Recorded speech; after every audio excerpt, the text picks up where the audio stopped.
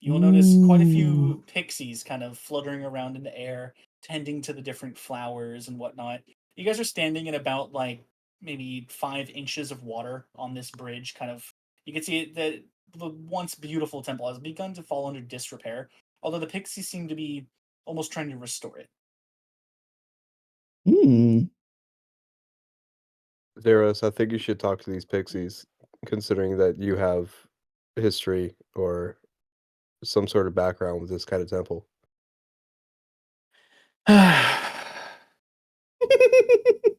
I guess we can try.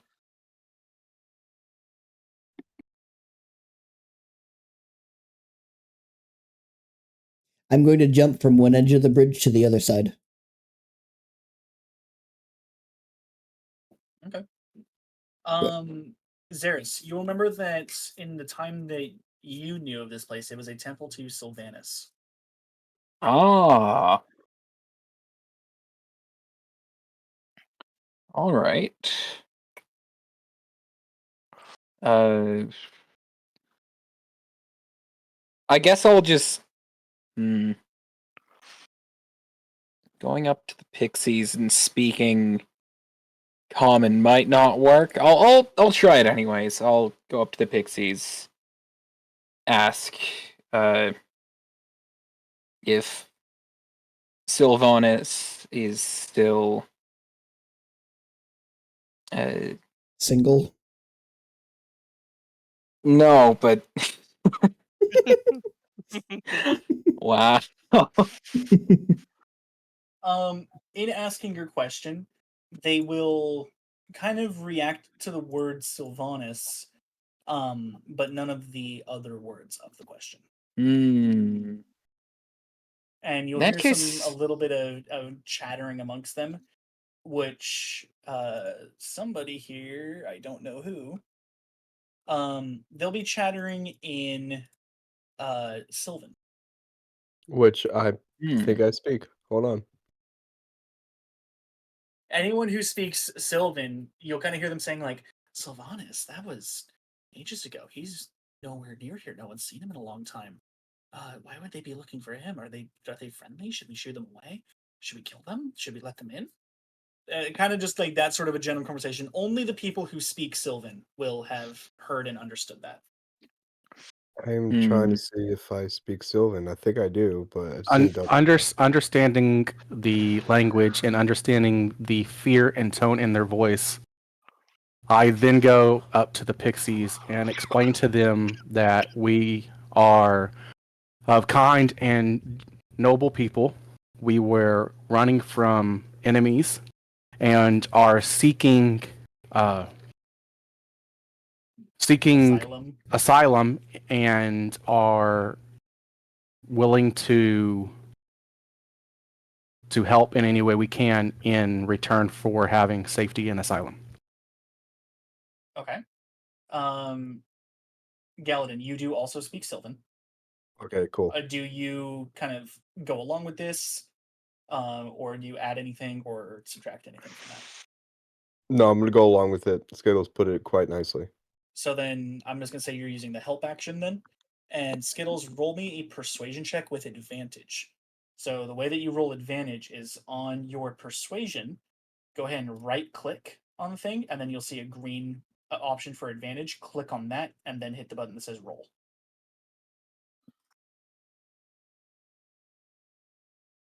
Okay.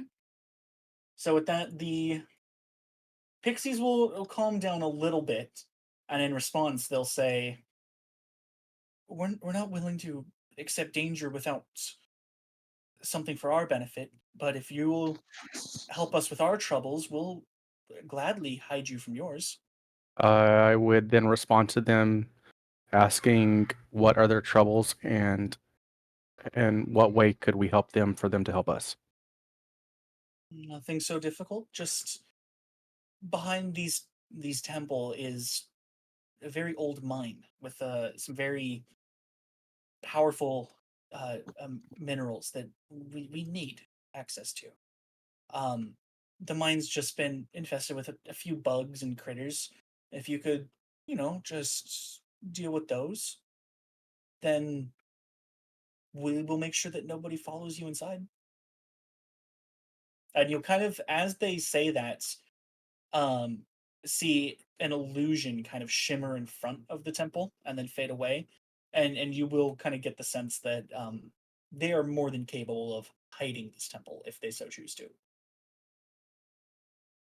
I would then relay the message to everybody in the group and ask the entire group what they feel we should do as a group. I don't know, guys. I feel like this is our only chance of safety from those horsemen.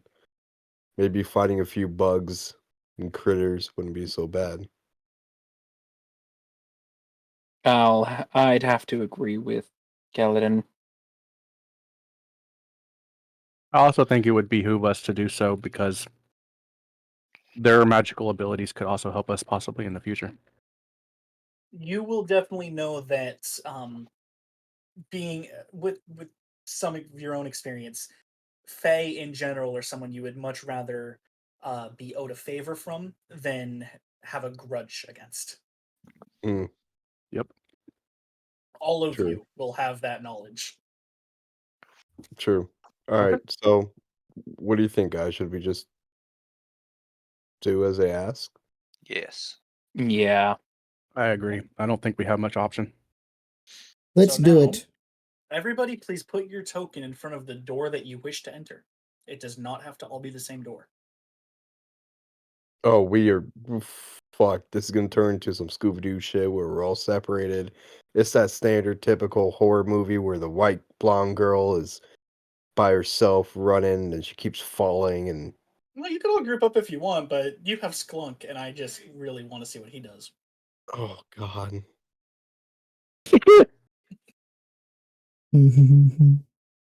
I am going with Max. Wherever Max goes, I'm gonna follow. What was your group called? Oh, Muscle Daddies. Gotcha. It'll definitely help them. I still feel uneasy being in the group, so I am going to venture to the one on the right by myself. Okay. Noticing you on your own, Maximilius, who by the way is a cleric, a holy person, will come up to you and ask your permission to join with you. Very, very kindly doing so, as a matter of fact. And you'll actually recognize Maximilius as a satyr, which is one of the many Fey races.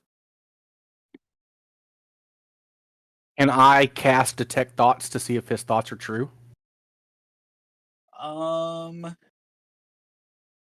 Normally no, but for right now, yes. Okay. So I cast I believe there's Detect a saving throw Thoughts. involved. What?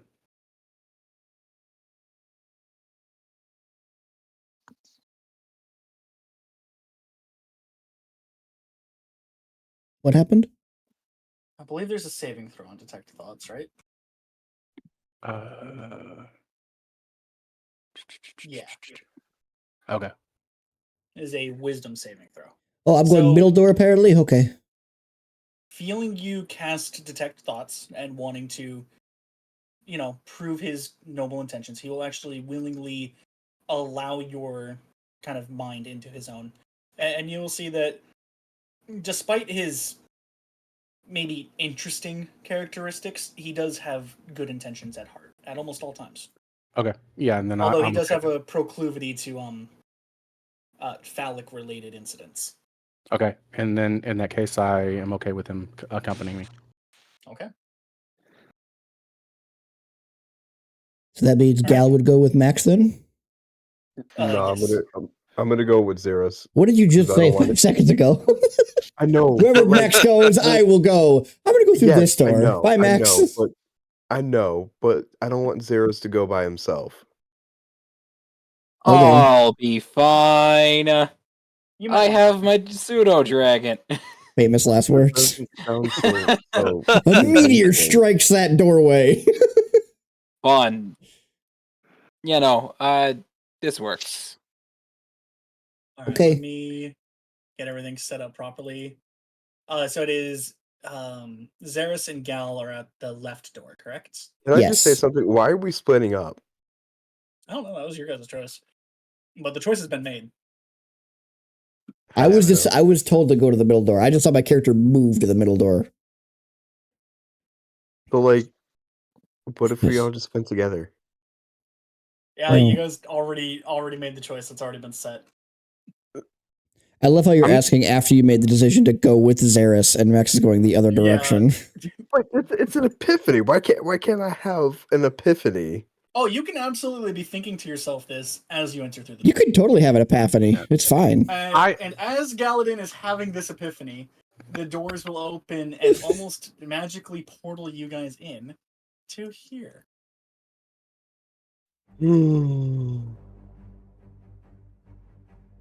Oh yeah, you told me. Ooh. Hee hee hee hee. Wait, I'm going to just whisper to Zeros. Punk has a big Um, mouth considering that he pissed on me and my If horse. you can't, I didn't piss on you. For those of you here who Bullshit. cannot see anything, that's because you don't have dark vision and you can't see anything. Oh crap! Is that what I think it is? Is that what I think it is right there? Is I what see we- something. I see Oh. something and I don't like it. What is it? Wait, Zeris, wait, Tara, can you see?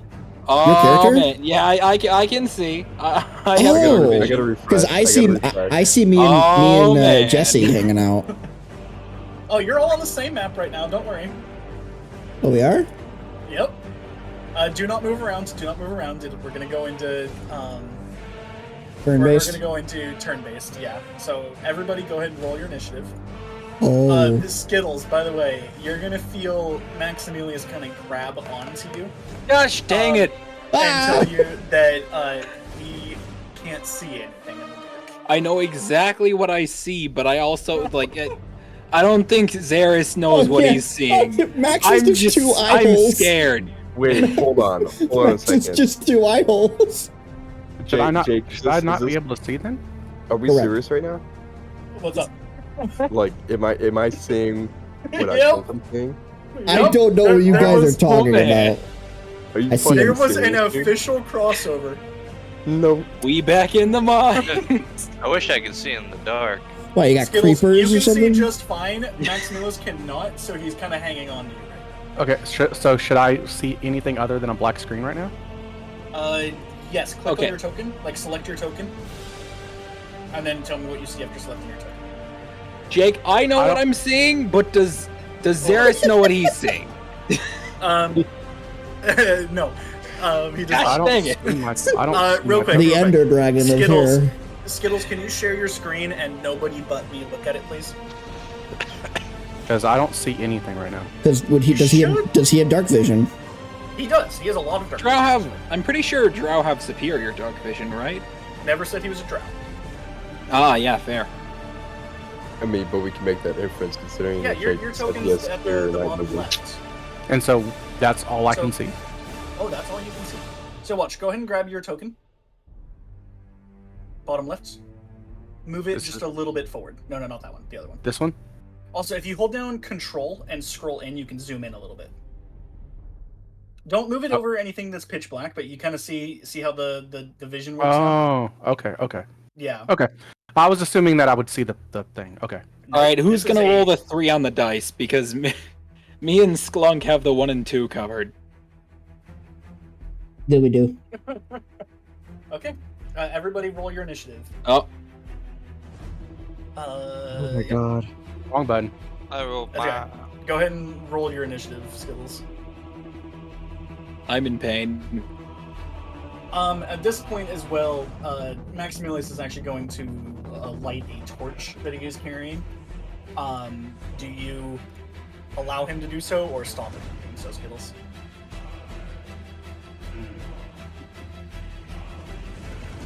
My intuition says that.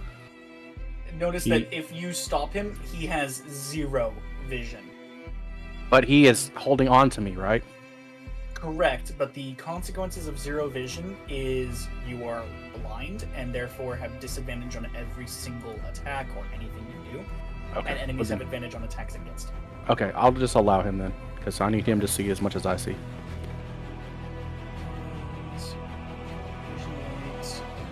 I don't have So- Super Galadin with me, so you know.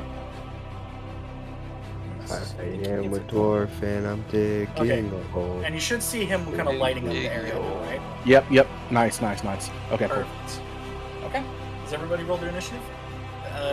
Go ahead and move forward in the order of the initiatives. Okie dokie. What the fuck is So this? Skittles, Max. Sorry, my myself, brother just brought me Costco food. Noise. Oh, Ooh. lucky. It's pizza? Brother, Pizza or no. no? Chicken bake. It's a chicken bake. Oh. What? And it's chicken bake and pizza. Grandmother. Oh, dang. Oh, Your brother's fuck an yeah. amazing person. I love you. For the first time in my life. Oh, that's not Jesus. good. Oh, dang. That's not good. What is this? Shabingus? Okay. Good deal. Okay, bye. What do you guys use? Chibingus? Love BCT. Check it out. Here, Zane, see this map? How fucked do you think they are? Quite. Okay, see. Later. Fight.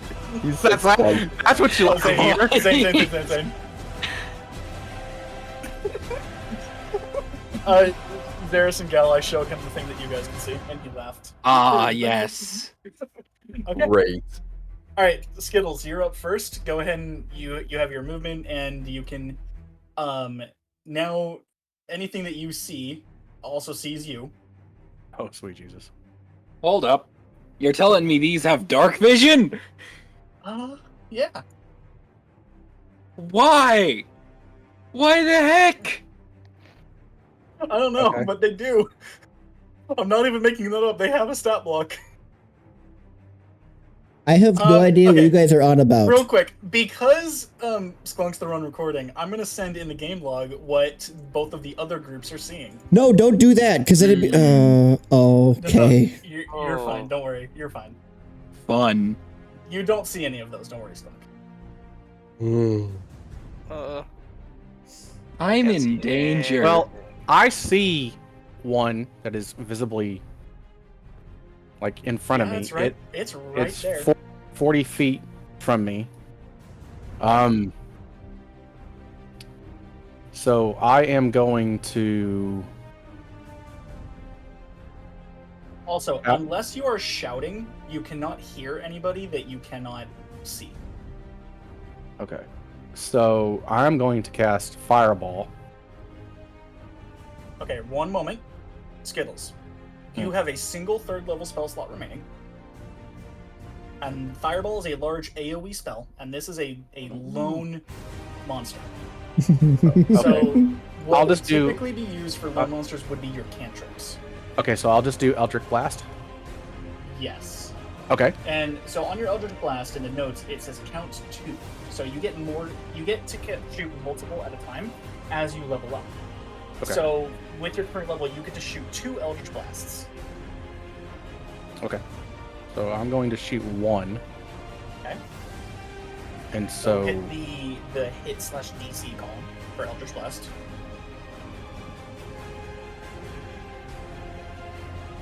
That is a 10, which does not hit this the monster. So as you shoot your Eldritch Blast, the creature across from you kind of manages to kind of duck under the way, and it just barely whizzes past. okay. So I'm gonna And you try do it again. Yes. This didn't happen in Minecraft. And 18 absolutely hits. So your second Eldritch Blast goes off and nails the thing right center mass. And go ahead and now click the damage button next to it. The effect one. The 1d10. It's right under damage, the column.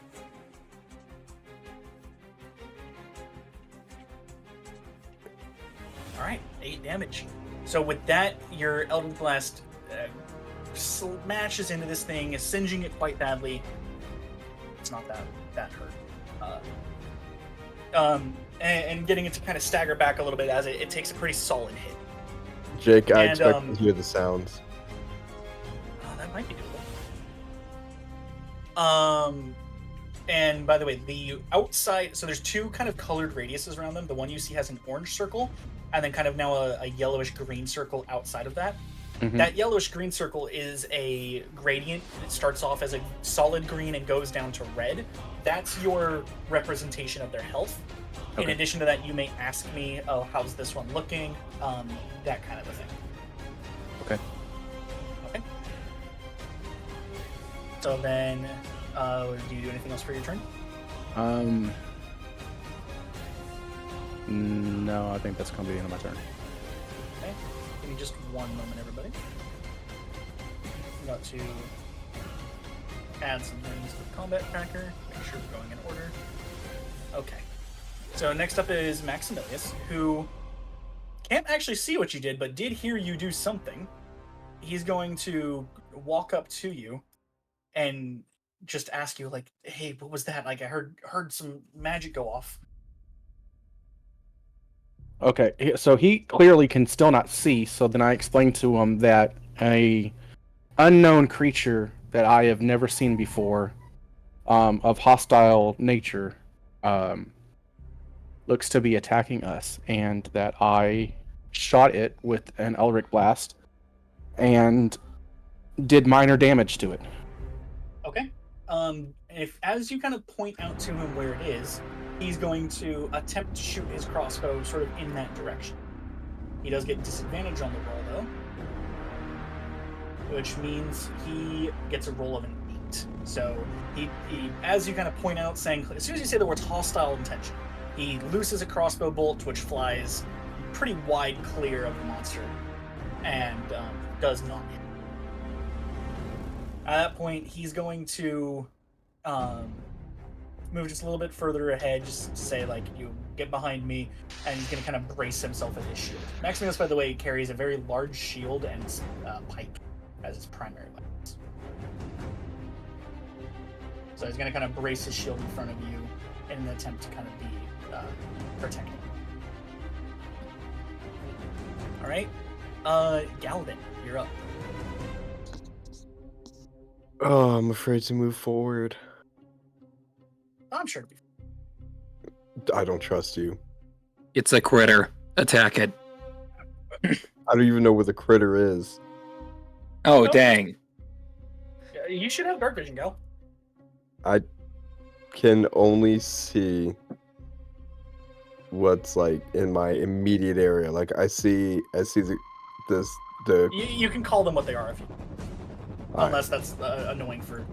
I feel like trying to dance around the word is causing more annoyance than just calling them what they are. Okay, well, I see the creeper by this fallen minecart in the upper right corner, but I don't see anything in front of me.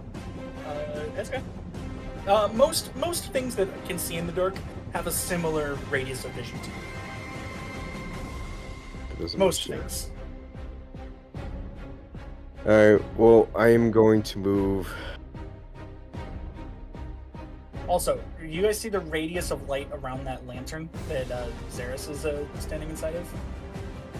That is a source of light, which means anything inside that radius is within the source of light. Alright, so if I move forward, will my dark vision like change? Will I able to see more? Go ahead and drag your token a little bit. Just don't set it down, and you'll be able to see how the vision works.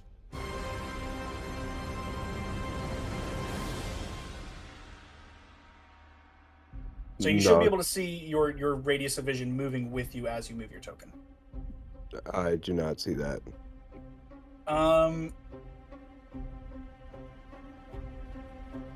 Oh, actually. Yes, okay. But it's still not illuminating anything in front of me when I try to move forward. Which way's forward for you? North, south, east, west. West. So you're at the top left corner of the map currently. So there is nothing that direction. That's where you entered from. So like if I'm moving down the tracks away from the water. There is no heading- more map in that direction. That's the door that you came in. Oh, okay.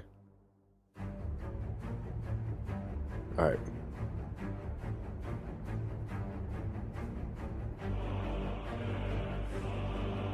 I'm just gonna stay right here, and I'm gonna end my turn right here. Okay. No attacks or anything. No, I'm all melee. I'm not getting close to this creeper. Gal, I want an insight roll from you. Mother. Alright. And I'm gonna. So if you try metagaming in my game, I'm gonna call for those insight rolls at disadvantage in the future. Metagaming means using knowledge that you as a player have that your character would have no reason to have. What do you mean? You've never seen this before. You have no reason to think that you can't fight at melee range. Very well. So, but if you want to make an insight roll, you may do that to see. Yeah, you have no reason to be afraid of melee combat with this ring. Fucking natural one, alright. Yeah, you rolled a fucking 0, buddy. I was not making that a hard check. It was like a 10. Here's your sign. Gal, in all honesty, don't be as afraid as you're being. This is meant to be fun, not okay. Stressful? Yeah. Very well. Alright, I am ending my turn. Okay. Duraga, you're up. I see the fire and I'm just gonna try running towards it. Go for it.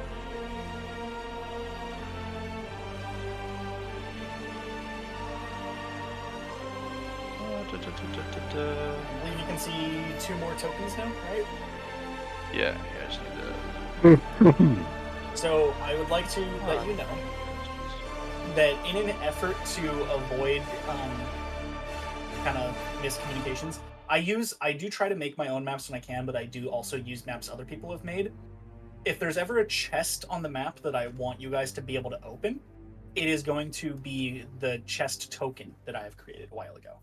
If you just see a chest on the map randomly and there's no token on top of it, it's just like a part of the map. Same thing, we'll ignore it the same way that we ignore like the names of towns that aren't actually the correct names, kind of a thing.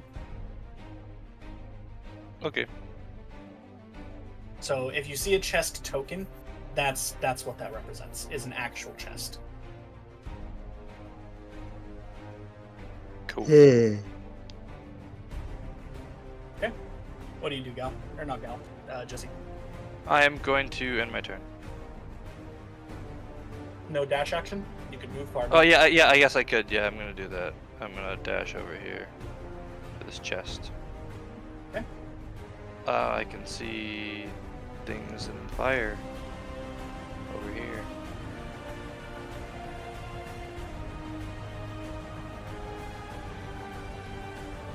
Oh, interesting.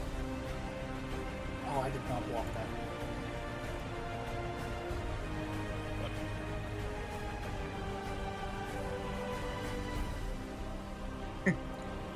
Sorry about that.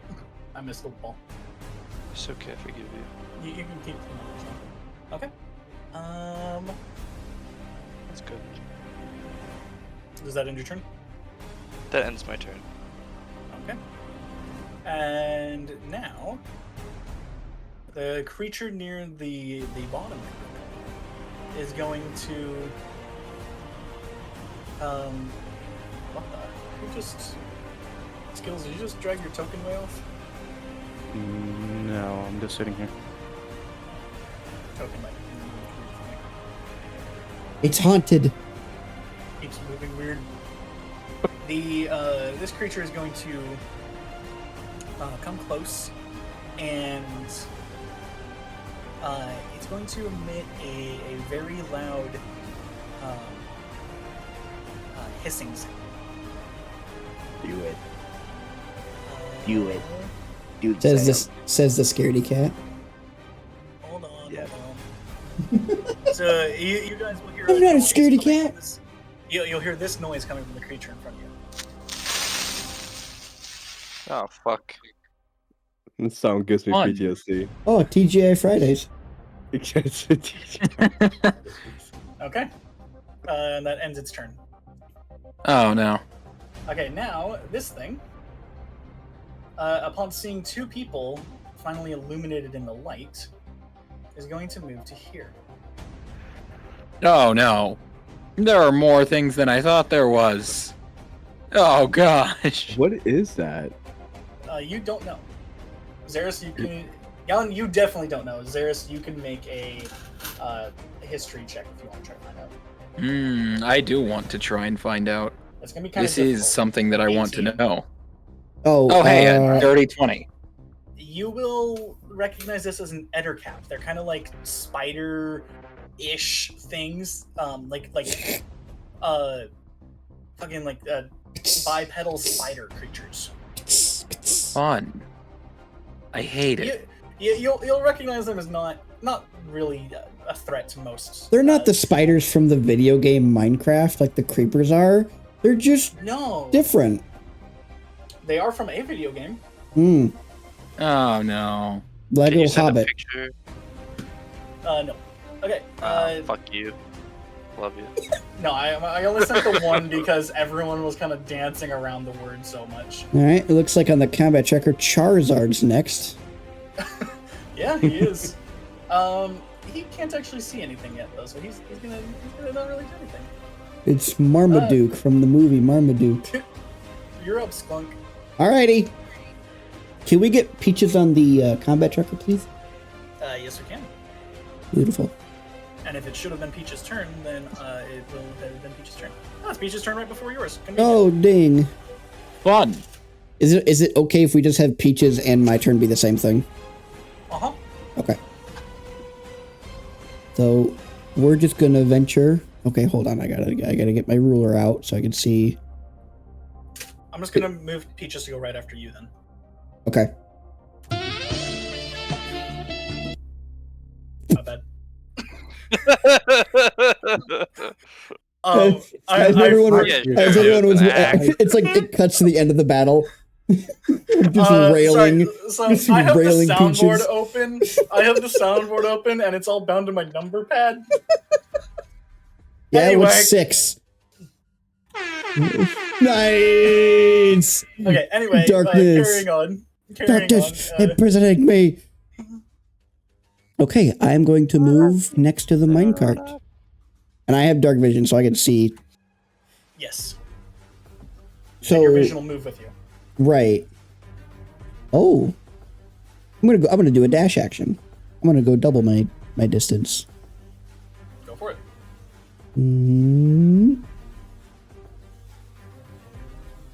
Oop. Okay.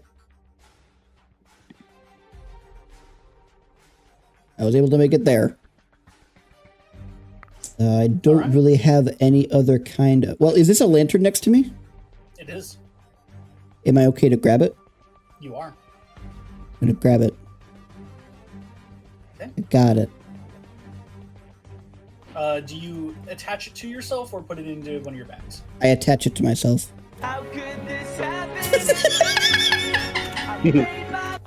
I need to turn off. Okay, No, so no more keep it going. soundboard. Keep it going. It's perfect, dude. Put the lantern on. How could this happen to me? I made my mistakes. Did I delete your token? No, I'm still on it. Oh, yes, you took me off the combat tracker. Your token's gone, buddy. No, I can move it. Yeah, it's still, I can still see it.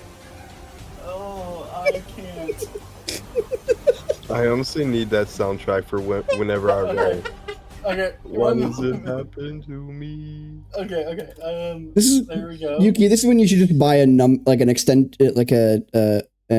external numpad just to push a button. Like instead of a Stream Deck, just get a $5 numpad and just keybind everything there and have it that way. Yeah. Okay, the lantern is now hanging from you, and you have a radius of light surrounding you. Awesome. I can't do anything. That's about all I could do is just move 50 feet. Okay. I end my turn, which is Peaches' turn. Okay. Let me add you to the combat tracker. Yeah, I want to go after Charizard. There I go. Yeah, you're Perfect. You're back there. Okay, Xeris, you're up.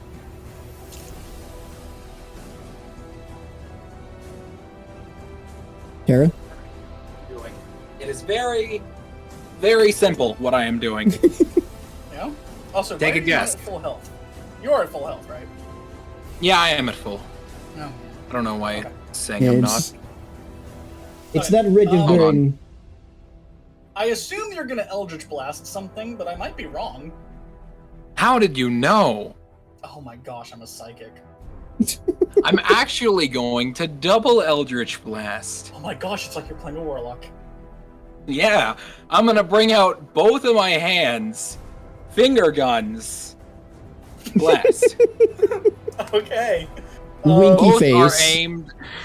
So, real quick, the thing is kind of in half cover because you're right behind Galadin. So, would you like to move first to avoid that? Yeah, I am moving first. I would Okay. rather not have to deal with half cover. You know, and like the natural one that you're gonna roll. I'm right here behind now. Galadin. Okay. Yeah, you can blast your finger guns at it.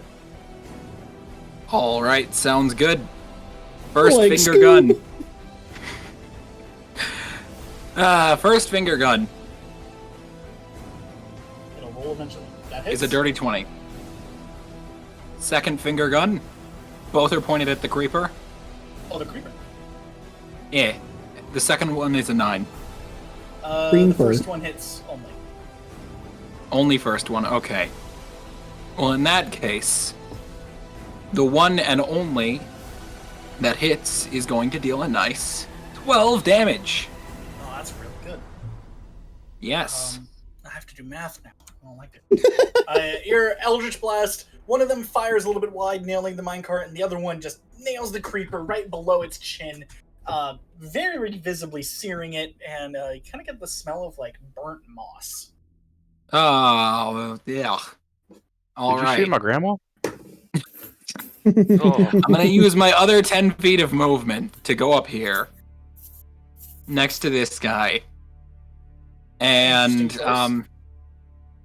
yeah, no. Now I'm gonna Starlight Step. You now see the reason I walked up here. Oh, we'll see if I see the reason. Where would you like to Starlight Step? Oh gosh, there's another one. Oh, would you look at that? There's another one. No. I wish I could Please, see no. this. Save me. Let me add that guy to the combat tracker. Alright. Do you do anything else for your turn? No, I'm gone. It is now this guy's turn. And he is going to walk. Okay, this guy's gonna walk right here, and everyone's going to, at least the two in the top portion of the cave, as well as Durago. You'll hear this very much fainter than everybody else.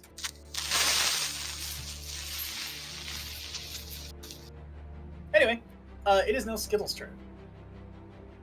I hate that sound so much. I mean, I'm not playing Minecraft anytime soon, because my Mojang account doesn't exist anymore. That's really unfortunate. Yeah, I gotta rebuy it. No! And Skittles, yours did also make a weird hissing sound as it approached the two of you, and it's kind of like beginning to flash a little.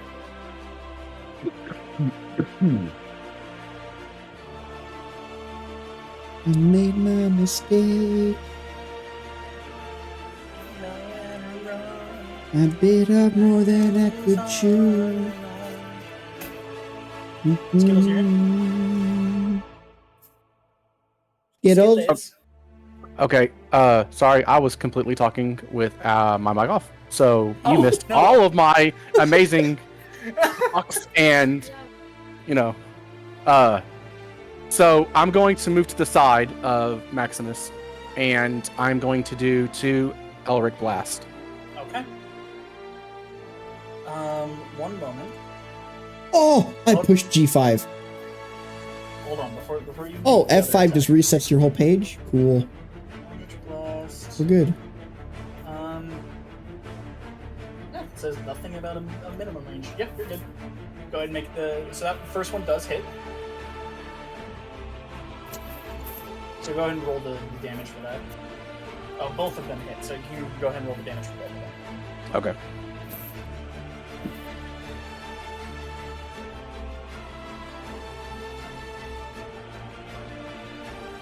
Oh, that's a shame.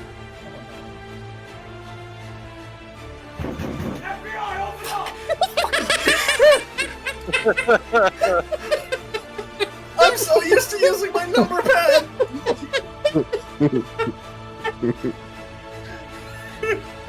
Creeper comes around the corner. FBI, open up! Okay. Both of your hits, while they do fly true, for some reason your magic seems to be a little bit less potent than you would normally have it be, and you deal a very small amount of damage to this green monstrosity in front of you, and it will kind of continue with the hissing noise that it was making. At which point, Maximilius is... Oh, sorry, wait, hold on. Does that end your turn? Or do you do anything else for your turn?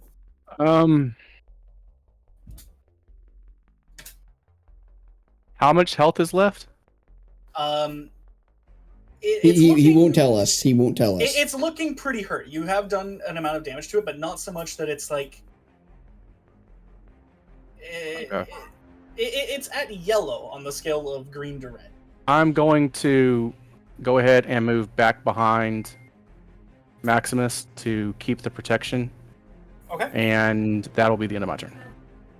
Okay. Maximus is going to step forward. I did. And as soon as I can open his character sheet, he is going to make an attack with his pike. Actually, I take that back. He's going to cast Inflict Wounds. I like that better.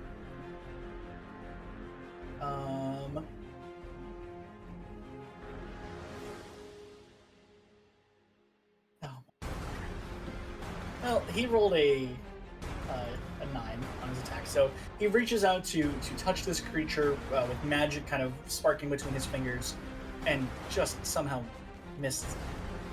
He does not manage to touch it.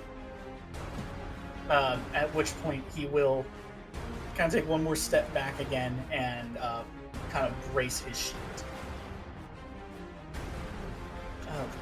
Okay. Galadin, you're up, bud. Cool. Okay. So, what I am going to do is, by the way, I am still on my war horse. Okay. I'm going to spawn him for You don't have to. I mean, I can keep track of where I am without it. Okay. So, on my war horse, noticing that this cute spider-looking thing and the creeper are literally like synchronized, like in a line, I'm going to charge at both of them, swinging my sword in hopes of hitting the both of them.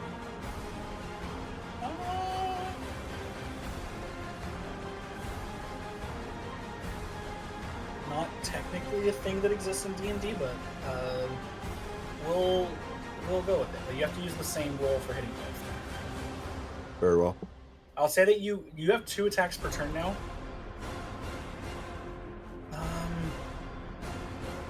Actually, let's go. So you have 2 attacks per turn.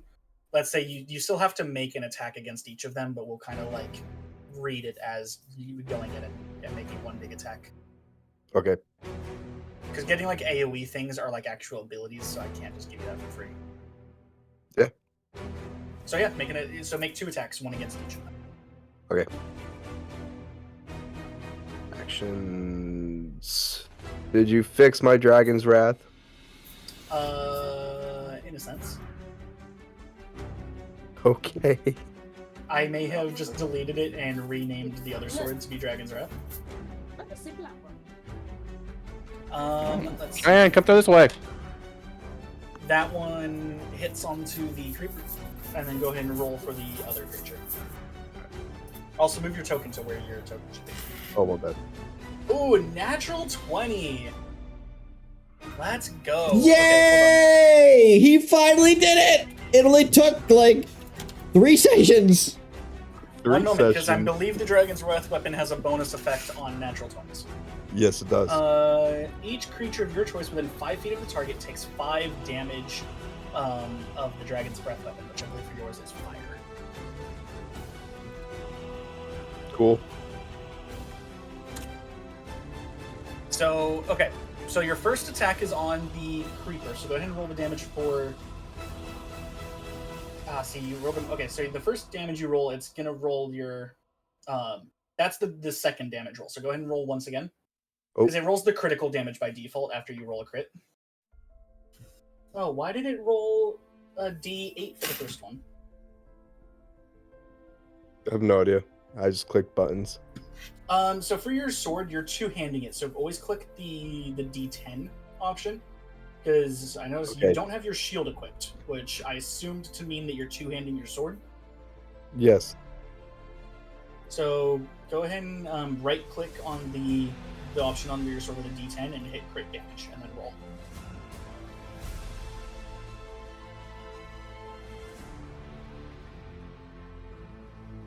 Perfect.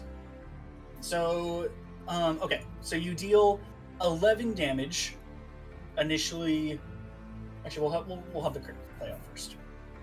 So you do 16 damage to the Ettercap in front of you, with a very just meaty hit, just taking off a leg, or like not taking off a leg, but like taking a chunk out of one of its arms, doing quite a bit of damage to it. How could this happen to me? Oh my gosh, I use my number pad for everything. Keep it in. Oh my gosh. Okay, so you bring that thing down quite a bit, and then 5 fire damage leaping from that creature as the flames of your sword kind of spread around, almost as if they're alive, and sinking into the creeper, leaving it very weak. And then as you charge through with your second hit, nailing right into the creeper, bringing it down to death, and it kind of dissolves into, there's a little pile of gray powder at its feet. Let's collect it at the end. Absolutely. We can make stuff. I would collect it before you move on.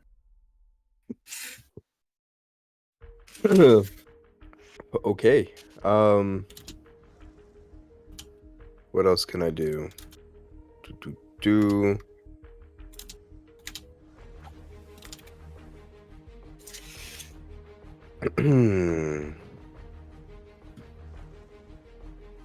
Can't do that. It's an action. Alright. I will end my turn. Okay. Duraga, you're up. Okay, I'm gonna open this chest. Okay. Actually, can I use a perception check on it just to make sure it's not a mimic? Yeah, go ahead.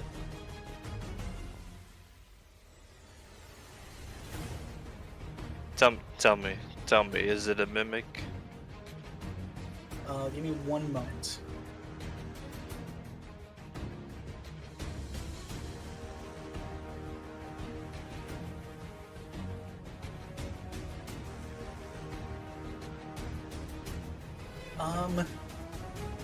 You notice that the chest seems to be definitely kind of suspiciously placed, but despite that, you can't tell if it is anything. Although you do get a little bit of a sense of suspicion. I'm gonna whack it with my actually I'm gonna use Shillelagh, and then I'm gonna whack it with my quarterstaff. Okay. Do I have to roll to hit? Yes you do. Because even objects have an Nope, AC. I clicked the wrong thing. My bad. Okay. As you hit it, it's going to deform under you, and yes, it was a mimic. Now, that do I do damage said- to it? That said, yeah, go ahead and roll the damage. On reading their stat sheet, mimics are indistinguishable from the thing that they are looking like. So I didn't want to just give you nothing because you rolled a natural 20. but just in general, if you guys are trying to determine like a shapeshifter like this, if it says indistinguishable, that means outside of a natural 20, you're not going to know anything, and even with a natural 20, you're going to know very little. Okay. Does that sound fair for everybody? Sure. Say that one more time. If something is indistinguishable from the thing it's trying to look like, so the mimic in its altered form is unrecognizable until prey blunders into its reach. Okay. So that's why I had, like, because he got a natural 20, I'm going to give you something. I'm going to give you, like, you had at least, like, a little uneasy feeling. But I'm not going to tell you what it is because that's the whole point. Okay. I almost used my number pad. Yeah, push a button. You were going to. I knew. Really proud of you. Oh, fuck. I can't believe you've done this. Okay. Do you do anything else, Jesse? No. I am out of things to do. Okay. Oh boy. So this creeper, unfortunately has been hissing for an entire round.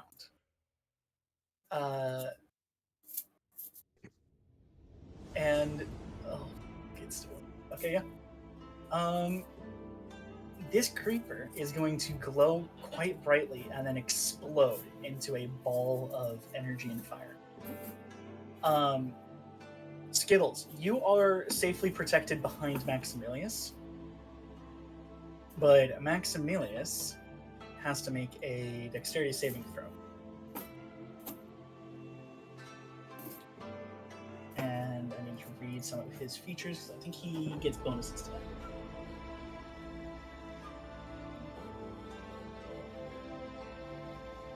Shieldmaster. Ace bonus to the dex saving throw. Nope. Okay, so he does not get a bonus. And rolling a 12, he does make the save though. So Maximilius is then going to use his reaction to brace harder against the shield, and as the explosion wraps around his massive barrier, he successfully manages to hold off the damage both from himself and Skittles, and the creature has vanished in the explosion. I deleted Max, not the number. That's what I'm talking about. Max sacrificed himself. Okay, no, Max is back. Okay, and the creeper has exploded into a fine mist. That's how it's done, guys. Just hide behind a shield and just let them go boom boom. Take notes. Let him go boom boom. Why did it add him? Oh, right, it was the creeper. Okay. With that, it is the Ettercap's turn. And the Ettercap is going to attack Gallon.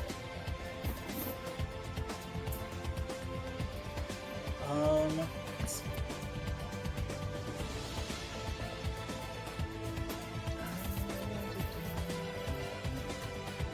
So it's going to make 2 attacks against you. Okay.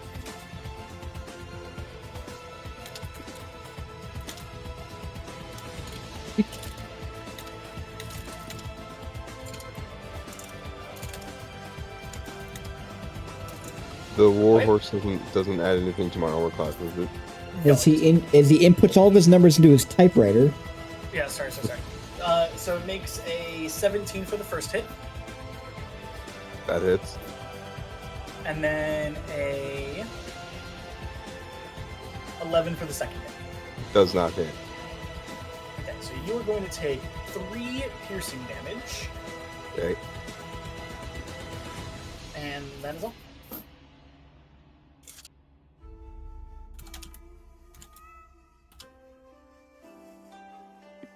Alright. Okay, and that will end its turn. Down below, some things are kind of shifting around. It is now the Mimic's turn. And the Mimic is going to fuck up Durago. Who the fuck is Durago? Who be Durago? What? Ooh, Drago's my brother, bro. Oh, nice. Duraga, on hitting the mimic, you notice that you were having a hard time pulling back your staff. So I would like you to make a strength saving throw with disadvantage. Oh boy, this is not going to be good. Not going to be good at all, guys. It's eating the staff. No. Oh no, it still looks like a chest right now. It hasn't actually opened up yet. Hmm. Aha, double 8s. All right, your staff is very firmly 4 stuck eyes. to the top of the mimic. Okay. Do you decide to hang on to your staff or let go of it?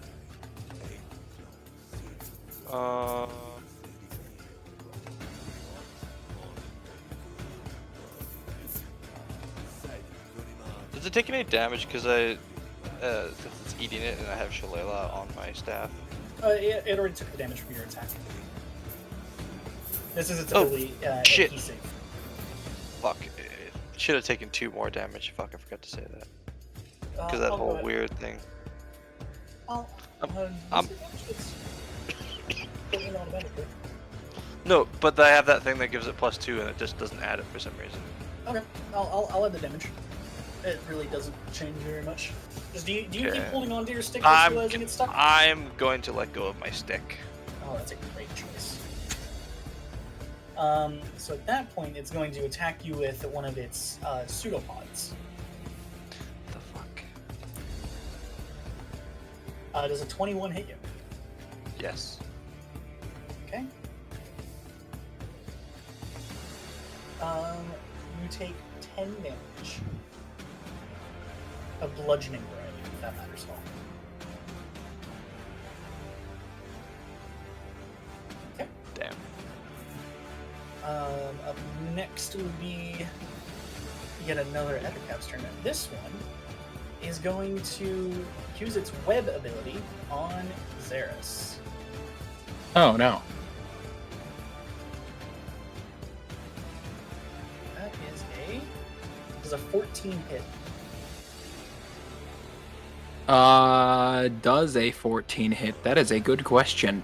Kind of depends on if It you does have in the spell. fact. It does in fact hit, unless... Hold on, did I get this specific spell? Gosh dang it, I was looking at it. I should have taken it. Okay. I didn't. I took something else. Sadness. You are now restrained, Oh no. which just means your movement speed is 0. Gosh dang it, I was gonna keep moving. So you can make a action to try to break out of the webbing, but you have to make a strength check to do so. I have an idea. You can also break the webbing. I have a different idea. Okay. Next up is Sklunk's turn. Sorry, bud. Also, Sklunk, if you're riding Peaches, Peaches has a movement speed of 40 feet. No, I'm kind of just, me and him are walking together. Okay. Next to each other. Or he's walking behind me. Or she's walking behind me. I see Duraga and what he's kind of like, just wondering what's going on over there. So I'm going to walk over to him and realize, yeah, I'm just going to be by him. I can't make it to the other chest icon. So I will, me and Peaches will just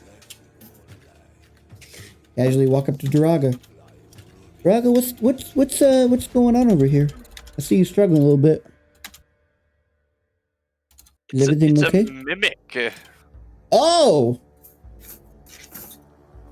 Oh! I take out one of my daggers and I just hold it and I'm just shaking. Okay.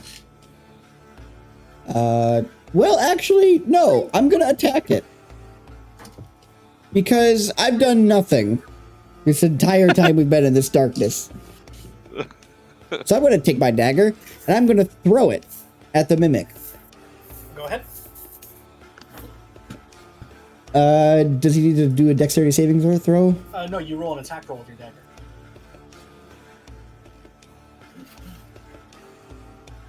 Does a 9 hit? No, a 9 does not. Okay, cool. So you throw your dagger at the mimic, and unfortunately, you're not all that used to throwing daggers, and it kind of just sails off a little bit to the left. Oh, great. Bing. All right.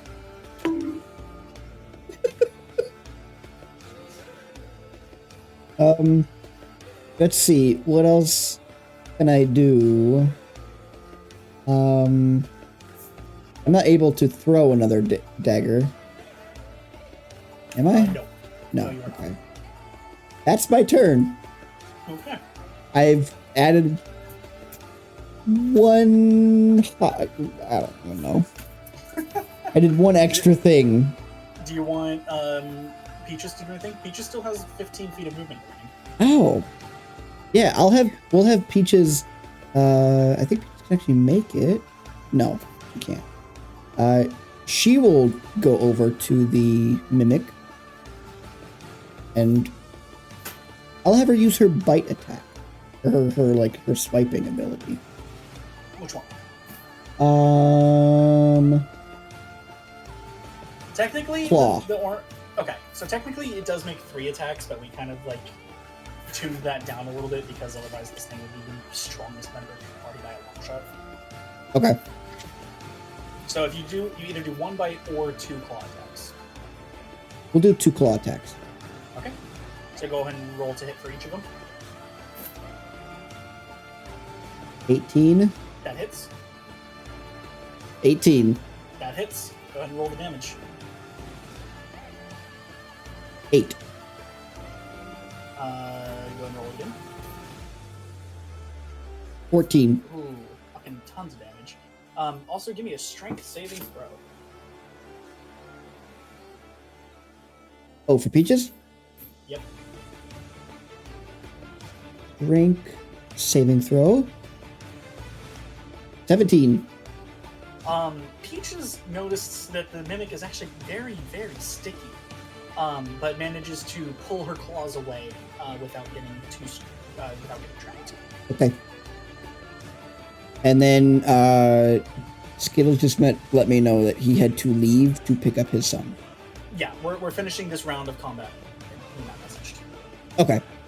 So it's just Xeris' turn, and then we're gonna end for the night. Alrighty. Mid-combat kind of session. I'm down. Go ahead, Xeris. You are currently restrained. Alright.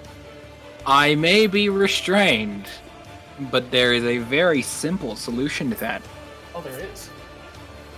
Right, tell me. I cast Gaseous Form. I just... I get caught up in this weapon, I'm like, nah, I don't think so. Just tap my arm. Xeris, I'm going to tell you something real quick because your character is the knowledgeable one. These webbings are not the strongest and are very capable of being destroyed. I mean, this is still cool, though. Go for So it. Absolutely, go for it. I'm doing this for the cool factor. So yeah, no, Gaseous Form, action used. Why not? And I'm just gonna immediately cancel out of Gaseous Form. Okay. You have to move a little bit to not be in the webbing still. That's true. I mean, you can move up to 10 feet while in gaseous form. Am I covered in the webbing?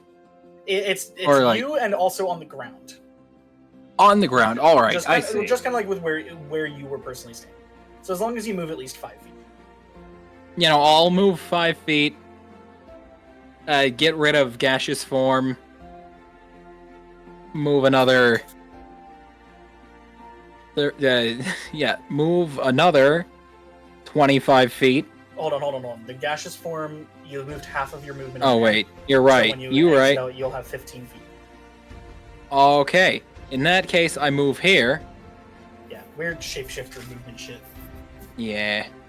I'm very familiar because I'm currently playing a druid in my campaign. All right then.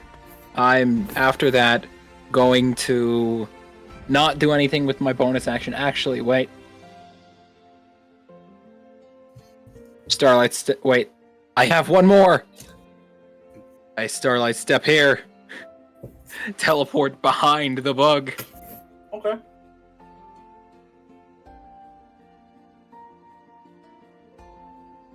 We're fighting Minecraft characters. I'll tell you what there, Sonny. And that's how we're starting. That is literally the first thing that just happened. Okay. We'll pick him back off. You guys are in this beautiful cavernous combat. The viewers, you can now see what I, as the DM, see. I believe it'll be very, very interesting to know exactly how fucked everybody is. So I guess let's just get right onto it. I will be playing the roles of Maximilius, Skittles, and Duraga, at least until Duraga gets here. Yeah. So down near Skittles and Maximilius, something is kind of stirring around. It's going to move around a little bit, but you know, still a little bit oblivious to their nearby presence. And with that, didn't this creeper explode already? No, a different one did. Different one, dude. Do I tell you what there, Sonny? No, this creeper did explode. Pretty sure. I don't know. Either way, we'll He's have low health. Skittles. So, I mean, they as this damage creeper is approaching Maximilius and Skittles, Maximilius holding his shield out very valiantly. Skittles will step out from around the back and launch his Eldritch Blasts at the creeper. First one is a 10 to hit. Oh boy. Oh my gosh, my game not work good. Why not work good, game? So a 10 does not hit. So launch an Eldritch Blast right into the ground, and then ready up another one immediately. Rolling a 21, which absolutely hits the creeper. Smacking it directly in the face for 8 damage, which is just enough to, as the creeper is hissing and fizzing, it will drop dead. Yes. Oh, I remember. No, the creeper got up to them and started making the noise. It hadn't actually blown up yet. That's what happened last session. So at that, Skittles, now in safety, is going to... Oh my gosh, let me deselect things, please, game. What is it doing? I don't know how to do Hold on, I need to refresh. No, it's anytime I click on a token, it's not deselecting it when I then click on another one. Oh, that's weird. Oh. Something the matter. It's currently doing a little bit of a fucky wucky, as we say in the Would industry. you like me to move them? No, I can't even see anything right now, so that wouldn't really help. Give me a moment. Alright. I wonder if you logging in did cause some problems. Hopefully not. Collections, my campaigns. Amanda Bippin. Join as DM. Here we go. Okay, it looks like it might be working now.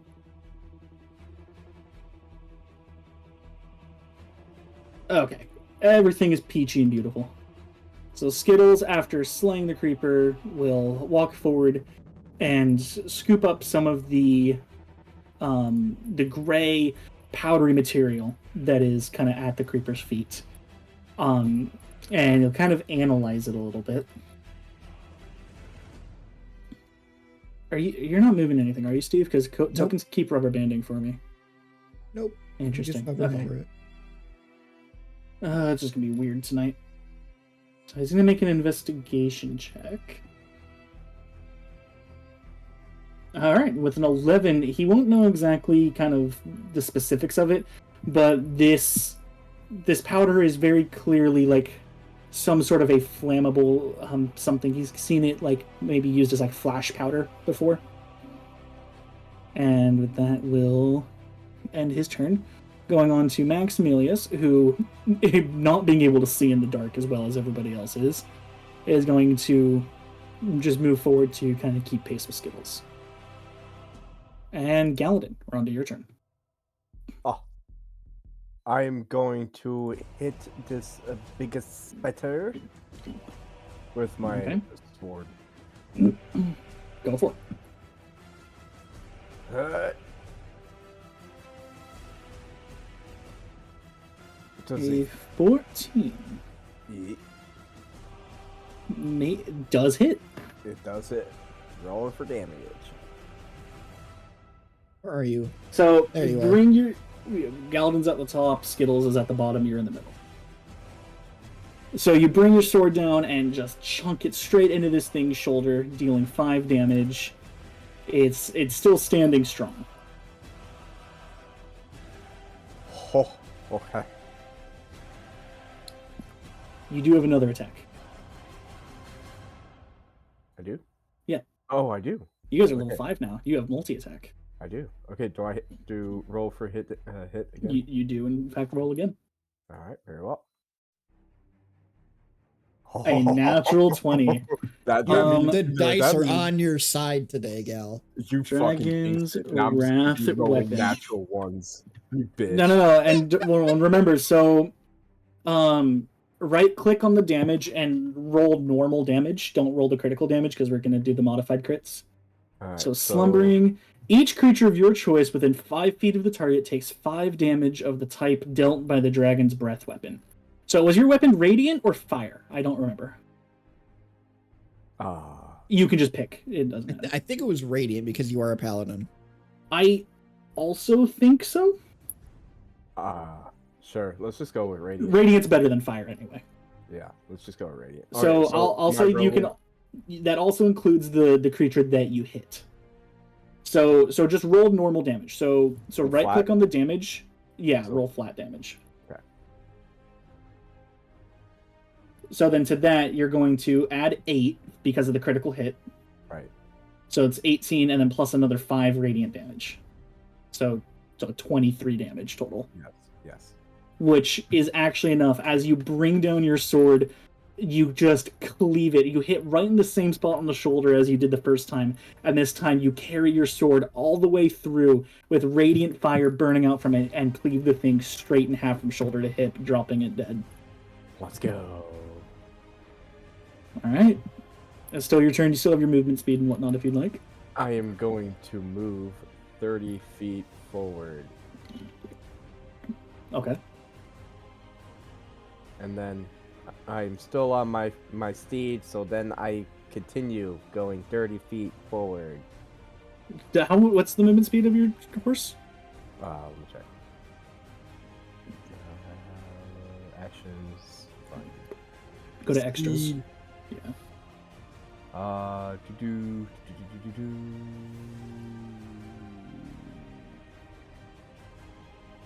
Its stat block should be in your extras tab as well.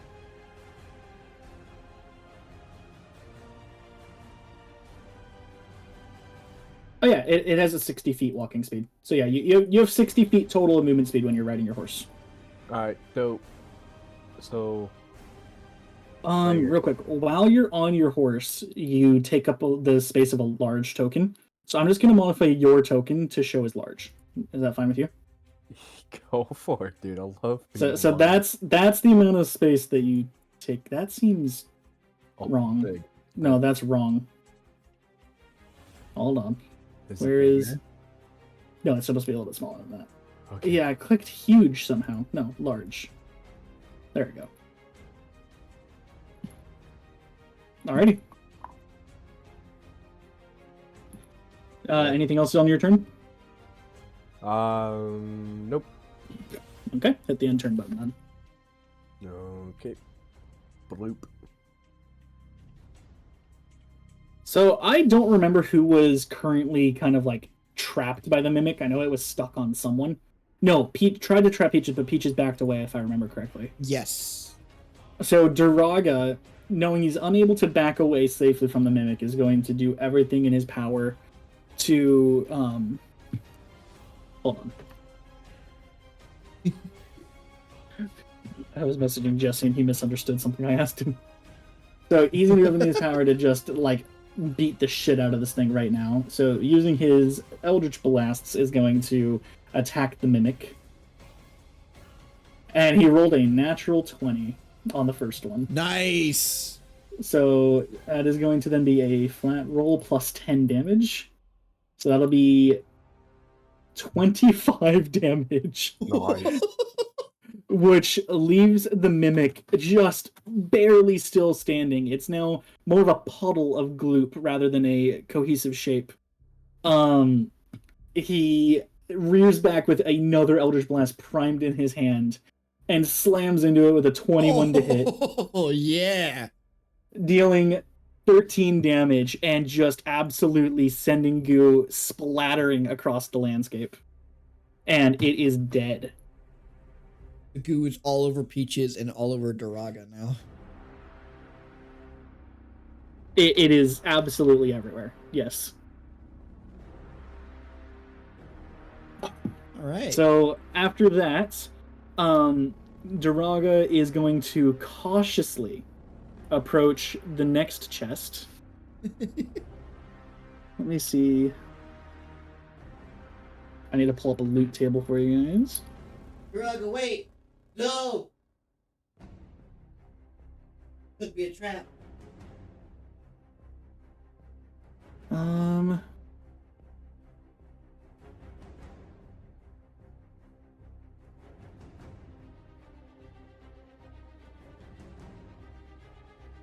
What the fuck is this supposed to be? I don't know how to read this. Oh, I'll go with this.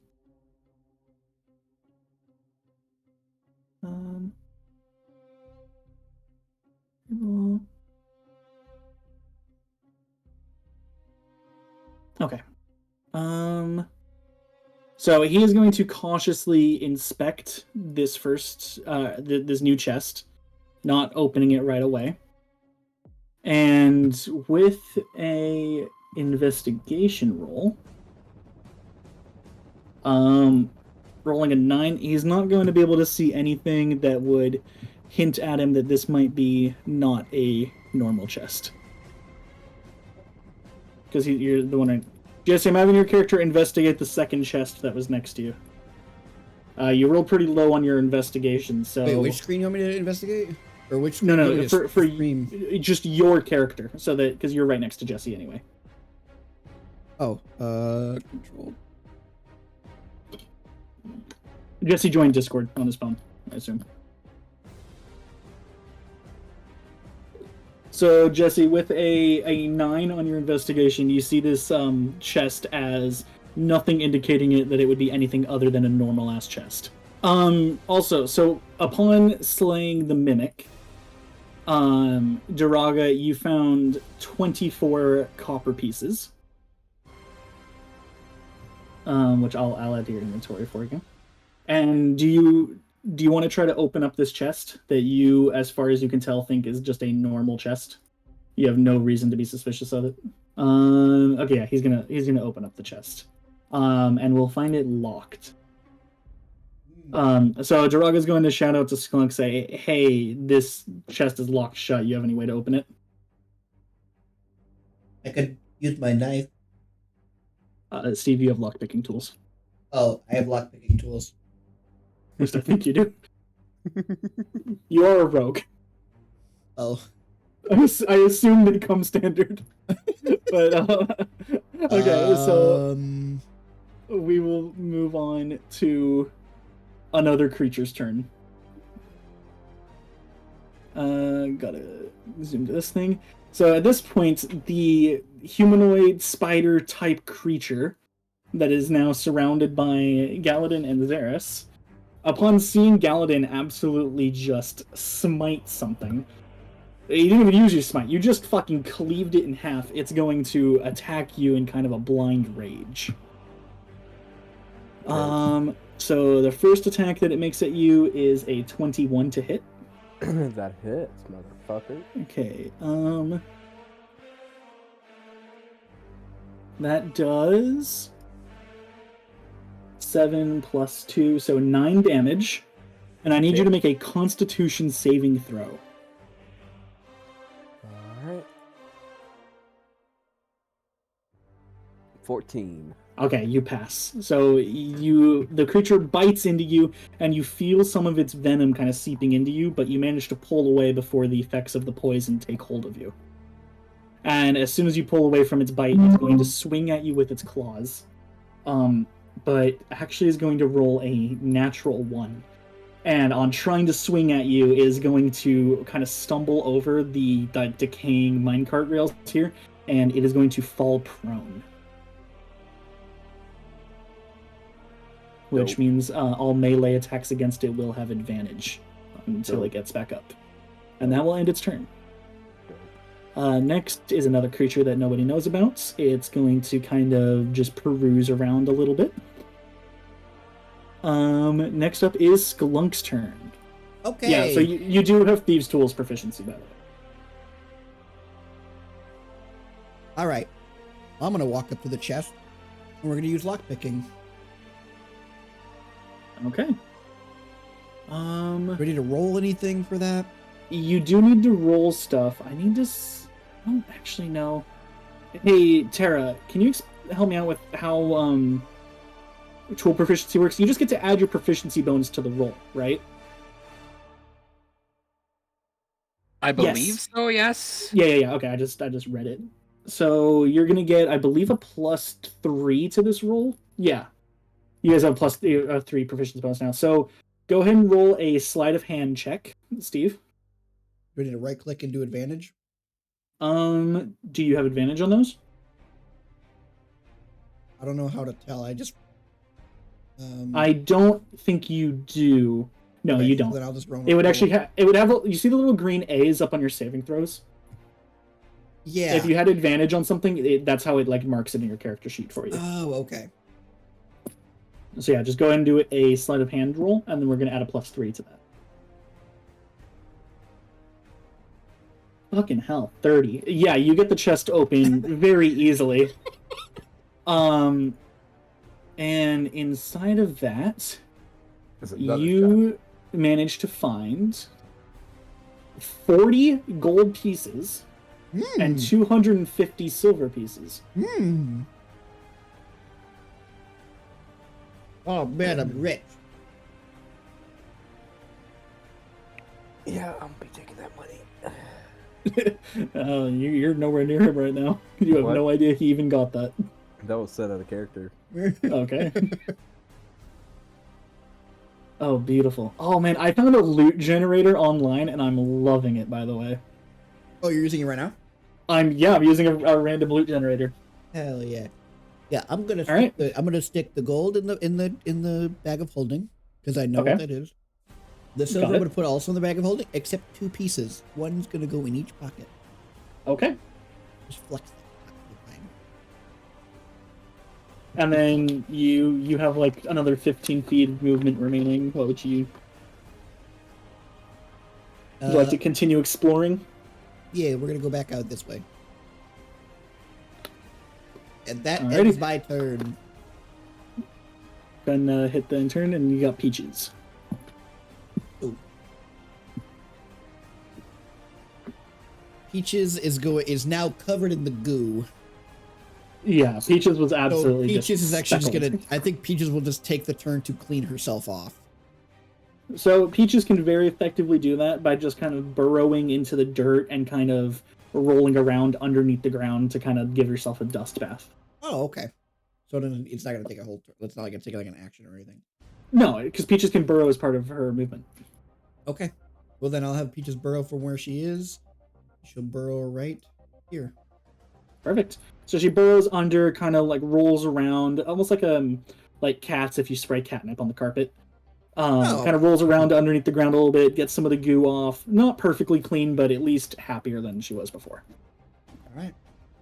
All right. With that, it is Xeris' turn.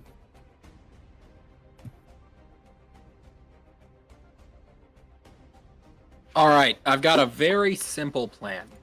You see the spider in between me and Gal, right? I do see it, yes. You see it? Well, I want it so that you don't see it. Okay. It is prone, by the way. That's fair. Heck. I don't have melee. No. Oh shit! Can I use my bonus action to help it regain its footing? No, don't do that. Uh, What? No, you can't do that, but I won't impose disadvantage on you because the prone was actually intended to help you. All right. Well, I'm gonna Eldritch Blast. That's gonna be 12 for the first, Ooh, that might. and the second is a. Hold on. A 13. Okay, So, I doubt either hit. while it is prone on the ground, it manages to just kind of move its head over to the side, dodging your first Eldritch Blast as it kind of nails into the ground below it, and then your second one hits it right in the stomach. All right, so good to know. Second one hit. Yes. Damage is very simple. 1. That 1d10 plus 3. Yeah. And I'm assuming It's gonna roll going to be eventually. a 4. Never mind, it's a 5. It's a Oh, five. man. That was So better. this thing was very smug after dodging your first attack, and then you immediately follow up with basically like a punch of Eldritch energy to the stomach, and it's kind of like heaves a little bit, but is not all that injured by the attack. All right. Well, that is my turn. I'm Okay. actually, hold on. I am going to continue moving. Can it attack me Let me check. since it's prone? I don't know. I'm checking right now. All right. Prone, disadvantage on attack rolls. It just has disadvantage Probably on its still attack can. rolls. All right, I'm Yeah. going to walk. If it wants to attack me, it can. Oh, Yeah, heck, it'll- there's another one. It's gonna make a swipe at you as you try to move away. All right. So let's see. It'll make a claw attack at disadvantage.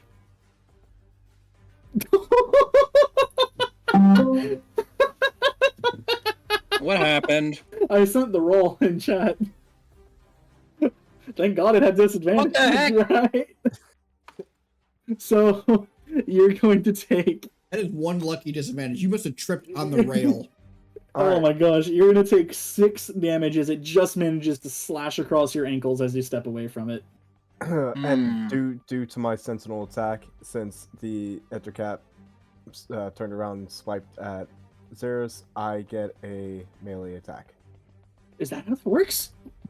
When a creature within 5 feet of you makes an attack against a target other than you, you can use your reaction to make a melee weapon attack against that. Fuck target. yeah! Make a melee attack at advantage. It's That's prone. amazing. Roll with advantage, Galadin. Love everything about that. Give me one sec. Oh, that's fucking beautiful. See, I would pay attention. Yeah, beautiful things happen when people pay attention. Alright, advantage. Roll it. Alright, what'd you say? I wasn't paying attention. Somewhere. 16. A 16 does hit. Go ahead and roll your damage.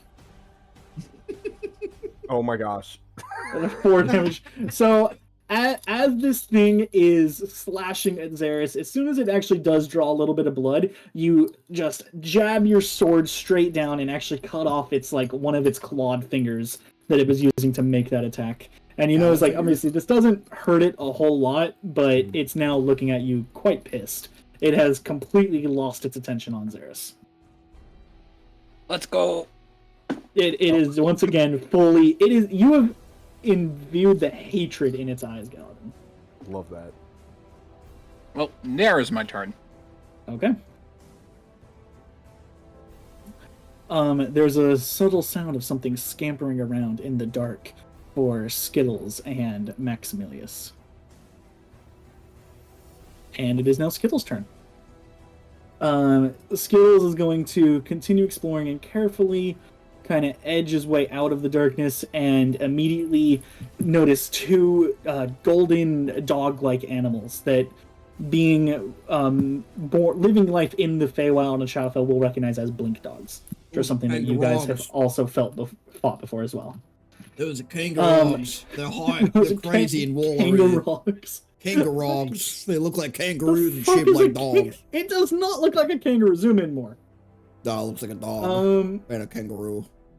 It's got the head of a dog and the body of a kangaroo. Oh my gosh. It's a kangaroo. So I'm gonna say this out of character. Can we get another pet? You could try, but the ones that are currently fighting the blink dogs are not going to try that. You could have a disabled spider pet. Upon seeing the threat, Xeris is actually going to... Not Xeris, Skittles, sorry. Is actually going to cast a Mage Armor on himself, which will give him now a AC of 16 instead of the really shitty 13 that he was running around with. 13. Add Jesus. additional magic bonus of 3 to the armor class.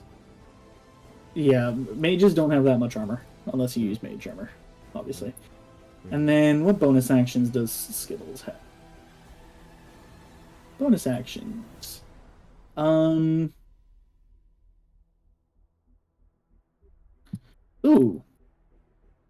That's pretty cool. Not going to use any bonus actions. Upon shouting out, Maximilius is going to run forward in an attempt to intercept the two dogs. Wow, he can get right there. That's awesome. And Maximilius is going to do something. Interesting. To start with, Maximilius is going to summon a spiritual weapon, which will then immediately make its own attack. Oh, that's actually really annoying to add. I think it's an extras, right? Nope. Spells. Okay, I need to find a token for that real quick.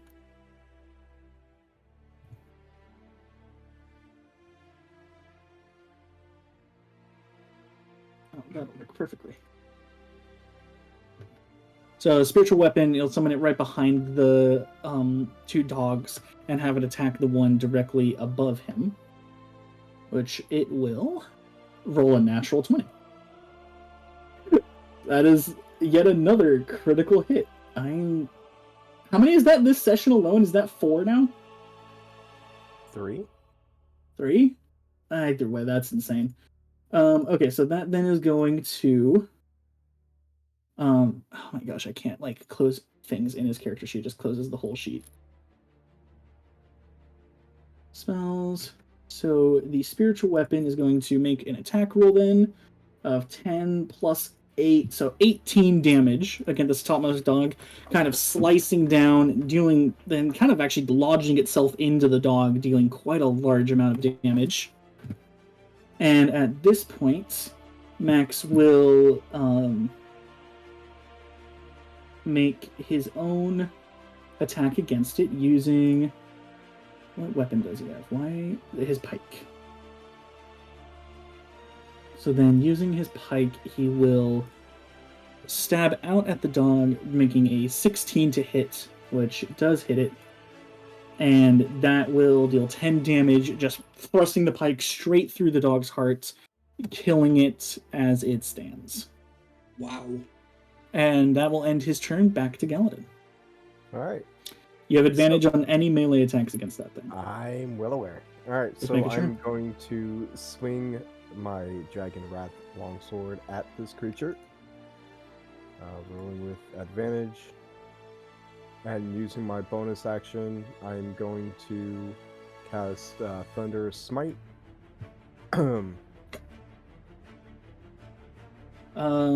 16 does hit. 16 does hit, so I'm going to roll for damage on my sword first, and then roll for damage on the Thunder Smite. Okay. It's a good thing I use my bonus action for Thunder Smite. So 5 damage from the sword, and then another 6 damage from the smite. So 11 damage, and then there's another effect on Thunder Smite, I believe, right? See. So you bring your sword down, dealing a good chunk of damage to this thing as you sear through it with kind of crackling, thunderous energy, almost like static electricity coming from your blade, and now kind of wreathing around this creature. Yes, and it additionally, if the target is a creature. It must succeed a strength saving throw or be pushed 10 feet away from me and knocked Oh. prone. Oh, okay. It rolled a 12 on its strength saving throw. It fails. And with that, it is then pushed 10 feet away from Galadin, which actually sends it into the very quickly flowing water down below. And it is now floundering around in this water and being dragged kind of southward each round. You can tell that this thing is not actually able to swim. All right. So, with that spider drowning, I'm going to move 30 feet, an additional 60 feet forward. No, not 30 plus 60. It's just 60 total.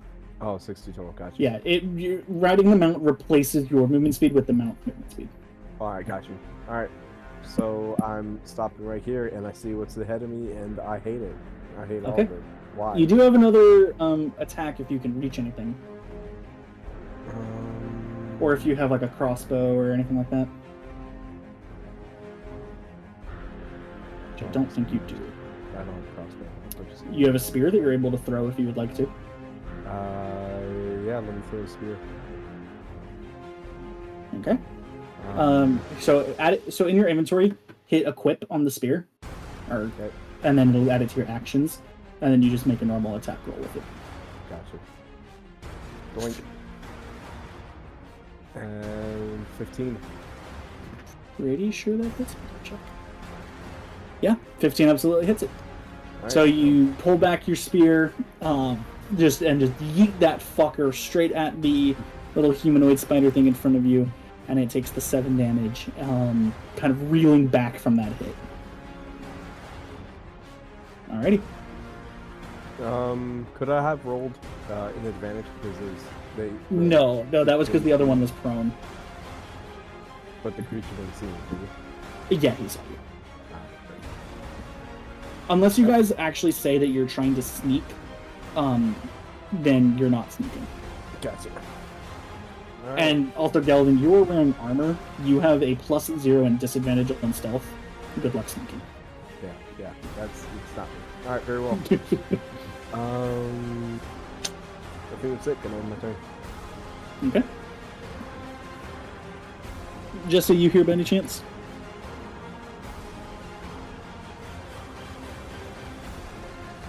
Take that as a no.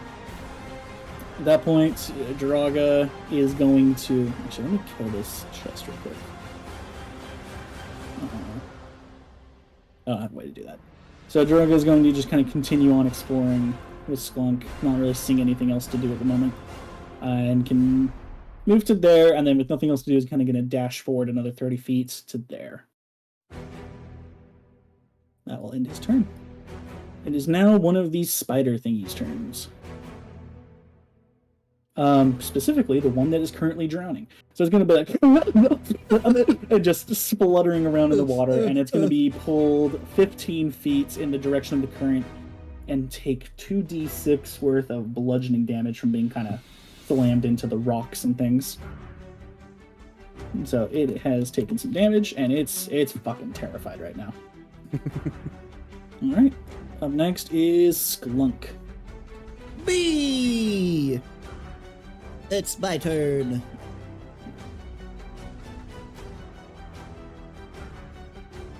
Okay. Go all the way out here. I'm gonna use my dash action. Go another 25 feet.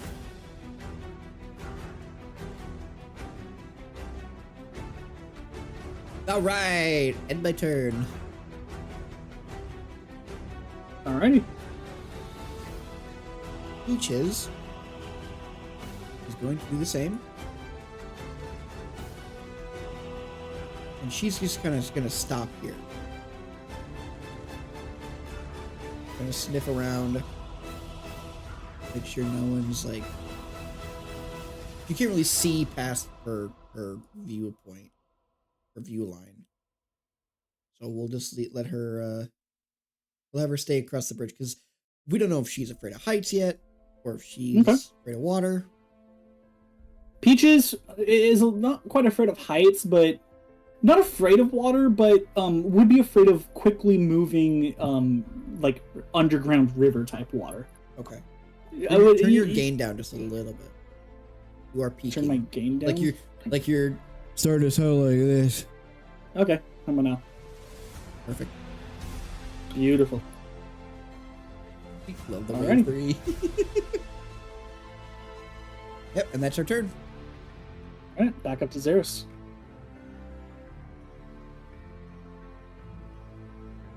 And there. My turn again. Is there? Yes. So fast. All We're right. kind of we're going really smoothly tonight. You know, I see this green We're outline getting more spider comfortable. thing, I think. and seeing how the last one was, I'm not taking chances. Eldritch Blast. Just immediately. Okay. That's better. That hits. And the other one is a dirty 20. All right. Also hits. Ooh. First one's damage. 6 damage. Second one's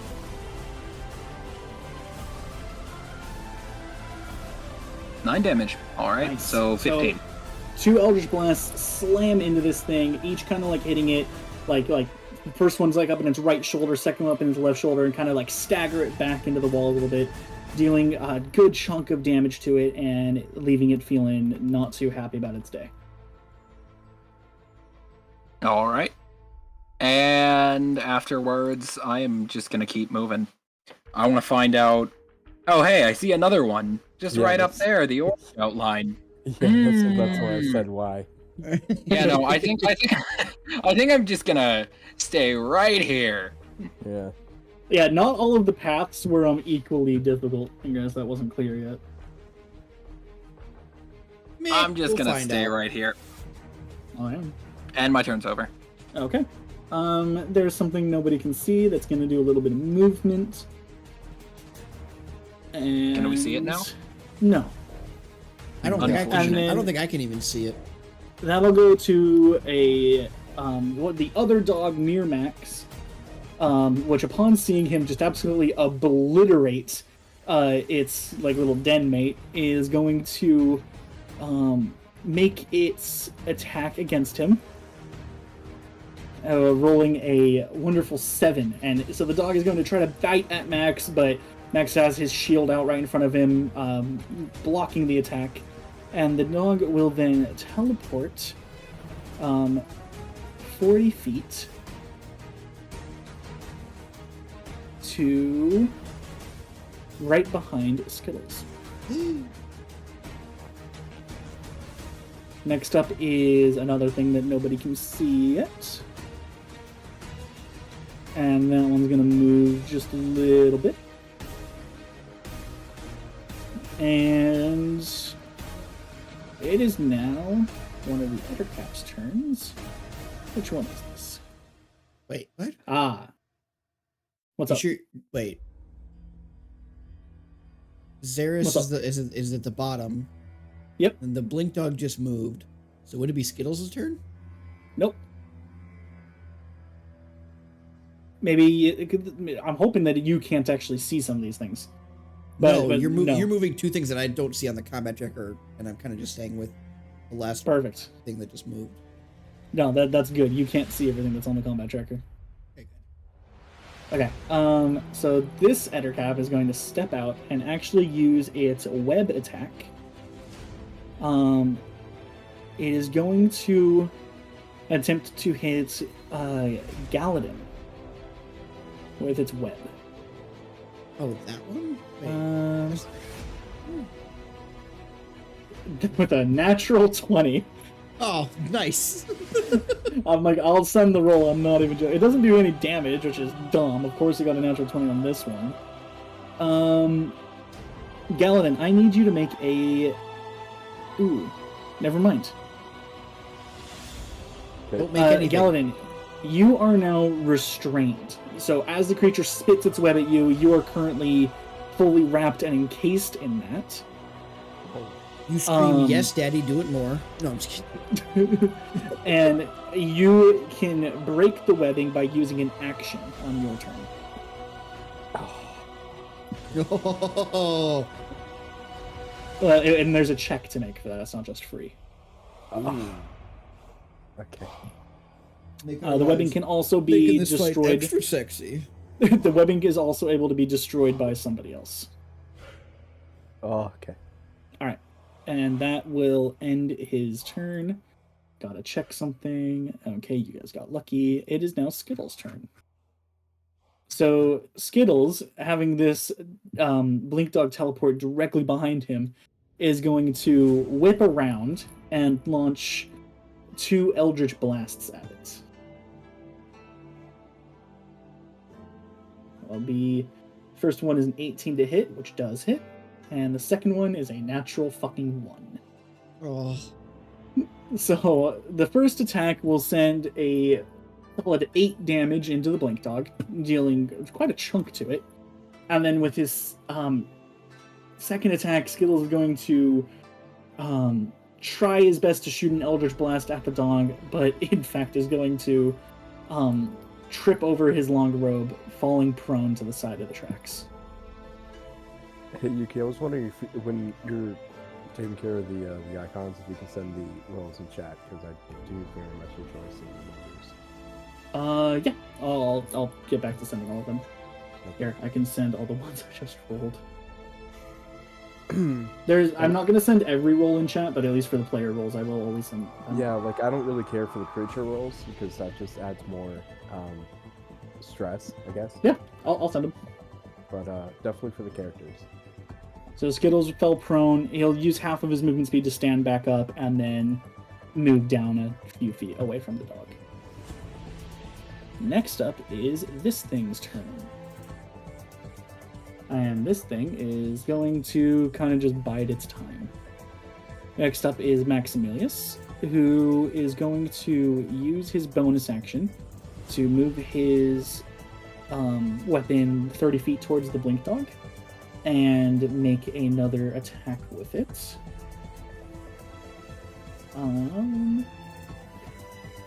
Spiritual weapon.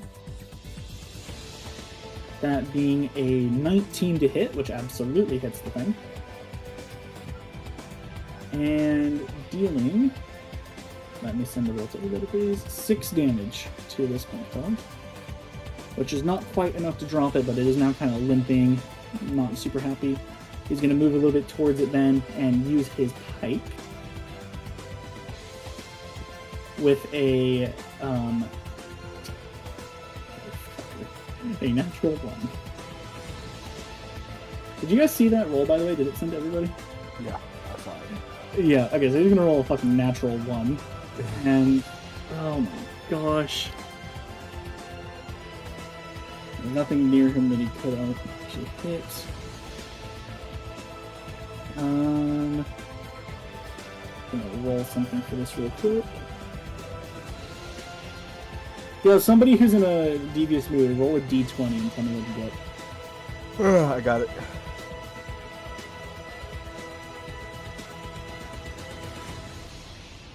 Natural 20. Okay. Please roll me a d4.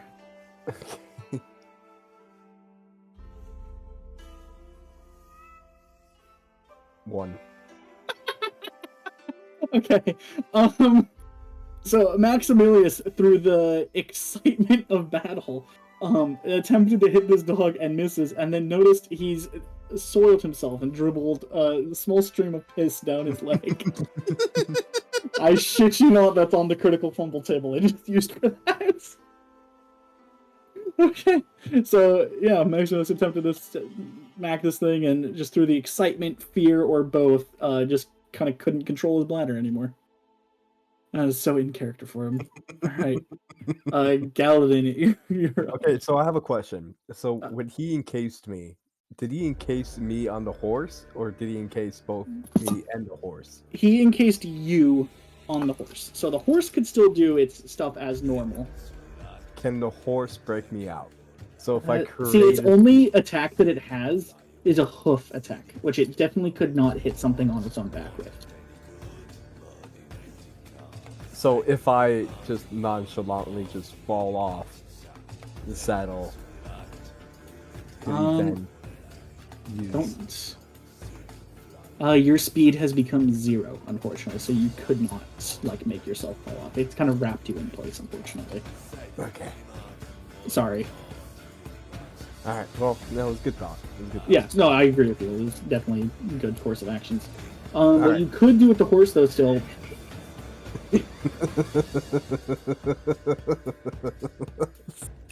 Gosh. If you move at least 20 feet in a straight line towards a creature with the horse and then hit it with the hoof attack, it'll then also trample the creature, which has bonus effects. Okay, so mounts can make attacks of opportunity but cannot make attacks of their own while being controlled. Yeah, so no, you can't make attacks with it, unfortunately.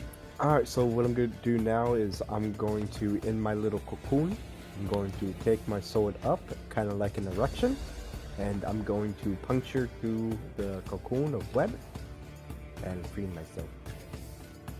Okay, so you need to roll a strength check.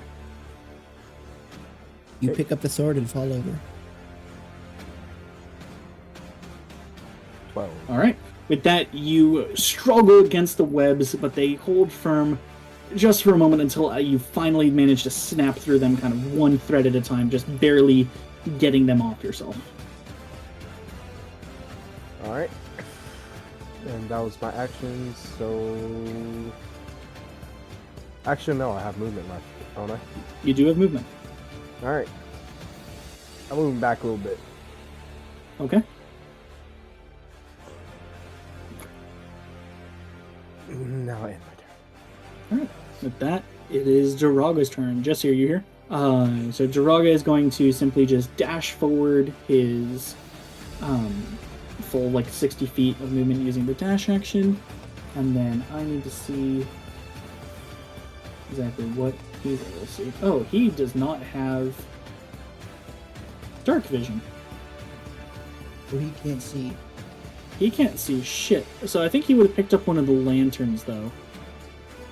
Which, no, I picked up the lantern last time.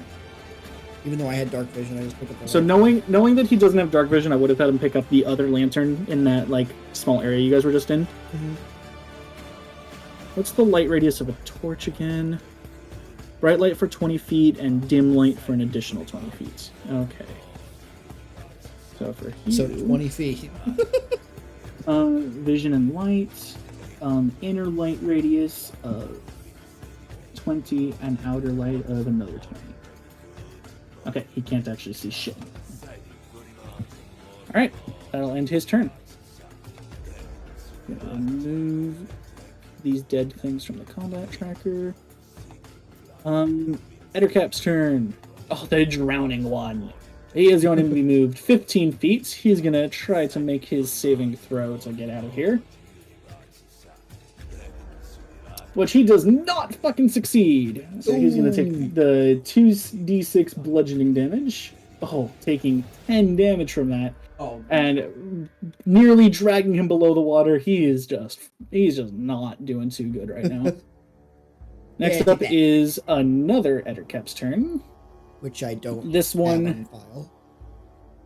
After taking a couple of hits, is going to come towards Xeris and make its 2 attacks at Xeris. Oh no! First one being a bite is a 9 to hit, which I believe misses pretty badly. Yep, it misses. And then the second one is an 18 to hit. That hits. Okay. And you will take 8 slashing damage. Ooh. Trust me, the first attack is the one that's way more dangerous.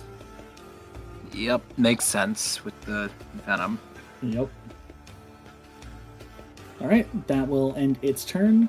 Going on to one of the Blinky boys. And he's just gonna kind of start perusing off in this direction, I think. And Let's see. And coming into the vision of Duraga, who is going to shout out to Sklunk that he sees a dog approaching him. Oh no. Kangarog. Sklunk, it is your turn. It's my turn. It's time. Do my dash action. Go all the way to the edge. Do I see kangarogs? What's your vision? You don't have dark vision, right? I do. You do have dark vision. Then you see exactly what you can see. So you should be seeing two blink dogs, do you not? I see two. Yes. Yeah. No, yeah, it should all be working. You can see anything that you're meant to be able to see. Okay. I figured out how to use the vision system in this VTT, and it's fucking amazing. That's so cool. All right, I see it. So what I'm going to do is what any rational rogue, good-looking rogue like myself would do. We'll take our gnome hucker. You use your action to dash. Oh wait, you can do it as a bonus action, can't you? It's a bonus action, yes. Oh, fucking rogues are awesome. Sweet. Okay. I'm gonna You know that means that you could dash twice in a turn. Well, I don't want to. Yeah, but if you wanted to in the future, Yes, you could be very speedy. could be speedy. No. Okay, I fire my gnome hucker Okay. at the dog. Read kangarog. That's a dexterity save, right?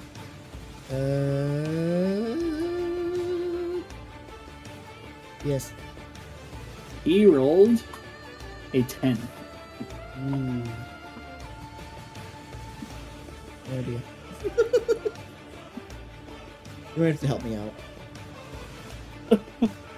What's that? You might have to help me out. With what? I don't know what the saving would be. It should say on there. It says I don't have any. So we're gonna go off of your character's. Oh, you don't have a spell save, do you? Ah, what's that normally determined by? It's charges. Hold on. Your I character. do know it's dexterity saving. Oh, okay. So see where it says Dex 11 on the hit/DC. If you look at your spells. Oh, If you look at your spell tab, yeah. I was looking at actions, or I was looking. Okay. What was I looking? I was looking at inventory. That's why I couldn't tell. Gotcha. Yeah. Okay. So it's a Dex 11, so it did fail. So you get to roll your damage. Oh, they failed. Okay. Ugh. How tightly did you affix the lantern to your belt? It's dragging on the ground because I'm short. But how did you tie it on? With a rope. Okay. So one of the, I'm gonna roll a d20. If it's a natural 1, you chuck your lantern at the dog. Done. Do it. Okay, it was not a natural 1. Damn. Can It we was a just 12. make it a 1? Just make it a 1. Not this time, but maybe in the future. Yeah. Okay, so one of the little sporific mushrooms to your up above you is going to launch itself at the dog, and go ahead and roll your damage. Wait, a mushroom's gonna launch itself? Oh yeah, your gnome hooker's launching one of the mushrooms at it because it picks a random thing in a radius around you. Okay. Oh. 12 damage, beautiful. The mushroom slams into the dog right in the face, dealing a surprising amount of damage to it. And it's now kind of like it's just completely unaware of, man, what happened? And it's pretty fucking hurt.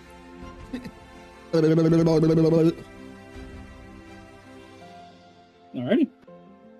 That's gonna do it for me. Sounds good. What does Peaches do? Peaches is scared. Peaches is scared. Okay. Peaches is scared. But I'd be like, come on, Peaches, you could do it, girl. Come on. So I just like motion her Have Peaches make a wisdom save. Okay. Or you can do your own persuasion. Up to you. I'm gonna do persuasion check. Okay, go for it. Whoop. Oh, sweet. Alright. Peaches rolled a fucking 2 on her wisdom, so you You managed to successfully kind of persuade Peaches and coax her into doing whatever you were hinting at doing.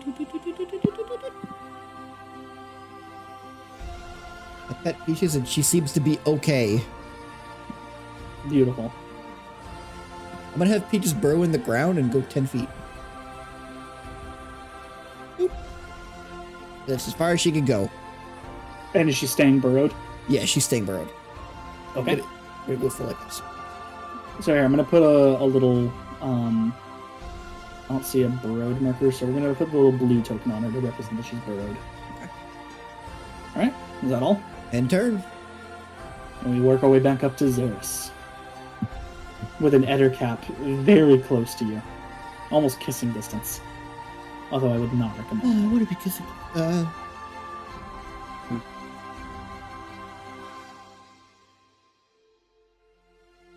Have a pickle in the fridge. When my wife is at work, touch the pickle in the fridge. When my wife is at home, I do not touch the pickle in the fridge. This is the song of the decade, buddy. It's my favorite song. I don't know why. It suits you. It does. It's a pickle in the fridge. Yeah? I'm gonna shut All up now. Terry, you here? Yeah, I'm here. It is your turn. Yay. Okay. I want to change it up, but at the same time, like, You're playing this a is warlock. Warlocks don't change it up. yeah, no, yeah, I'm gonna no, do exactly. one Eldritch Blast. I'm gonna do a 3. Oh wait, I can't. Never mind. 2 Eldritch Blasts. Somersault into Eldritch Blast. I'll make some things available to you Point blank in the future. Point blank.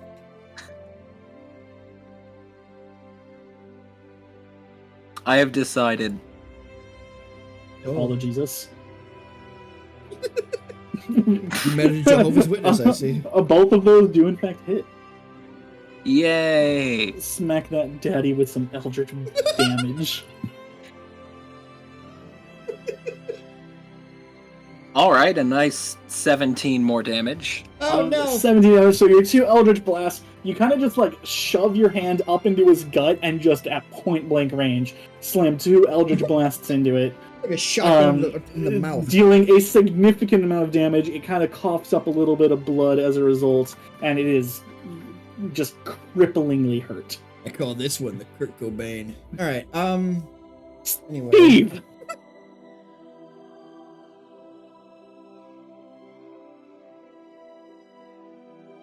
Honestly, I've heard worse. Hell, I've said worse, but that's why I still, waited for a I wasn't pause. expecting it. That's why I waited for a pause so I could say it so I could cut it out. Honestly, my favorite one was I call this one the Sandy Hook, and then kill the entire room. Can I use a bonus action to just punch this guy for emotional damage? Yeah, go for it. Use your bonus action to intimidate it. Ah, yes. Intimidation, that works as well. Like, my punch is so weak, if I were any weaker, it would actually heal. Oh. Yeah, that's not great. Oh, hey! Oh, with a dirty 20. A dirty 20 on intimidation. I'm rolling He his rolled a wisdom. 21. Yeah, he rolled an 11 for his wisdom, so you can just see his eyes completely full of fear. Like a prey animal in the headlights of an oncoming carriage. I added salt to the wound. It's over. Yes, you fucking And did. so is my turn. Alrighty. On to this thing's turn. Let's see, who's nearby? Oh yeah, that's just gonna kind of chill exactly where it is right now. And on to one of the many Blink Dog's turns. This one is going to make a attack. Okay, first things first, actually gonna do this. Okay, shit. It's going to make an attack at Maximilius. Stepping forward to do so. Rolling a natural 20. Yeah. Oh my gosh, how many have been there? Just see, we need a nat 20 counter in the editing. Done. Okay. Dealing That would be 11 piercing damage to Maximilius.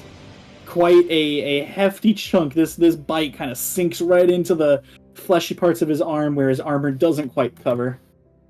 And that will be that.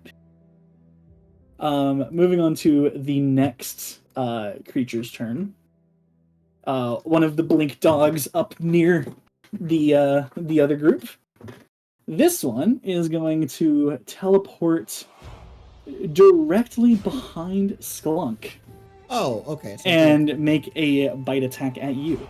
Ah! That'll be a 21 to hit. That hits. Okay. And it is going to deal 3 entire piercing damage to Sklunk. Kind of getting a little chunk of leg. And, Steve, I actually want you to roll a dexterity saving throw real quick. Sure. Boom. Just for shits and giggles. Oh my god! Oh, beautiful. As it bites onto you, it actually rips open your right side pocket, spilling out its contents onto the ground. What the? Oh! And that will end its turn. So 3 damage and only 3 damage. Yeah, no, 3 damage, that's it. And it tore your pocket out. I love that pocket like my own child. It's beautiful. Okay, this Ettercap is going to go ahead and kind of walk towards the group. Not quite able to get into its range. Is then going to dash the remaining distance to get in between Galadin and Xeris. Gosh, dude, I had such a cool thing planned out with my horse. Like, you love ruining my turn. No, the dice the dice do that for you first, and then you can capitalize on it. And now being Skittles' turn, Skittles is going to step up and make a attack of some variety against this blink dog. Let's see. Yes. What are the options? Eldritch Blast? I suppose so. Oh, well, I guess with so. a first attack roll of a 10, missing over the Eldritch, or the fucking dog's shoulder. Skittles then rolls a 25, dealing 9 points of damage, sailing an Eldritch Blast straight into the skull. Oh, sorry, hold on, I really did mean to send these rolls. It doesn't default, I'm sorry. Dealing 9 points of damage, searing straight into the face of this dog, killing it where it stands. Yeah! Maximilius and Skittles now being safe to continue on their travels. They will begin to do so carefully. Alrighty. Next up is this thing's turn. It does nothing. Next up is Max's turn. He walks forward. Just as far as Skittles, because he can't see shit. Galadin! Alright, well, I had something really cool planned, but whatever. Fuck it. You might still be able to do it. Nope, because he's in my way. So now what I am going to do is I am going to swing at it, this critter in front of me with my sword. A sword. Do you have mounted combatant yet as a feat, by any chance? No, you don't. Never mind. No. Alright, so first hit is 14. I believe that hits. Okay, rolling for my second hit. Natural 1. Okay, go ahead and deal with your first hit. Okay. Motherfucker.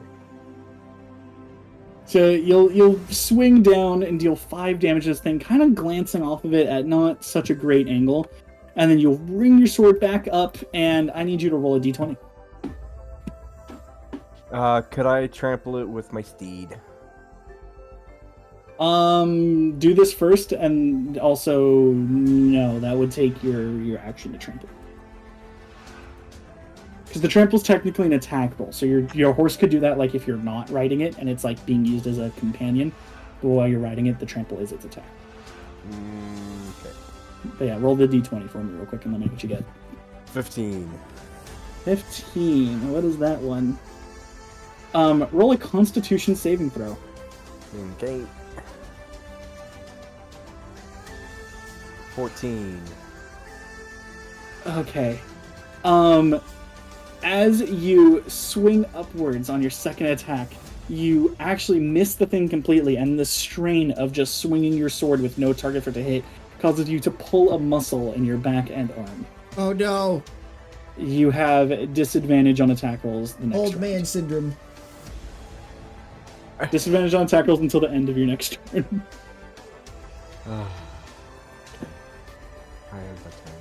I'm gonna be honest with you, it was actually like the thing that this read was way like worse than that. I'm not going with what it wanted me to say though. What? Just off script. What did it say? Disadvantage in attack rolls and ability checks requiring strength until you've completed 3 long rests. Oh my god. I'm like, oh, 3? fuck that. Fuck that. Fuck that. No. Well, that's like, easily like we're not. We don't need to punish critical fails nearly that much. No, we don't. So Yeah, one until that's the end why of the I- next turn. No. What were you saying? That's why I usually, if I'm doing stuff like critical fails, I make it something simple that isn't too hard on people, because Exactly. like a weapon is the entire thing that a martial has. Yeah. No, like one round of Spellcasters disadvantage. have other stuff. One round of disadvantage isn't too bad, but I also have a critical fail table Yeah. for spellcasters too. Okay.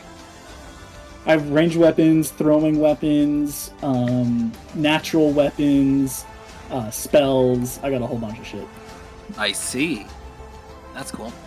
And then we also have the option of sometimes just hitting an ally instead, which I think is hilarious at times. But I also don't want to use that for every single one. Alright, next up is Duraga. Jesse, are you here yet? If you are, you're muted. Okay, well that makes this a lot easier. Where's the stat sheet? What can you do, bitch? You know what? Duraga is going to use his Thoughts and Prayers melee weapon. He's gonna equip his 2 knuckle dusters and just come out and make his beautiful attack against this creature. Yeah! With a 23 to hit. He then rolls this. He rolls does 7 damage to the blink dog. Man, that is just so weird. Not as good as an Eldritch Blast, unfortunately, but it's funny. 7 damage brings this thing down pretty significantly. He just, with his 2 fists, just kind of right hook, left hook, smacks this thing across the jaw, dealing a chunk of damage to it. And you can see Psychic and Radiant Energy kind of spark out from each hit, respectively. Alright. Next up is an Ettercap. Is it the drowning one? It's the drowning one! Yeah! Will he succeed his saving throw? No, he won't succeed his saving throw! So he continues to be pulled 15 feet downstream and taking 2d6 bludgeoning damage. Oh my gosh, with that max damage roll of 12, he is going to finally hit his head hard enough to fall beneath the water, never to resurface again. Can we, like, just put his body at the end of the river? I'll keep moving it every round if you want me to. Okay. Oh my gosh, I love that. You're just gonna say it right now. I don't feel bad for him. You literally pushed him off the bridge, and then he just died in the river. Like, that's all you Yes, know. he did. You don't see him resurface like freaking Terminator. Alright, the Ettercap on Xeris is going to once again make his 2 attacks at the target that's looking oh so juicy in front of him. Oh no. That ass. Does he rolls a 6 on his bite attack, attempting to bite at you, but you manage to kind of hold him off, like his fangs reaching your neck. And then he'll rear back and swing at you with his claws, rolling a 10 to hit, which I believe also misses you, and you kind of manage to kind of kung fu, like block his arms away, managing to just narrowly escape the damage of his attack. Didn't know he'd be... You know, I didn't know he'd be this desperate after getting absolutely gut punched with an Eldritch Blast. No, he hates you. He's terrified of you and is like flailing like just frantically. I made some of his attacks at Understandable. disadvantage. So yeah, he's terrified of you and like he's in fight or flight right now and he chose fight. Alright, Blink Dog near the other two is going to teleport in right next to Sklunk and Duraga again. She's gonna go there. Oh! And he's gonna make a bite attack at Duraga. Rolling a 21 to hit.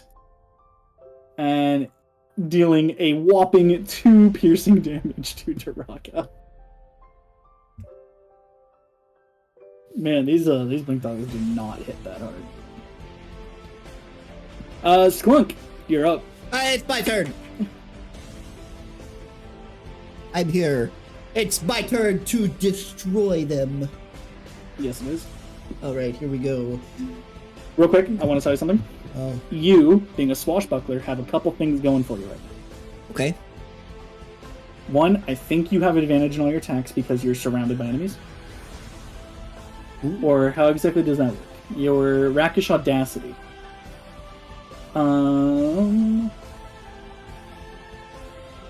Let's see, Rogue, Archetype. Oh wait, no, you picked Scout. Yeah, Why did I think you were a swashbuckler? I don't know. Oh, interesting. Is there Okay, another party you play in where someone's a rogue swashbuckler? maybe. Okay, if the finesse or range weapon, you don't need advantage if another enemy of the target is within 5 feet of it.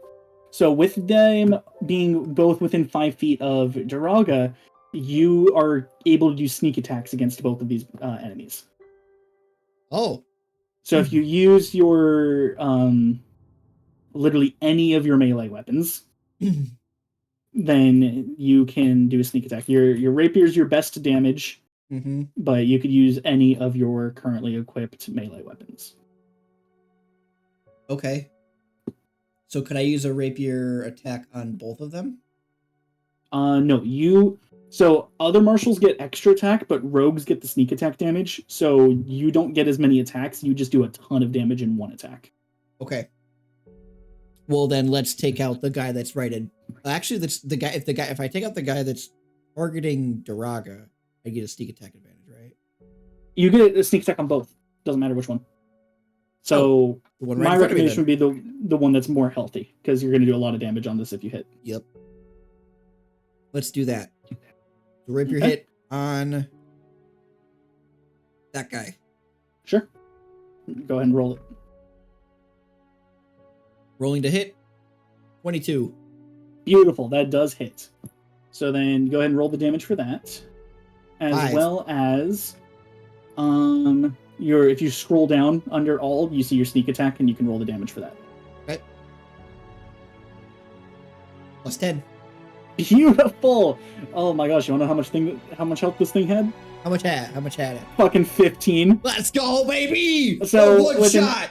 With an expertly thrusted rapier attack, Sklunk is going to, with much more finesse and care than anyone has ever seen him use in combat before, he is going to thrust his sword straight into the heart of this beast, dropping it where it stands. And then I killing it. draw an F on its stomach, being like, you have tasted death. Yeah, exactly like fucking like Zorro or whatever, like using the rapier to kind of carve an F with just a flick of your wrist. Oh, yeah. Puss in Boots. Yes. The guy from One Punch Man. Yes. Alrighty. Shrek. Anyway. Do you do anything else?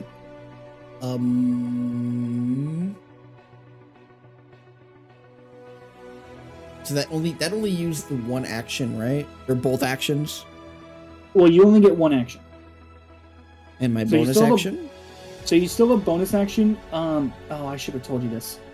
If you want to do your 2-weapon fighting, you have to you have to use your short sword and a dagger. Because if you notice, the rapier does not have the light property. Gotcha. So to use 2 weapons, you'd have to use the ones with the light property. But for my bonus action, could I throw a dagger at the other guy?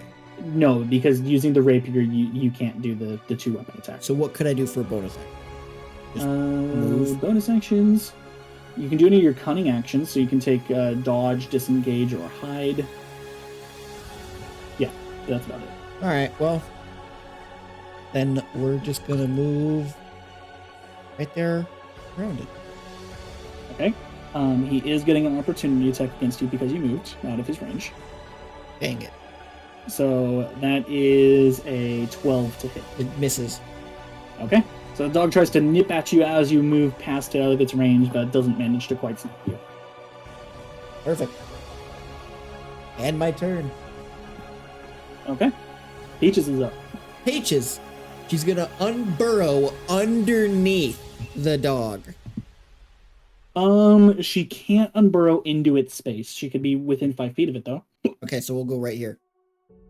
Okay. She'll unburrow right next to it, and she will slash at it. I think that's what it. I think that's what we're gonna do. You can do 2 claw attacks. And doesn't it get advantage? No. After coming out of the ground, it's popping up right next to it, so that the dog would not expect it. Yeah, that's not exactly how that works. Right, and IRL would work. Yeah, it might, but they're in combat, so they're kind of like the senses are heightened. The burrowing just makes it so you can't be targeted while you're underground. Gotcha. Okay. So that's the benefit that you're getting from that. So it Okay. doesn't just get the free advantage on that. It does have frenzy. How does that work? It has on attack rolls until the start of its next turn. Yeah, but what triggers that? Oh, I don't know. D&D frenzy. That's what you're finding out. Oh. You can frenzy when you rage. The Aurum can rage? No, it can't. Oh. Well, it was worth it. I don't know what that does.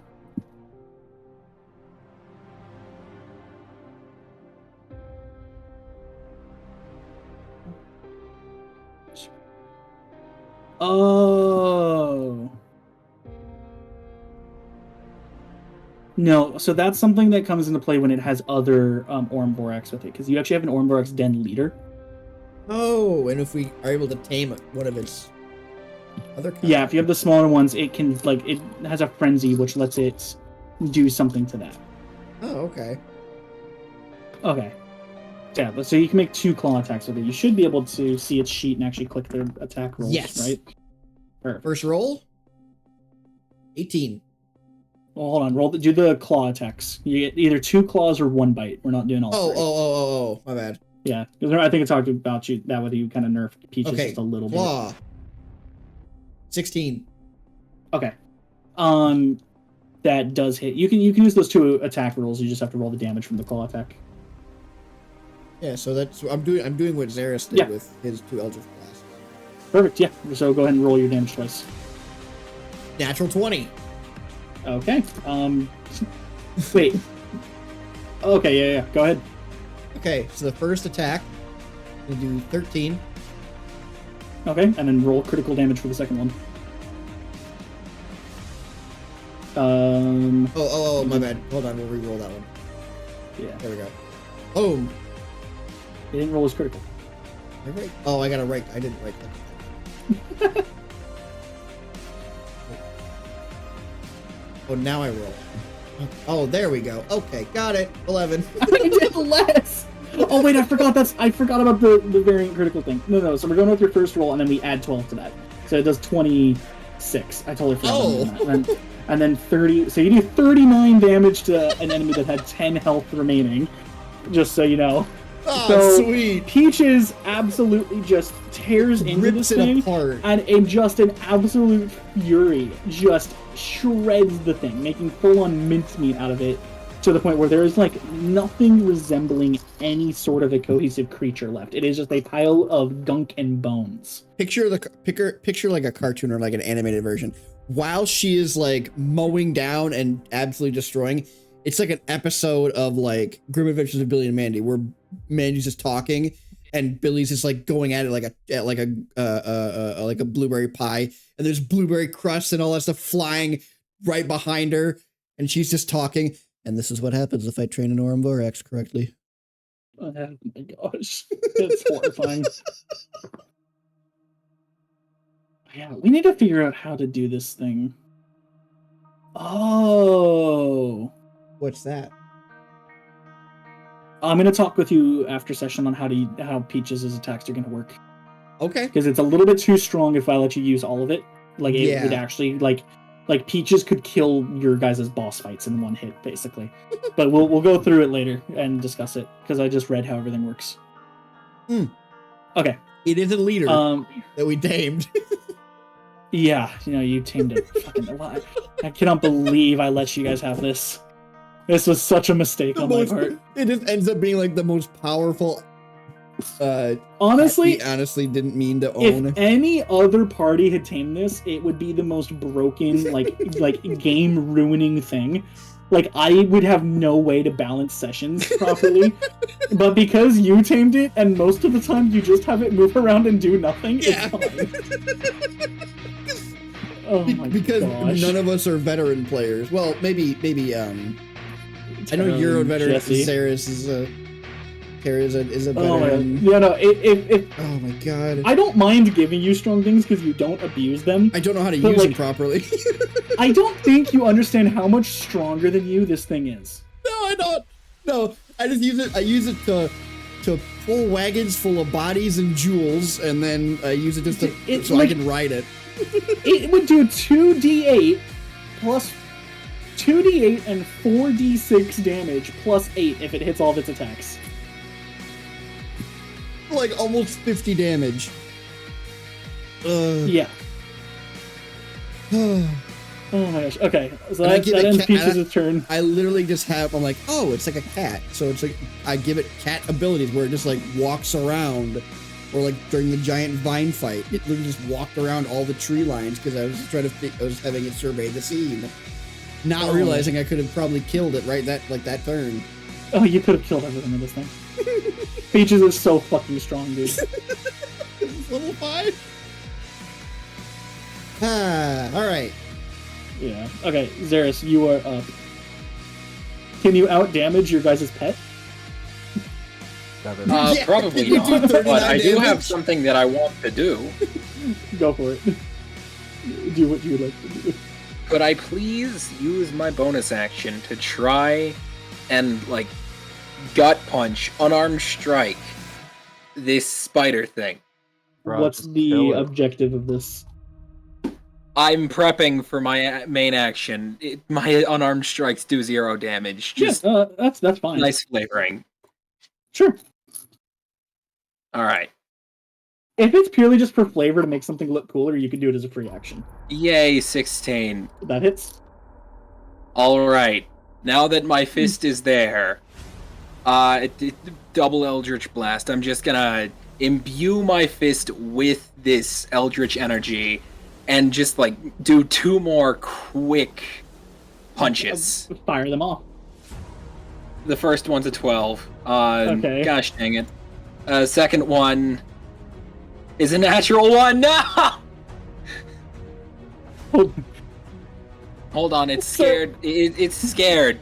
I scared it earlier. Does that do anything? Reroll one of them. Okay, I'm re-rolling the nat 1. Thank goodness. Okay.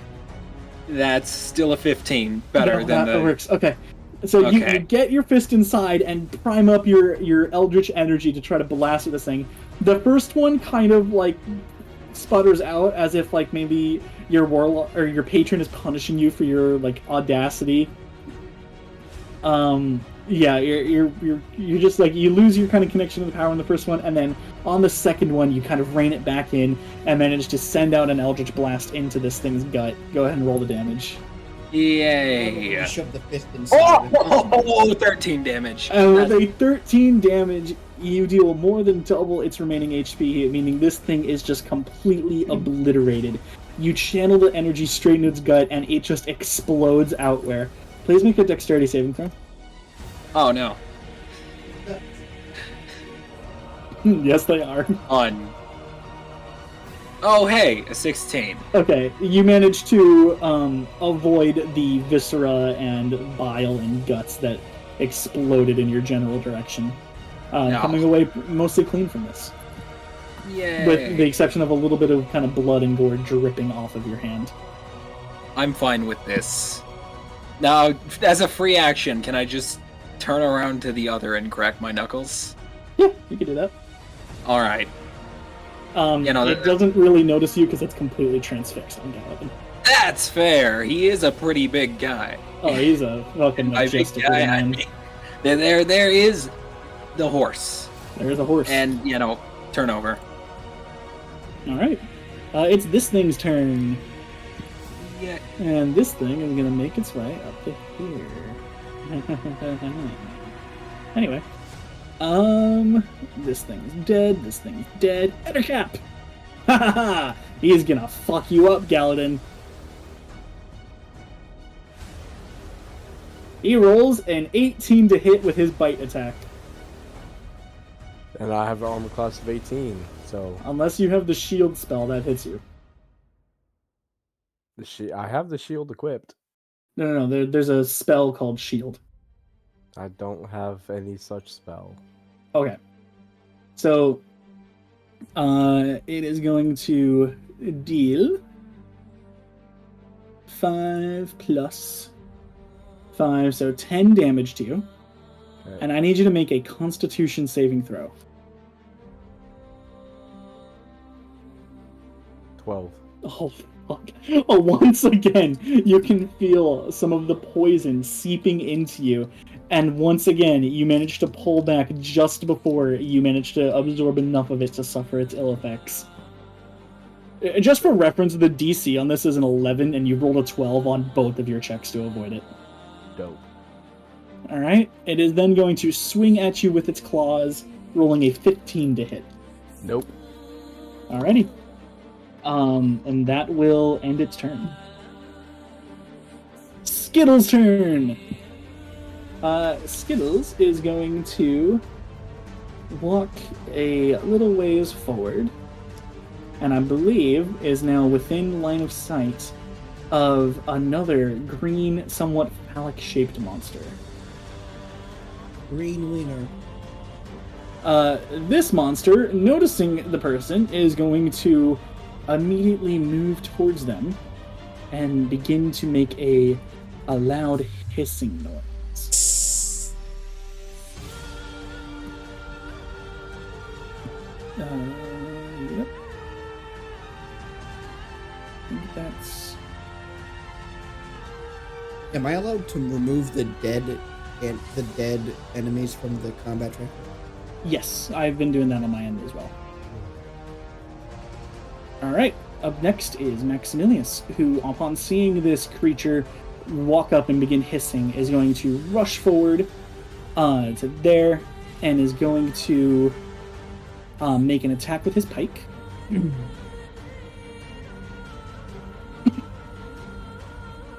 Which is a dirty 20 to hit, which does hit.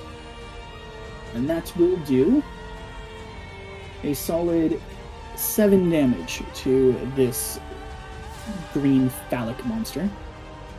Oh, wait a minute. I'm going back to Skittles after Max, because I forgot to make Skittles as attacks, and I'm not going to punish them for my mistake. Okay. So, with that, Maximus is going to move his spiritual weapon in range of the beast, and have it also make an attack. Which will do a certain amount of damage that I have to roll for. If it hits, which I also have to roll for. With a 25 to hit, that absolutely hits. And it will deal 9 damage to this monster, leaving it very hurt. And Skittles would have had an opportunity. I forgot Skittles wasn't a melee fighter, that's my mistake.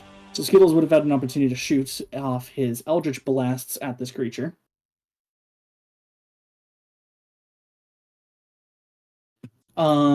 Yes, Galadin. The first Eldritch Blast whiffing absolutely widely, and the second Eldritch Blast nailing the creature dead in the center, dealing fucking 1 damage. That's just not great for them. Not gonna lie. Galadin, you're up. All right. Also, everybody, we're gonna have to end after the end of this round. Oh, good.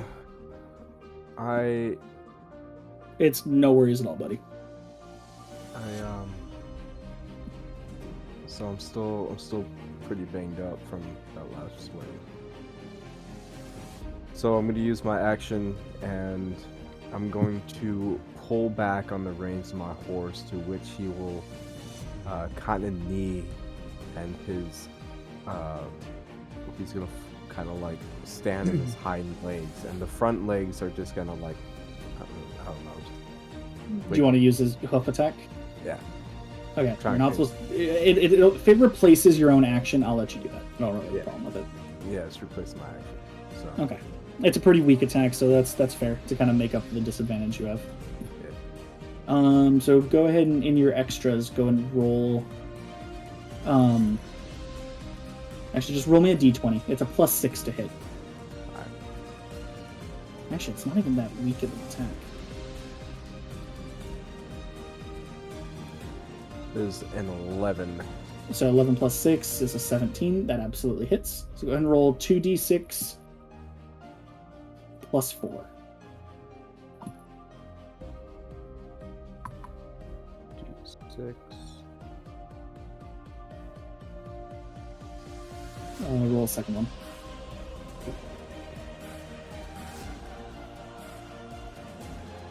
Alright, so that would be 14 damage. As your horse kind of rears up, brings its hoofs down right on this thing's head, kind of glancing off of it, but still getting a solid hit in to deal a good chunk of damage to it. Yay. Okay. And I am the turn. Alrighty. Next up is Duraga, who is now totally chilling. And in the light, kind of down the tunnel from you guys, Duraga also notices another kind of creeping figure. Steve, you can see that on your screen as well, right? What am I looking Holy for? shit! There's Down and to the right from you on the railroad tracks, do you see that creature? Yeah, I do. Okay, just making sure. Let me change tabs real quick. Yes. Okay. So Duraga is going to notice that thing, and not actually knowing what it is. You guys have not seen one of these before. He's going to fire his Eldritch Blasts at it from range.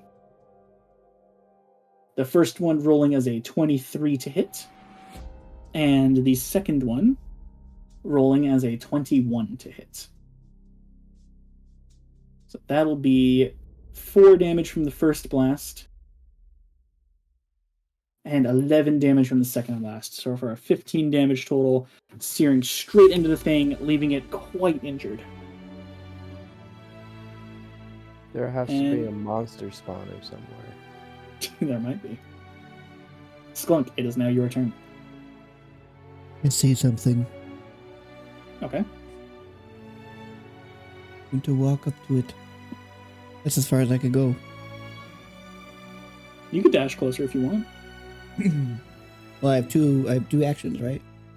You have a bonus action and an action. Oh. Like you could dash. Is it only Gal that gets a double action? Because he's level 5? Gal, no. So that's multi-attack.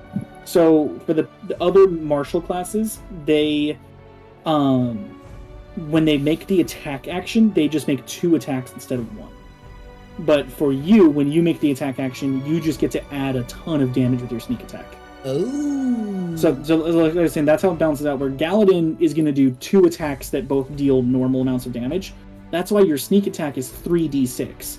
So you make you and Galadin basically get the same amount of damage, whereas for yours it's all in 1 attack, and for Galadin's it's spread over 2 multiple attacks. Okay, I want to be able to do a sneak attack on this. Yeah. Can I do a hide act? Can I just hide? Yeah, if you sneak behind those rocks, you can try to hide as a bonus action. I was originally... So, That'll be against the creeper's passive perception. So you will need to roll a stealth roll higher than its passive perception. Okay. Rolling stealth. Think I got it. Yes, you did. So you can kind of sneak back out, again, being very careful, and with your stealth roll, you're totally fine to kind of like be one square up from where you were. Mhm. Is enough cover that you are hidden, so you have advantage on your attack. Am I allowed?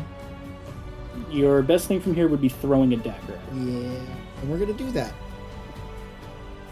I'm I gonna don't roll know a if that dagger. technically triggers sneak attack, but as far as I care, yes it does. 19. Absolutely hits. So go ahead and roll the Alright. damage on your dagger as well as your sneak attack. Okay. Sneak attack. So I rolled.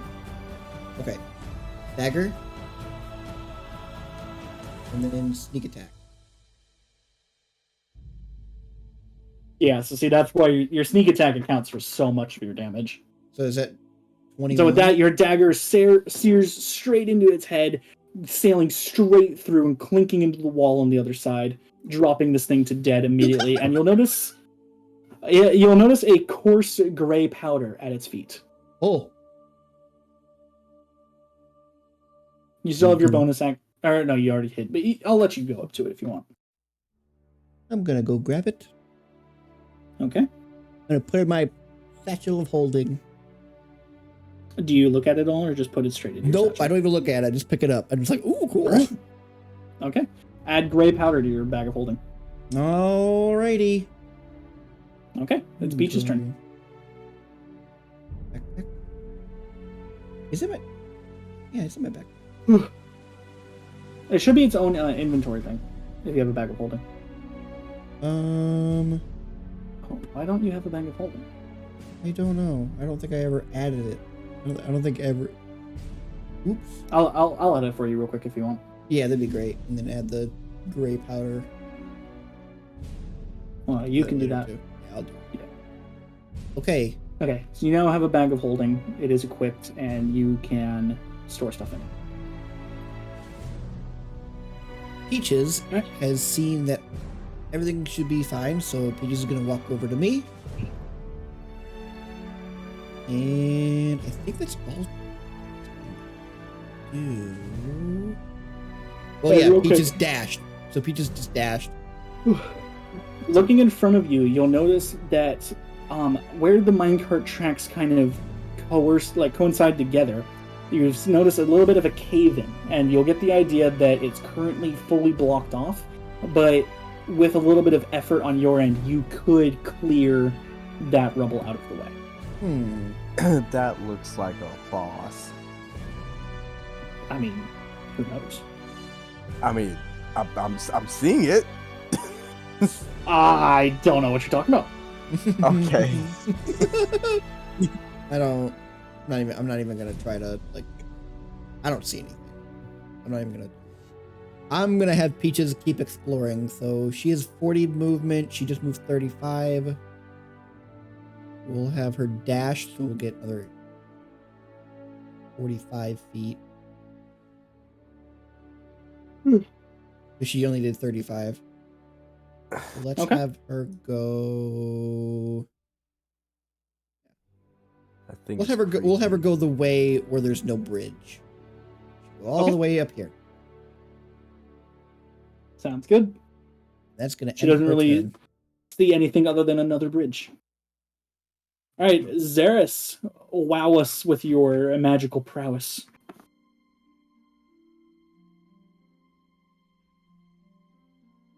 I have decided to do the same thing. Okay.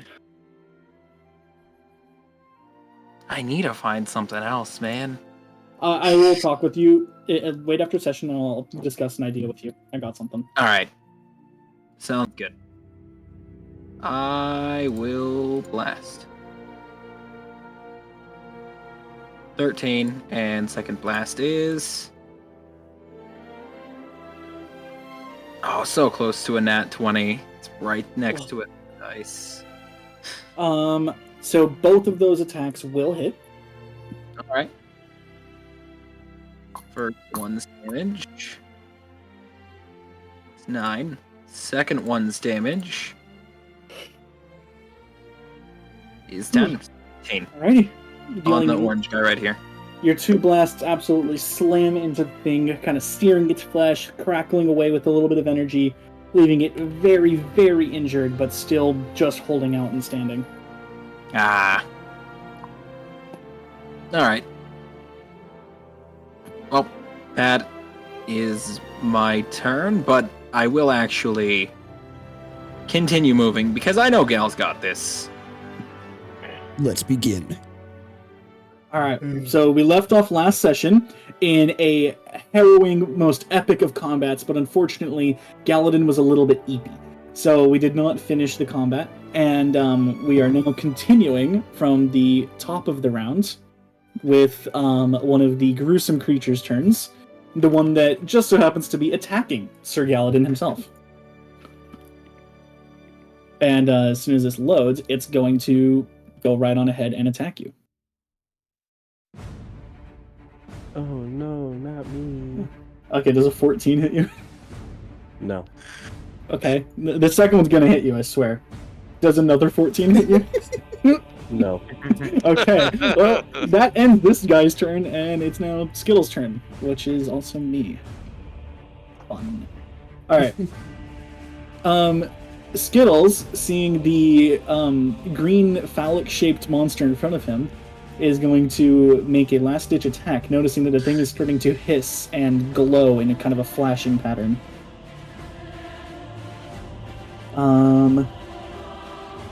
He's going to send an Eldritch Blast, which rolls out as a 17, which does hit. So, from Skittles' hands, a burst of dark energy is going to slam directly into this green monster, dealing 5 damage to it, which is enough to kill it where it stands, kind of leaving a little pile of a gray, very coarse powder at its feet, which Skittles will pick up and put into his bag. He is then going to venture onward and notice a treasure chest that he doesn't quite have the movement to get to, but he is going to start making his way there. And since his turn is right after, Maximilius is going to follow. Alright, up to Galadin. Oh, is it my turn? Yeah, also for Sober, if you click combat, you can see the combat tracker, and it'll actually go down and show who everyone is, and you can click on the little icon, and it should zoom to that person. I think. Yeah. It does. I'm still fighting this dude. Yeah, you're still on your horse. He has a red border around him. Okay, okay. What I'm going to do is I'm going to slap it with my sword. Alright, you can drop. My sword.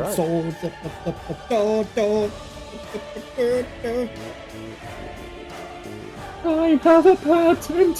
Thank you. Thank you for knowing what Okay, so a 24 does hit. Keep going. A 24 it does hit, so go ahead and roll your damage. Alright. Like in the dark. So 10 damage. Galadin swings down from his horse and just straight up cleaves this thing from the top of its head down to kind of about mid-torso. Not quite cutting it all the way in half, but definitely kind of banana splitting the thing a little bit, and it is very dead. Nice. And with that, your warhorse kind of does like a little whinny and kind of stomps on its dead body a little bit, very proud of its rider for taking out this annoying-ass little creature. Kind of fucked up. Well, it is Galadin's horse. At my horse's neck, and I'm gonna say, "Good job, Jack." You named it Jack? I did. Okay. Is it because you can get off the horse? Shut the fuck up, Steve. We've had enough dick jokes in this game. And all of them animal related. Maker is not here. Oh, gosh. Alright, remember, you have like 60 feet of movement speed now. Yeah, I know. Just making sure how much you got. So I did 20.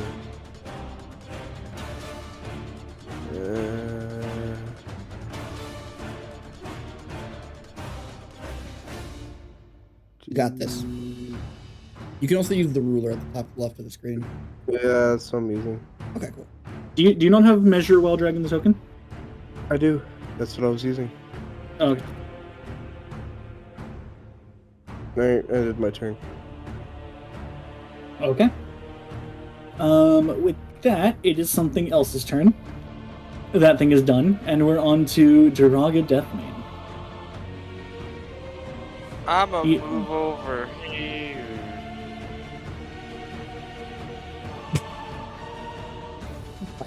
Okay. And with that, you will once again notice you can kind of see past that rubble a little bit. No, you can't. It's totally walled off for you. Right in front of you, right where you see kind of the wall cut off where those railroads end. Let me see if I can actually make that look better. I can see a thing. I can see. Oh wait, no, you can see through it, can't you? So okay, Yeah, the collapsed rubble. Sorry, I was looking at Sober Stream and I thought that was your token's vision because it's on the same spot. My bad. The rubble is not quite enough of an opening that you could pass through, but you would see that you could definitely clear the rocks away and then make your way through that opening. Does that thing look like an enemy? Double click on the thing that you're talking about. That thing is a massive spider. It has not yet noticed you. Interesting. Do you want me to notice you? What? Do you want it to notice me? Just wiggling his butt at the rocks. I don't care. No, it's eating those mushrooms. It's eating the mushrooms? No, Yeah. fuck that. That can't happen. I'm gonna cast two Eldritch Blasts at it. Can you wait? Hold on. You'd be making these attacks at disadvantage, just given the fact that that rubble is the rubble blocking your path. I said it's not quite like enough that you can see there, so you'd have to kind of like climb up and finagle yourself into it. I can't reach it anyways. Okay. It's too far. You could blow up the rocks.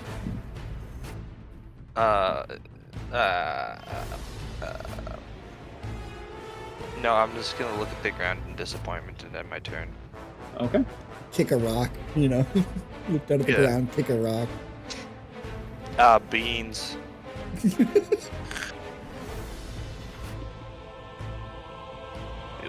Skunk, there's a spider over there. What? Oh no. Oh god. I'm not good with spiders. Okay. It is now Skunk's turn. It's my turn. Oh boy, I can't wait. Okay. Well, I'm gonna take the information from what Duraga has told me, and I'm going to run. I'm going to run all the way with my dash action, and I'm going to just run and make it to the other end of the bridge. Are you also doing your bonus action dash? Because you have 2 dashes you could do. I'm just doing one. Okay. And can I use a perception check to see if there's anything around here? Just go ahead and make one. Okay. This will be free.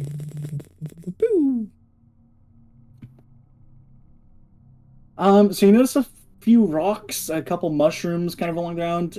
You're standing on railroad tracks, it would seem. You're not quite sure where they go, though. I'm going to pick up some of the rocks and the mushrooms and put them in my bag of holding. Yeah. You see, the few mushrooms that are around, you got some red ones, you got some blue ones, a single purple one.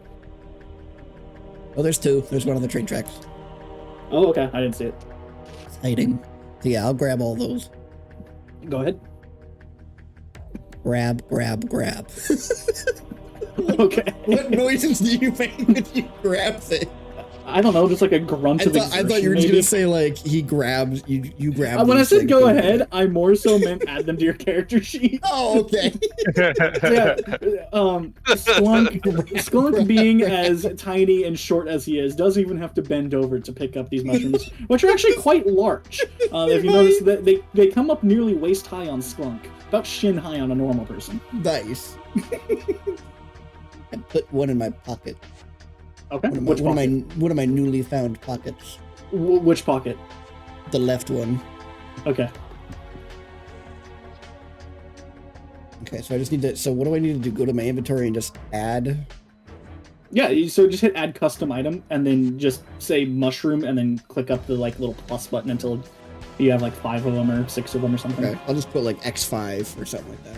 Well, no, there's actually an amount that you can add. So in the custom item, there should be like literally a quantity that you can change.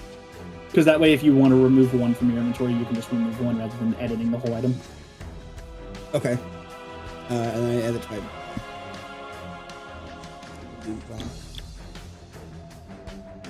Okay. Are you doing anything else on your turn? I am not. I'm done. I'm gonna add. Okay. Ah, Peaches. Peaches is kind of just curious and kind of just walking along the train tracks. Peaches is playing hopscotch on the train tracks, which with 8 legs is quite a sight to behold, to be honest. And she's just gonna make it to the bridge and realize that she does not like. She realizes it's water, and she's just gonna stay away from the water. She'll be right at the end of the bridge. Peaches, with her amazing sense of hearing, a pretty decent sense of hearing, is hearing the sounds of 2 figures from across that bridge. You can hear the sounds of kind of like hooves on stone, and then another set of footsteps much, much softer, obviously, and they're kind of quietly talking to each other. Peaches is gonna stand guard and go. She's gonna backpedal back to this rock and hide by it. Okay. Xeris, you're up. All right. I am going to keep making my way down this path. Let's see. This right here is 30 feet. Do I see anything? Where did you get to? So you'll see kind of the tracks end, but there is kind of a narrow break in the rocks that is just large enough that you could squeeze through with a very small amount of difficulty. All right. I think I'll just end my turn. Okay. Since there isn't anything dangerous that I can check out. You do hear a little bit of noises of just kind of things moving around coming from the other side of that cap. What sounds a little bit like a animal eating something, as well as a very familiar kind of hissing noise every once in a while. The hissing noise reminding you a little bit of the passive sound Not of again. that green creature that you saw earlier. Not again! No! Alright, yeah, no, that's my turn. I am now on high alert. What's up with your microphone? Yeah, your microphone's not plugged in all the way. That's a very good question. That is a possibility. Hold on. Sober. Yes.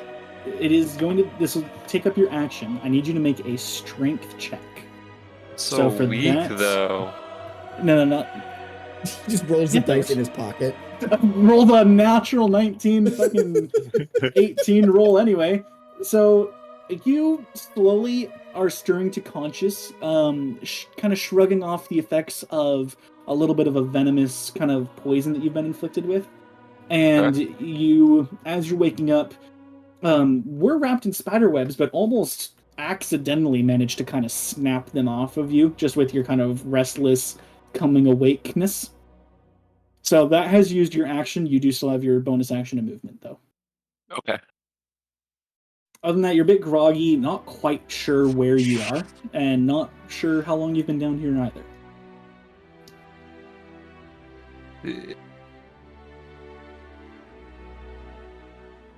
Really don't want to go fist fight that giant spider. So Keep in mind, I think you only have like 30 feet of movement, right? yeah. Okay. I'm gonna go hobble over to this mushroom over here and sit in the corner and think about my actions and what happened. Okay. I want to think about what I did. Do you actually want to try to remember what's going on? What If you do, roll a history check. Okay, yeah. Where's history? It'll be in that kind of the really long, like tall, narrow thing in the middle. Okay. and then it'll be the little plus or minus on the side of it.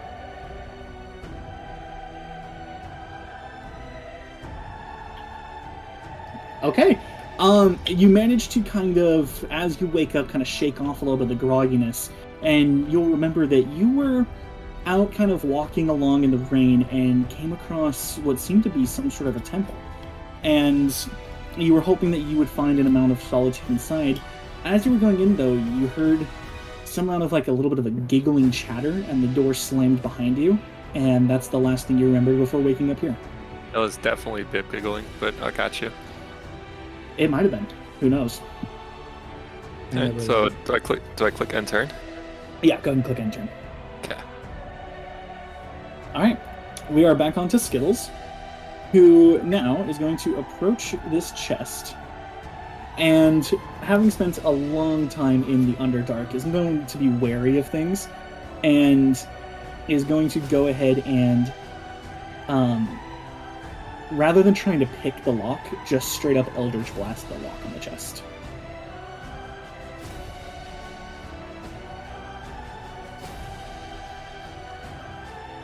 Alright.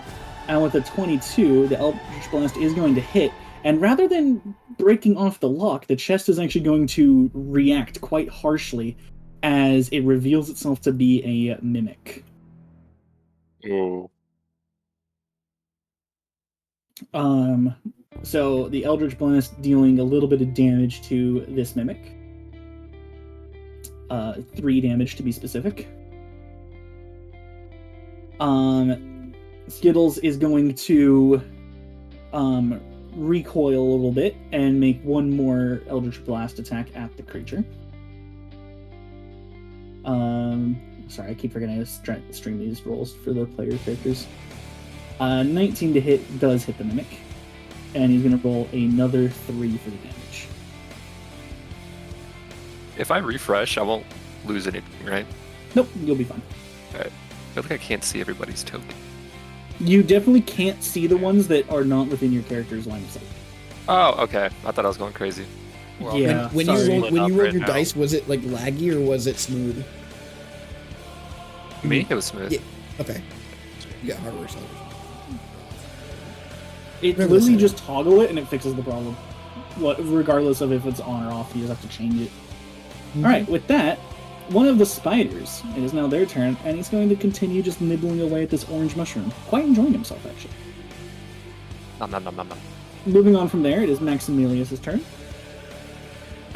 Seeing the mimic kind of open up in front of Skittles, Max is going to place himself between Skittles and the mimic, and is going to go ahead and make some attacks at it. Knowing exactly how terrifying mimics have the capability of being, he's going to hold absolutely nothing back and deal as much damage as he can, which is really fucking none. Oh, no, that's not good. He is going to cast Inflict Wounds at 3rd level to try and just outright murder this thing. Okay. Was that your soundboard again? No, it was not me. Alright, Maximilius rolls a 20 on his Inflict Wounds attack, which, cast at 3rd level, deals 5d10 damage. So he's... Hey, dude, Keto. Alright, I'm done. No, dude, you can't do that. We record these, remember? Okay. So with that, he's going to deal 26 damage to the mimic. Absolutely just shaking it to its core, dealing a pretty hefty amount of damage to it. And that will end his turn. Back up to Galadin. Okay. Just a quick question. So when we were at the door, when we first started, we couldn't go... Like... What? trying to figure out the words.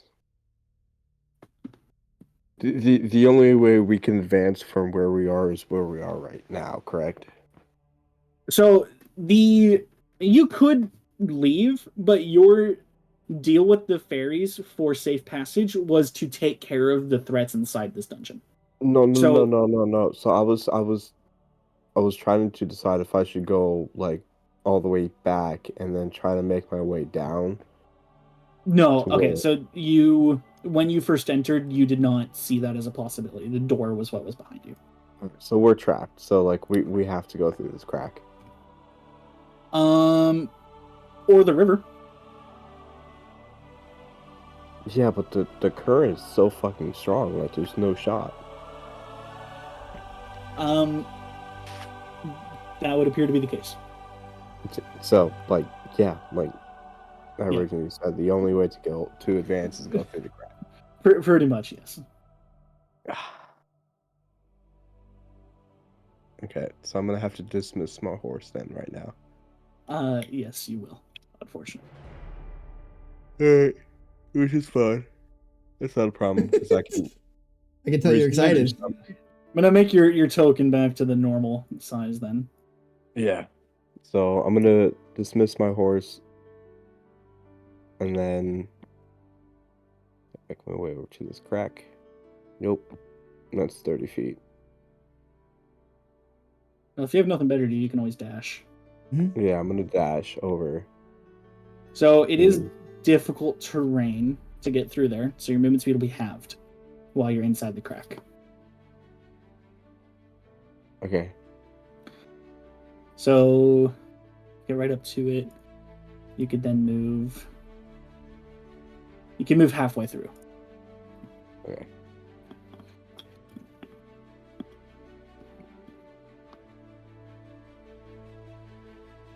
It isn't. Wait, hold on. You should be able to see some stuff now. No, I have to get closer if that's okay. Yeah. Because I don't see anything. Like I don't even see if there's like an opening. Yeah, move your character halfway through it. Or do you want me to move it for you to the halfway point? Here, go right there, where I just pinged. Is as far as you could get through that crack. Why are you not working for me? Is it still broken for you? Yeah. Oh Oh, wait. Did it work? I don't see you moving.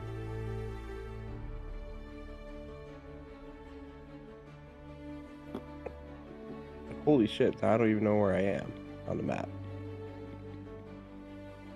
Do you want me to move your character for you real quick? Oh, no, you're in the right spot. You're in the right spot. Oh, wait, no, it went back. Why? why did they go back? What the? Here, Gal, I'm gonna move it real quick. I'm gonna move What it. happened? All right, I'm gonna refresh as well. Okay. Yeah, go ahead. Okay. Yeah, just refresh. You, just you refresh. should You'll be fine. you should be in the correct spot right now. And if I turn this on, you should be able to see some stuff. No, my screen's completely black.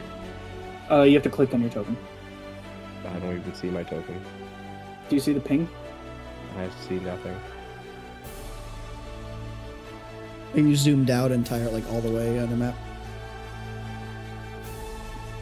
You want to share your screen, Gal? Hold on. Everyone, ask questions real quick.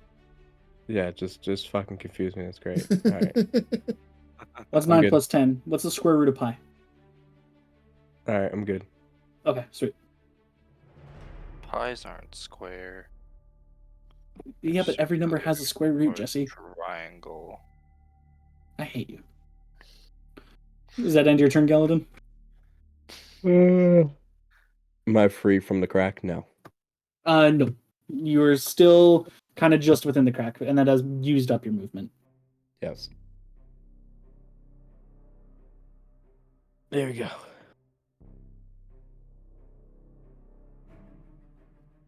I clicked end turn, so. Okay.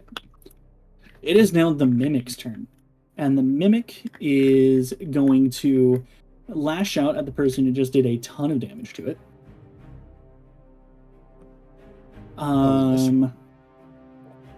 So he's going to make a pseudopod attack against Maximilius. And Mimic rolled a 19 to hit, which, unless he has shield... I don't know if clerics can learn that. No, he cannot. So the 19, the pseudopod will absolutely hit him, dealing 7 whole points of damage. Oh my! Oh, I forgot I can't just. Trying to edit the help of player characters is so much easier, but so much harder at the same time because I have to actually go into their sheet and do it. That's definitely pain. Yeah. All right, back to Duraga's turn. Ooh. It's my turn. Ay ay ay. Okay. Yeah, I guess I don't want to leave Sklunk all on his lonesome. So I am going to move over to him.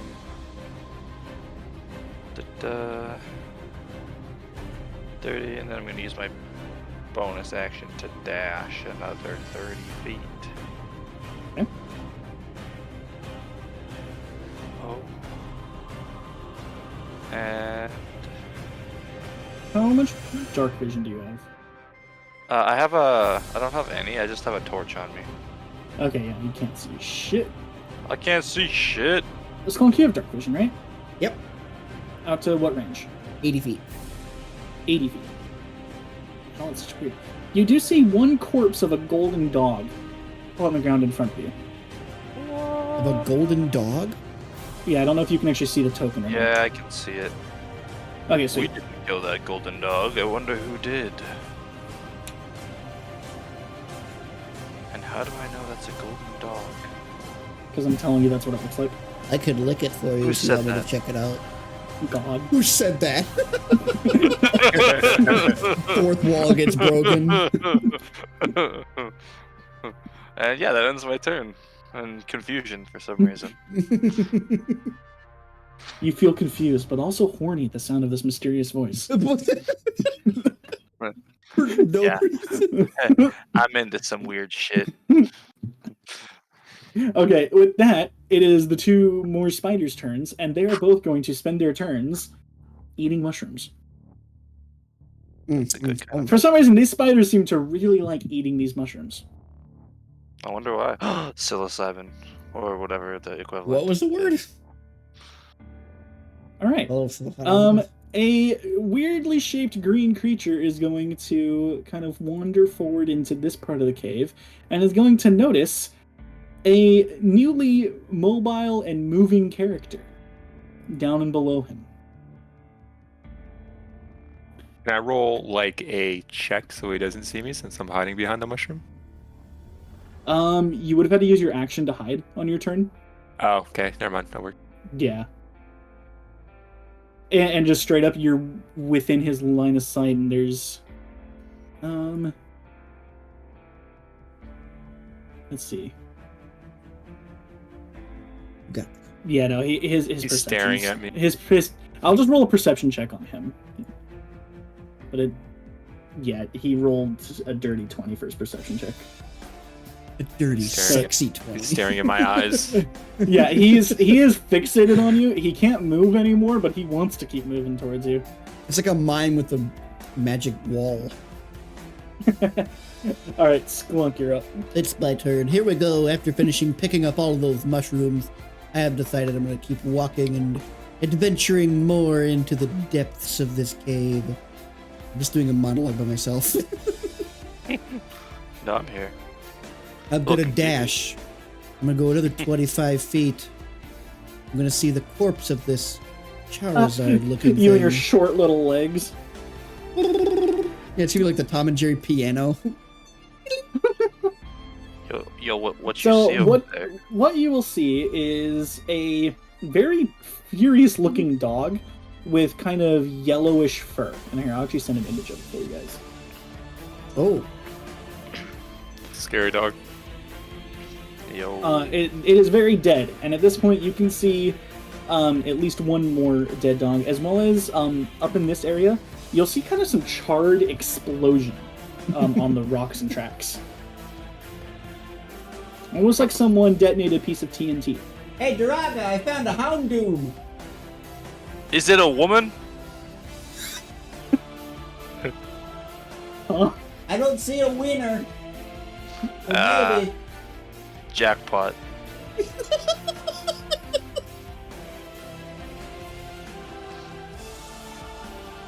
Duraga, you feel a rumbling beneath your feet. You feel aroused.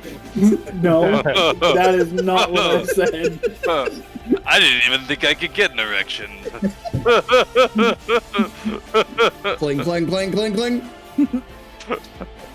And for those who don't know, he is a Warforged, which is a robot. Oh my gosh. It'll be like a transformer where like the inner thighs detach. Introducing my third leg. And then you have like Optimus Prime. I've come. Steve, if y'all are this horny, I'm just gonna make like an actual like red light district and spend an entire session there just so you get no YouTube content. Hey, I'm fine with it. This is we're just. Listen, I have a map for it already. Okay, let me just say that. Cool. Sounds good. I just thought it was funny. Came to my head. Listen, my guy. All right. I would love to visit a Red Lantern district. So yeah, I see those. I take them into account, and I just go, well, I found another train track. I guess I'm gonna find it. Do I still have that other action to dash? Yeah. I'm gonna hop in the minecart. Okay, we'll say that adds an extra like 10 feet of movement to you per turn if you're like riding the minecart. It'll just fill it up because the minecart's like double my height at this point. Yeah, I just so climb into it. You can move 10 feet faster per round along the tracks. Awesome. Okay. All right, that's gonna end my turn. All right, what's Peaches do? Oh, where's Peaches? Knowing that Peaches heard things coming from the left. Peaches at this point will have also heard a little bit of a shout of surprise as well as sounds of combat, both magic being cast as well as kind of a wet slapping sound. Did Peaches hear me yell back to Duraga about the Houndoom? Very faintly. Recognized your voice, did not recognize words. Okay, so as she's recognized, she's actually going to get the courage to cross the bridge. Okay. Let me see. She gets 30 feet, right? 40. 40 feet. Perfect. And then she's also going to dash. So Okay. we're gonna get her. Ooh. Huh. Oh yeah, she's good. She's gonna walk all the way over here. Okay. And There from we go. there, Peaches Hey. directly up is going to see some familiar faces. Her tail will start wagging slowly. The familiar faces are in Mortal Kombat. Mortal Kombat. No, not- Okay, Zeros, it's your turn. You asked for this.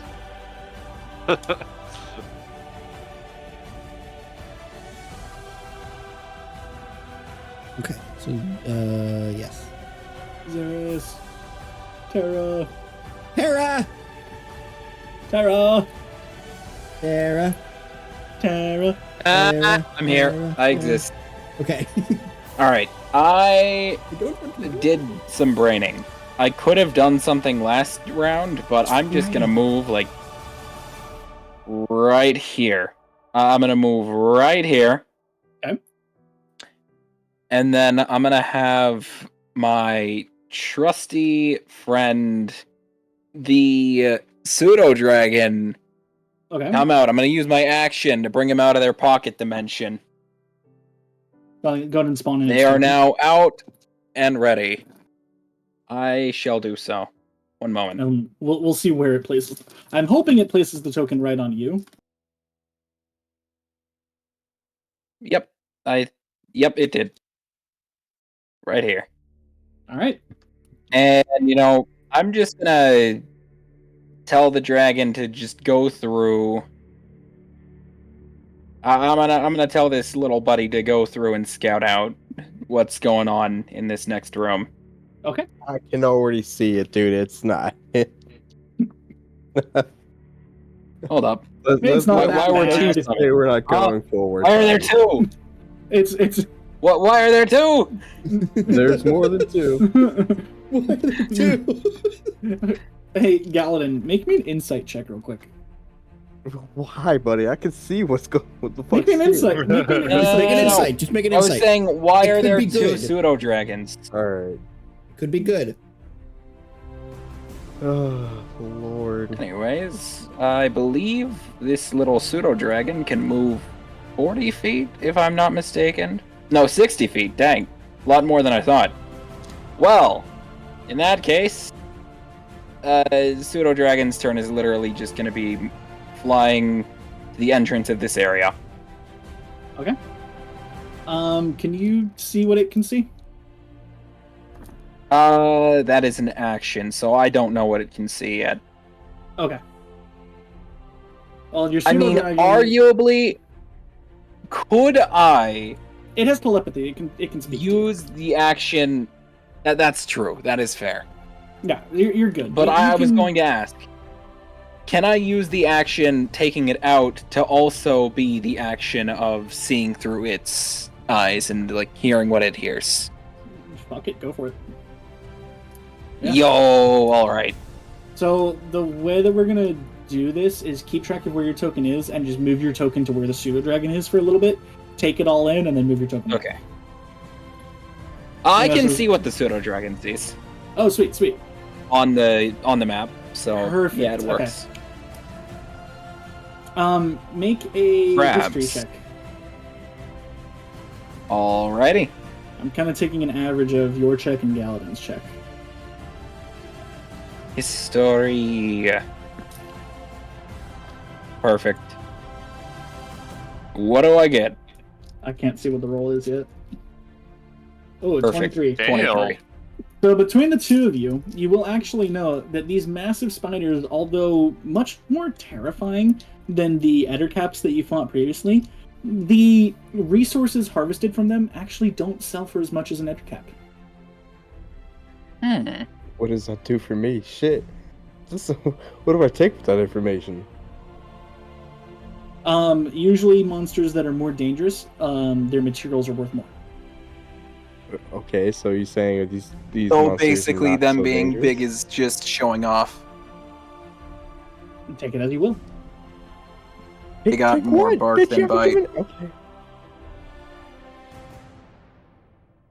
Very well. With that in mind, my turn is over. Oh wait, hold on. I might have given you guys misinformation actually. Yeah. Oh yeah, I gave you misinformation. No, these are more Wow. expensive. My bad. I was really wrong on that. Man, I was about to have us walk into a room thinking that they're not so They were dangerous. friendly. No, I corrected myself. I corrected my mistake. My bad. Yes, and thank you for Okay. doing so. I don't want to die here. So what I'll tell you, I'll give you a little bit more specific information on what I was actually seeing that made me prompt to that. Is you'll know that they're known for being maybe a little bit of a glass cannon type of a monster. Oh, they're a storm wizard. Yeah. Oh gosh. Alright. I don't like. Sober, it is now your turn, and the creature in front of you has very obvious hostile intent. That was literally all I was gonna ask. Shit. He sees you with loving eyes. Yo, I'm gonna need that dragon to come fly me away. Hold on. Let's see. It's 60 Fly me a feet river to the away. moon. Fly me to the moon.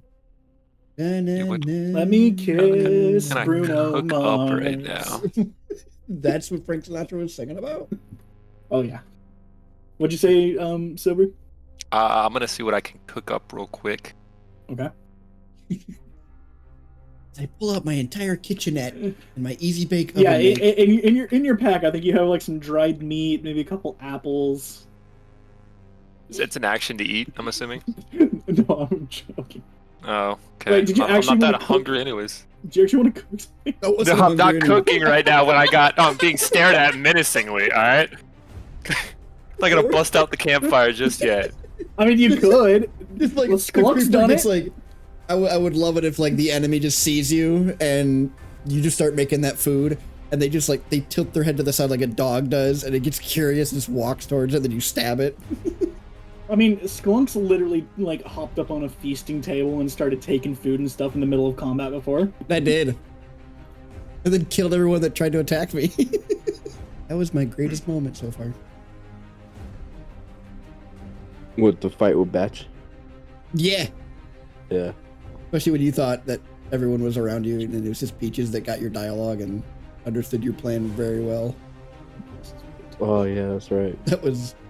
I'm so glad I have that on video, and that's an actual video on the channel. So great. You're an amazing person, Gal. Just want to let you know. Thanks, buddy. Well, You I too. guess I will use my Toll of the Dead, because it's 60 feet away. Okay.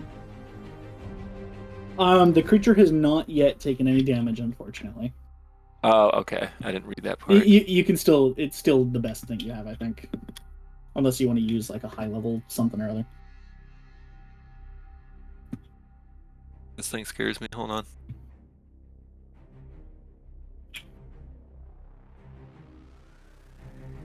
Oh, you do have at least one high level spell that you could use for damage.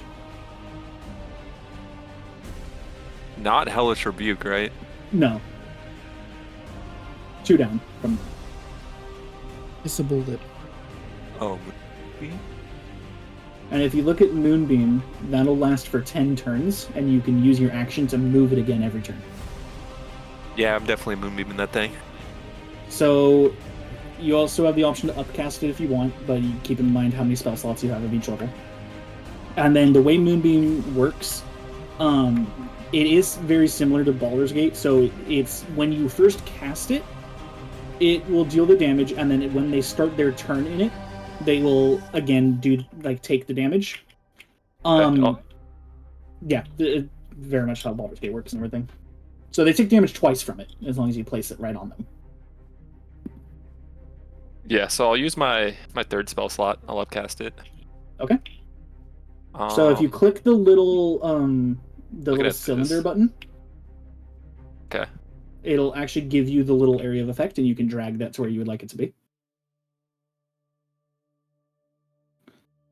It should be like the little golden circle that appeared right below the creeper. A little bit further down. Oh, this thing. Okay. Yep. Okay. And then do I have to roll for damage? Yep. And then you just click the 3d10 button.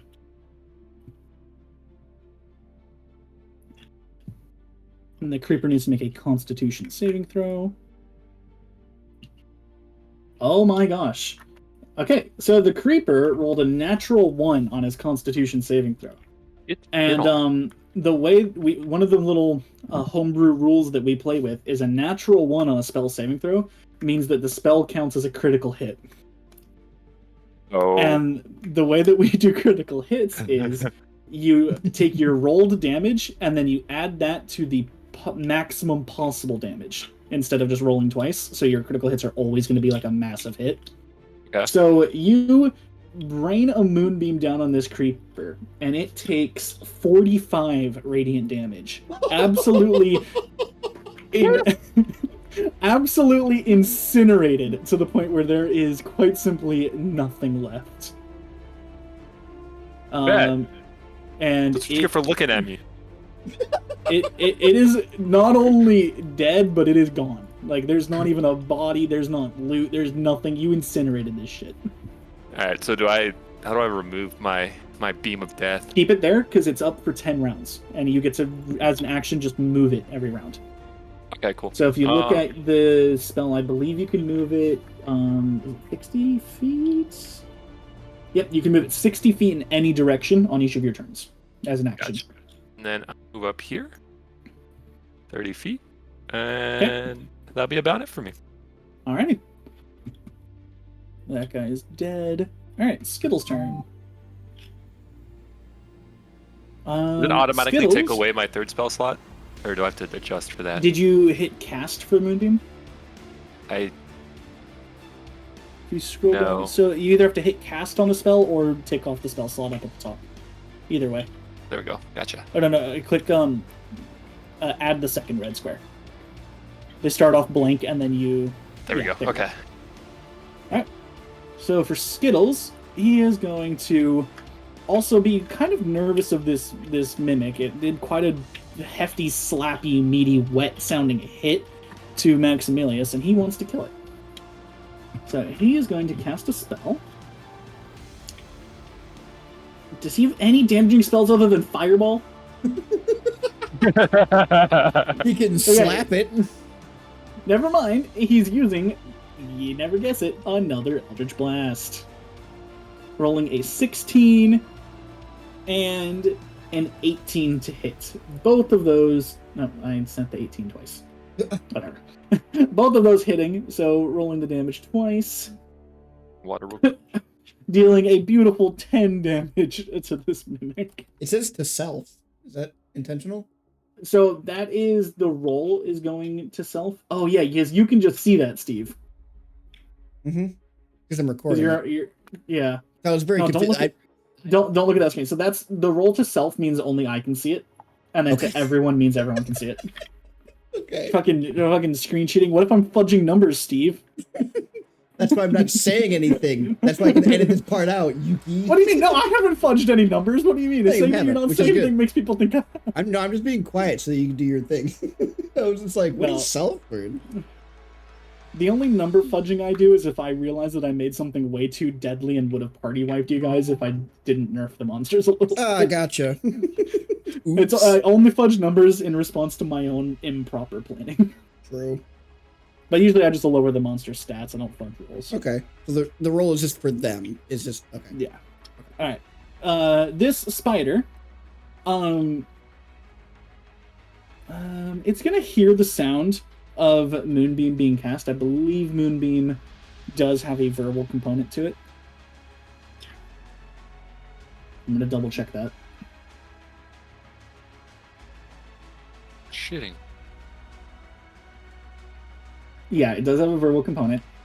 This spider is going to hear that noise and just disregard it and continue eating its mushroom. It's gonna hear the kia. Yeah, I hear like the magical chanting and a grunt, and then just continue. eating its mushroom. It's just Link's grunting. Yeah, yeah, Alright. yeah. Maximilius, in an attempt to absolutely devastate this mimic, is going to use another inflict wounds. Rolling a 18 plus 24 to hit, which does in fact hit the mimic, dealing a whopping 14 damage. Oh, fuck. Bringing it down quite low, but not quite killing it. With his bonus action, he's then going to command his spiritual weapon to fly up and... Where is this thing? Why doesn't it exist anywhere I want it to exist? Spiritual weapon's gonna take a slash at the mimic with a dirty 20 to hit, dealing 9 damage, finally felling the foul creature. A stench kind of wafting off of it as it dies, and as it kind of dissolves into a puddle of goo, you'll see a small little gemstone kind of left behind, and Maximus will pick that up and put it into his pouch. Then he's gonna begin walking back out and see both Skunk. Nope, not Skunk. Just see Peaches. And he'll kind of like wave out to Peaches and kind of beckon the very large ferret type creature over for some head pats. All right, it is Galadin's turn. Okay. You can move as normal. You're no longer having to squeeze once you move past this. Alright, so I'm going to get back on my horse.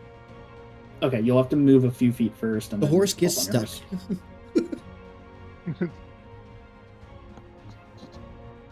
All right, we'll make you large and in charge. All right. And then, just out of curiosity, are these big ass spiders? Are we able to fight them? Oh yeah. 3-on-1, 2-on-1? Be Or smart. are they much harder? You were pretty good on your insight. You'll know that they are challenging creatures, but not something that you couldn't handle. Also, as you kind of exit that area, you'll see down to the bottom left, because this whole area is actually lit up with dim light, and you will see a tiefling mage wearing what seems to be kind of some sort of a holy robe, holding a large, very imposing looking staff. And a big moonbeam. Oh, and a big ass moonbeam of radiant light between you and him. Thank you for reminding me of that. How could I forget? Hey, the it's my moonbeam? flashlight. Yeah. All right, cool. I'm going to meet up with this gentleman. Okay. Okay. Now the issue is this fucking moonbeam. Okay, good. I was waiting to see if you would I walk walked through it. into it. I would have let that happen. Oh, I know you would have. I wouldn't have at the beginning of the session, but we're far enough in now that I think you guys, You'd be like, yeah, you guys know Do what I you're have doing now. enough room to get around it. Not with your horse. Although you don't have to desummon your horse. You could simply dismount and go around to either side of the moonbeam. There's enough room to squeeze by. Alright, cool. I'm going to dismount my horse, and I'm going to meet up with this tiefling. And for sober, any sort of like roleplay character interaction can happen even if it's not your turn. So Okay. You also have now seen him, and you are free to. You can't like move your character, or do attacks, or anything like that. I But can you just yell at him. Oh yeah, you can talk basically. You can talk Alright. freely at any time in the campaign. Okay. So, dismounted, 30 feet. I'm going to dash. Let's make you guys Another smaller. 30 feet. I mean, you don't have to, because once I... okay. Sorry, I had already done it when you, you said don't you have don't to make it smaller. Oh, okay. I put a circle where your horse is still standing. Cool. I mean, I can always just tell him to come follow me. He can't squeeze past the moonbeam. By himself. Damn. Big ass horse. Yes, horses are big. They're double the size of a human. I mean, to horses be are- fair, I are- haven't heard. No one said pony tonight, so. True. Alright, so... He's got am you I in there. talking distance of this tiefling? Yeah, you were already within talking distance. You made him move all the way down. I didn't make him do anything. I said you see the person and you could shout out. I was pretty clear about that. I don't want to shout out. To be fair, if we shouted, the Well- spiders could have came and ate us. So. That is Sure. true. Alright, Yeah. so... I'm going to engage in conversation. Hey, how's it Engage in going? combat. Who the I'll fuck are you? What are you doing here? How you doing? Are you good? Hi, I'm Like good. it's I not- kind of just woke up down here in some webs. I don't really know what's going on. I got separated from my convoy of fellow churchmen. I'm a cleric. You help me. You have a party I can join. Kind of lonely. Okay. I mean, to be honest, most of my party is really scattered about, so it's kind of hard to gauge everybody else's opinion on this. Although, if you would very much like to join me and my buddy who is still in the crack somewhere. Okay, not a problem. Yeah, because as you can see, I had to cast a giant moonbeam because some monster looked at me the wrong way, and I don't know if there's more monsters in here, but I don't know if I can take them on by myself. I was wondering what the fuck that bright light was. Yeah, I kind of had to do what I had to do. Yeah, fair enough.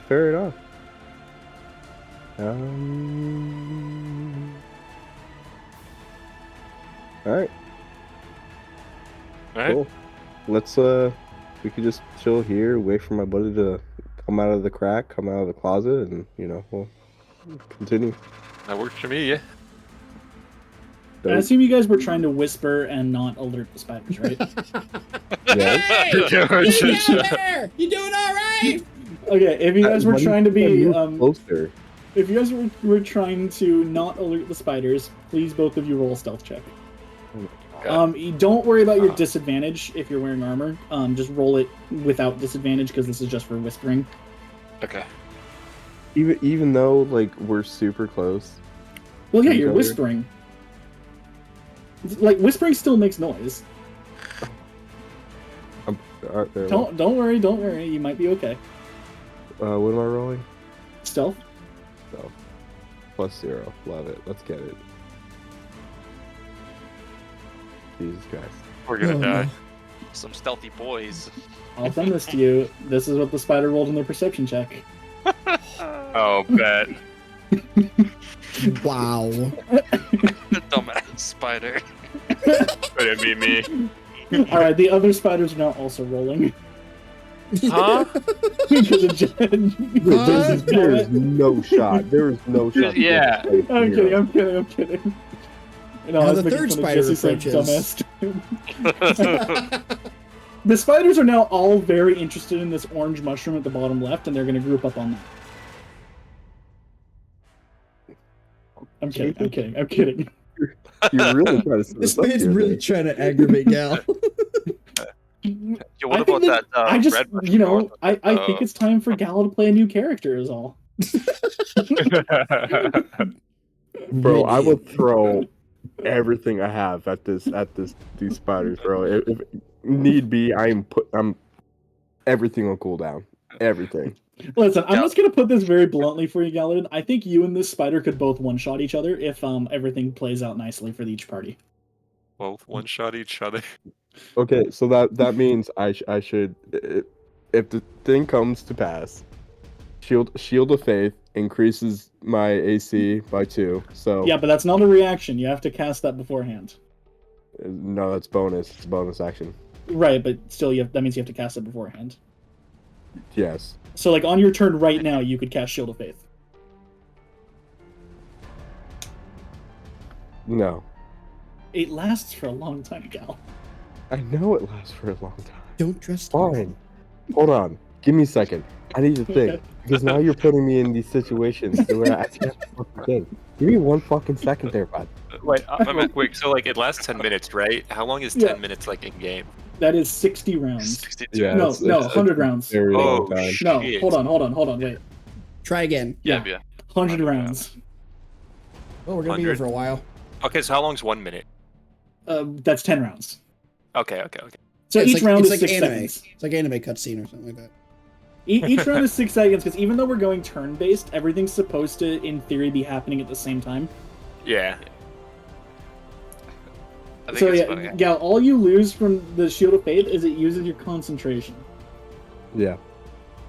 Gal's like, I'm gonna use all my cooldowns for this Oh, shit. shit. Like, use Shield of Faith. He's like, I don't know, maybe. Now he's making second guess. I don't know. Now I'm under the scared. impression that he's gonna like come up with something and get us all fucked up by these spiders, and then The spiders are not that hard, Gal. They're level 3.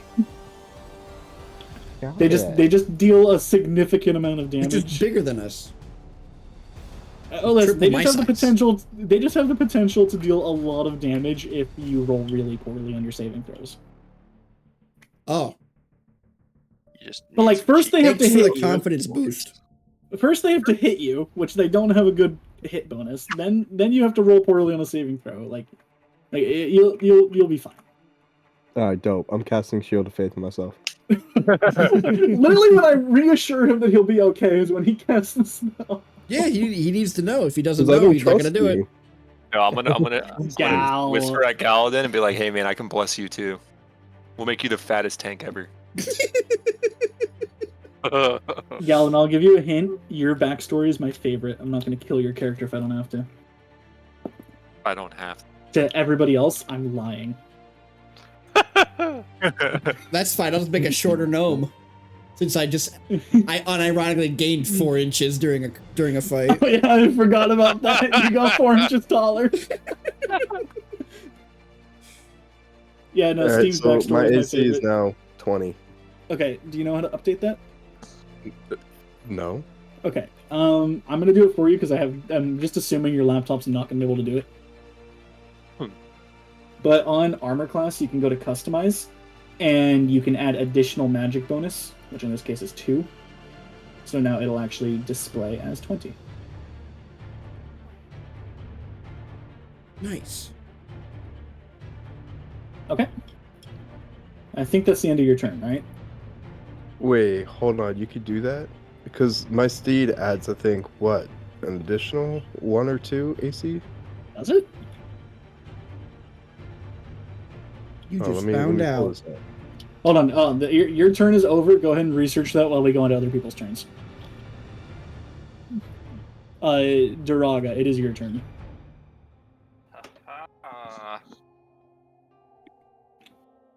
So without metagaming, I'm going to continue on this path. Okay. And I make it to right here. Okay. I I'll look- say and I that you're look- now in the minecart with Steve, and any Yeah. movement that he makes, you can get dragged along with him. Woohoo! Hey, Duraga, you ready for some fun? Fun. I've seen We're you gonna have s- fun, and it's We're gonna see not the how most. fast we could go. Oh. Yeah. Please do. Can I like ready myself to go into my head? Yes. You can go ahead and wait. You dashed to get there. Is it a bonus action to get inside your own head? Let me see. I can't remember. No, never mind. Yeah, you're fucked. I'm fucking dead. Wait. What's my fly thing?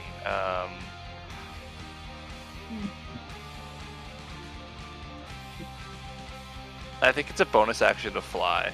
No, I use my Okay, you'll be fine. You can ready Yeah. flight. You can ready. I can ready flight just in case. In, like, in a the perfect event one of the go up on minecart wall. crashing, you can begin flying. Okay. All right. Do you do anything else? I look down the path and see friends, and I'm like, "Hey, friends!" And Maximilius is gonna shout out like, "Come on this way. We'll hop on in." You That is- got no, it! no, And that is- I immediately start sweating profusely. I As a did not know robot. I could. I did not know I could do that. You're regaining your lost humanity, Pinocchio. It's just oil coming out of the helmet. I lose my boner. The inner sides retract and collapse back together. Oh my gosh. I was thinking more like Terminator liquid metal just forming a penis.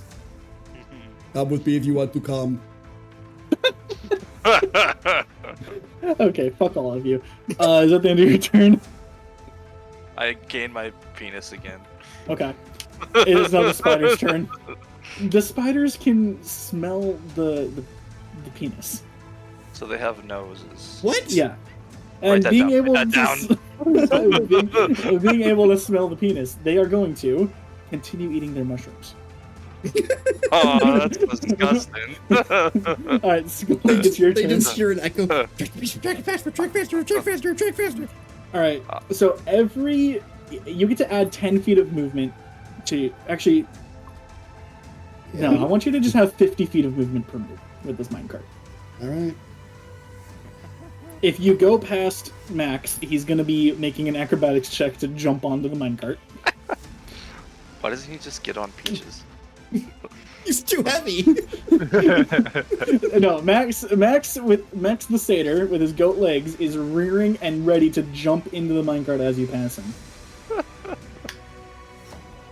Hey, here we go. Right. How many? Just tell me how many dashes you're using. One. Just one. Just one dash? Just okay. one dash. So you can move 100 feet? So yeah, okay. Acrobatics check. I'm gonna say the DC for this is 12. Okay. Motherfucker. Let's fucking see this shit. Okay, with that, Jesse, I want you to make an athletics check. The DC is gonna be 10. To like grab his hand or something? Yes. Good luck, guys. He's I so am close. not athletic. I'm aware.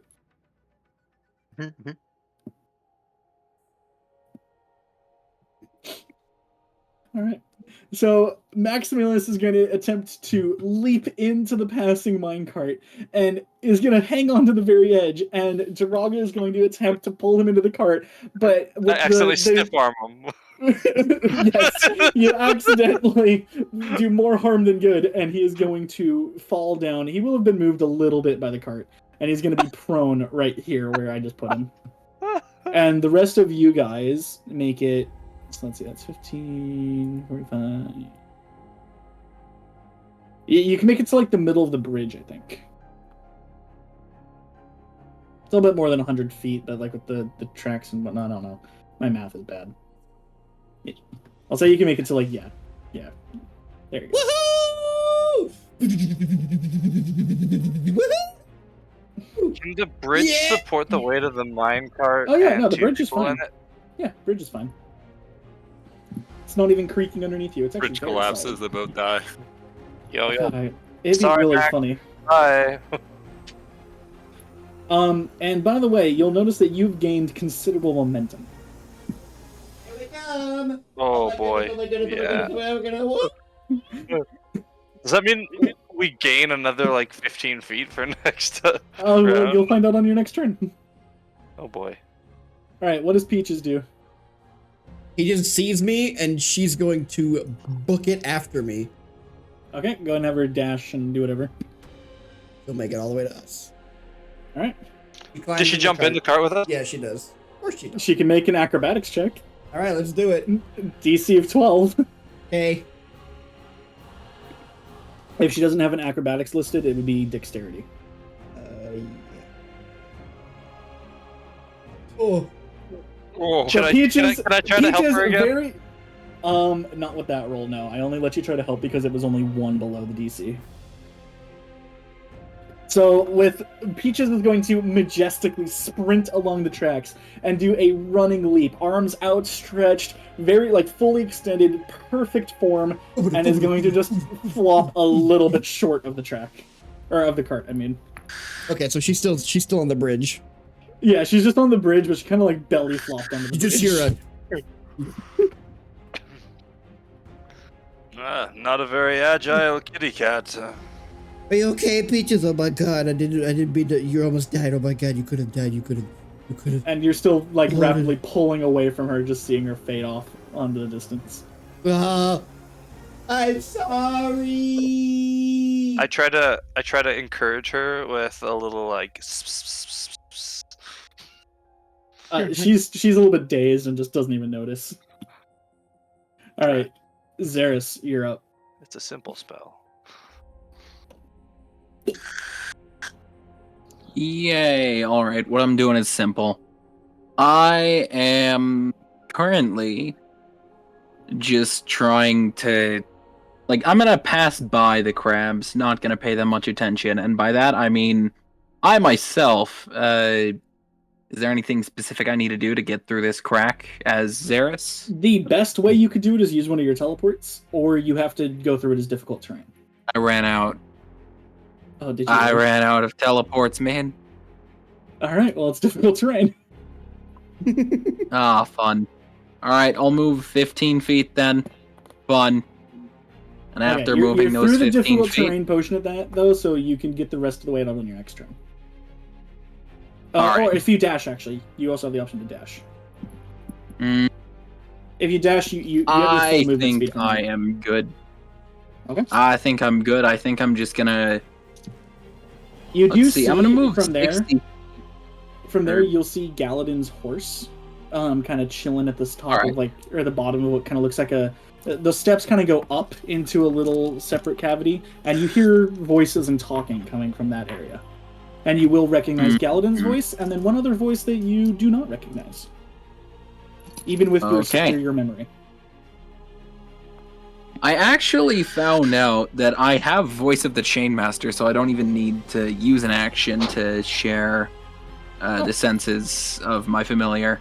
Heck yeah. So I'm just gonna continue moving, looking Okay. through the familiar's eyes to right here, so I'm not within. So the pseudo dragon isn't within the range of any of these crabs. Yeah, and Just gonna they're all look they're all pretty transfixed on their mushroom snack, so they haven't really noticed the dragon. Okay, You'll good. notice the one up at the very top seems to be nearing finishing his mushroom. Good. Oh no. All right. In that You could say it case, would I am take him about actually. another 12 seconds to finish his mushroom. I am actually going to use my action to dash over here. Hold on. There we go. Okay. And you'll now see the moonbeam, and you can see the other figures, as well as both Sober and Galadin. You guys can now see Xeris. Okay. All right. Restraint condition finally turned on. No idea why. Now it wants to turn on now? No, now it wants to turn off. It can't. Really quickly, who is this, Galadin? This is the homie Sober. He is a tiefling cleric, and he is friend. Okay. Well, it's nice to meet you, Soba, but we do have a slight problem. You see the crabs in the room over there. One of them is just about to finish having a snack and might come after us after. Also, they are We very might much wanna spiders, pick up not crabs. Spider, crab, brain.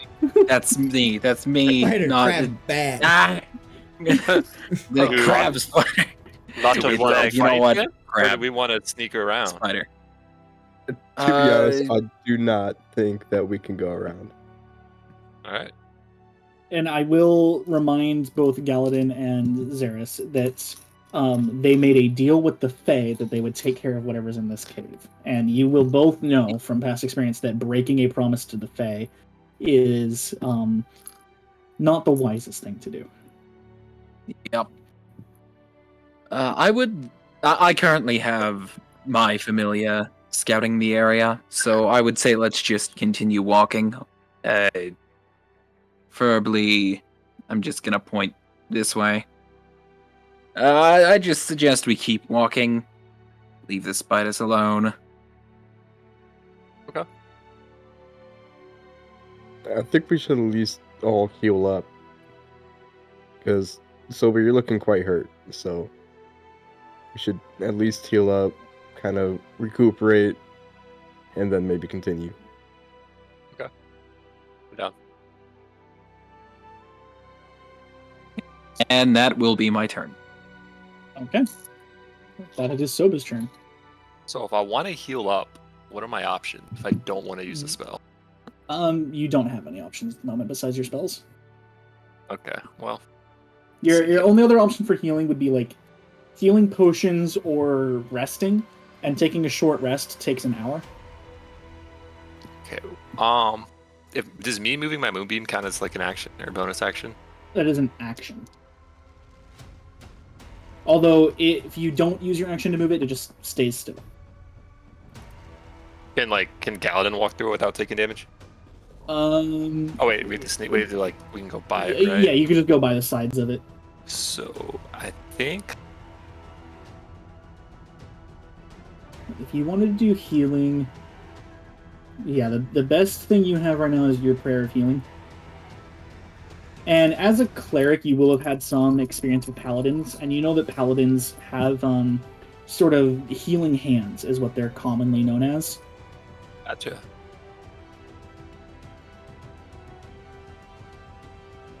Yeah, Prayer of Healing is very overkill for what you're doing, actually. Yeah, I think I will use Prayer of Healing for both of them, because it's everybody I can see. Okay. So yeah, I will use Prayer of Healing. So go ahead and roll the dice on that, and then whatever you roll, everybody heals that much. Oh, good roll. So on your character sheet, where it says your current / max hit points up at the very top right, next to that, there's the heal, damage, and in the middle, a little text box. Type 13 in that text box, and then click heal. Okay. Gal, do you need me to do that for you, or is yours working today? I mean, here, let me see. Just test it first, and then we'll go. Yeah, from I'm there. good. And then Xeris, you also get that healing.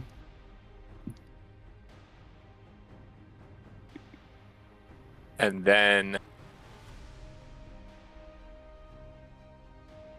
I will move. Okay. And you see where I'm pinging right now? Should be like a little red Yeah. ripple.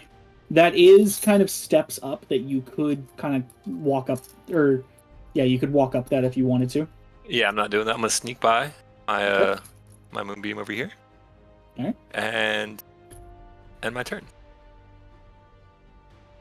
Alrighty. With that, it is now Skittles' turn. And Skittles will have kind of just heard more than saw the minecart just rocket past him. And not really knowing what's going on is going to kind of step out, notice kind of everything that's going on. Would you like to know what he heard? Yes, go for it.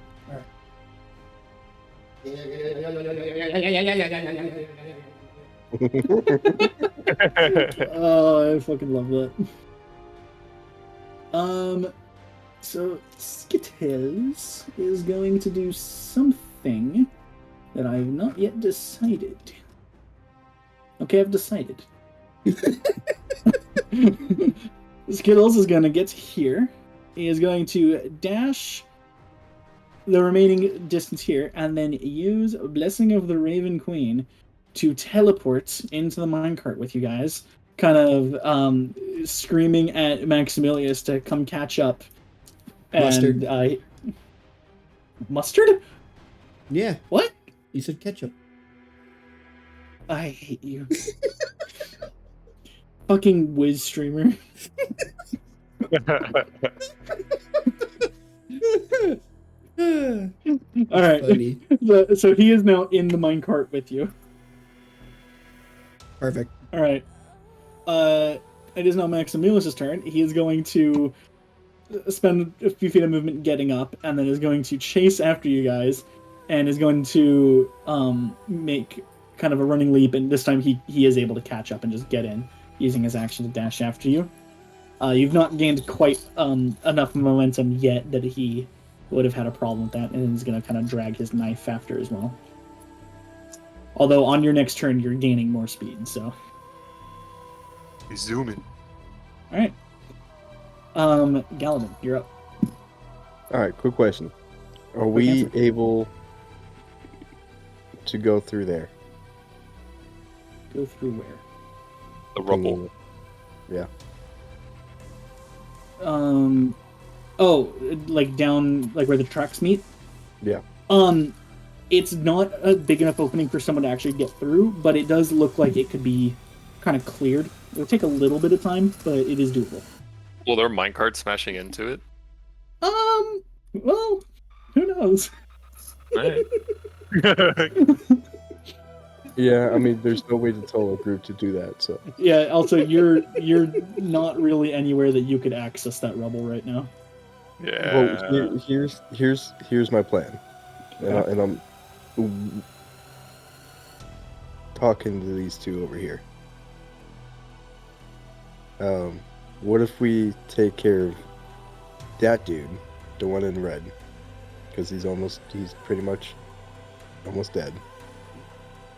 What do you think is almost dead? Hold on. What do you think is almost dead? This one. No, he has a green border around the outside, and an orange border is just his token color. He is not damaged at all. Yeah, I don't think any of them are damaged. right? No, Motherfucker. none of them are damaged. I'm colorblind. So He is let's rate colorblind. Okay, well, that's why if you ever Never ask mind. me how someone's looking, I give a Wait, description as well. which one's almost done eating? The very top one, the one with the yellow Okay. token. Oh, the card. one we're gonna walk past. Nice. So I think me talking to like Galadin, since he's almost done eating, I'm assuming he's gonna come check out the horse hoofing and stuff, and us talking. And I could bless you since you have Shield of Faith, and then you just tank it, and then me and Zareth can back you up, and at least hopefully take care of one of them. So here's my dilemma. So this motherfucker is gonna come to us and try to fight us, and then this other motherfucker is gonna see this motherfucker trying to fight us motherfuckers, and then we have to deal with 2 spiders. Yeah, but there's 3 of us, Motherfucker. and they're 2 lower levels than we are, so I think we might be okay. That's not exactly knowledge that you should have known. I was just feeling bad for making Galadin scared on accident. Oh, I'm just using the information you told us, and I'll still Yeah, have my no, that's fair, moonbeam that's out fair. as well. Yeah. You would know that they don't look like they take much to bring down. But you also remember that you just woke up from being unconscious and shrugging off the effects of what you did recognize to be a very powerful toxin of some sort.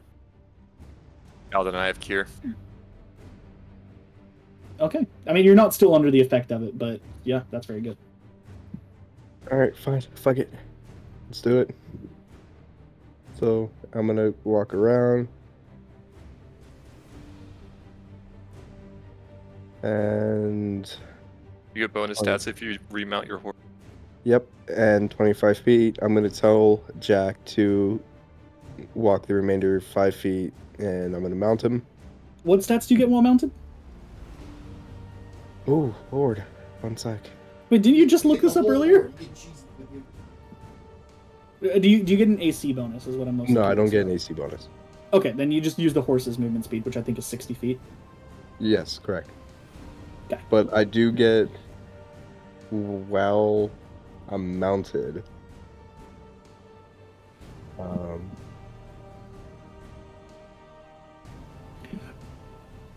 I'm pretty sure we looked at this earlier. There's a feat you can take that lets you get a bunch of bonuses while mounted. Correct. Right. Okay.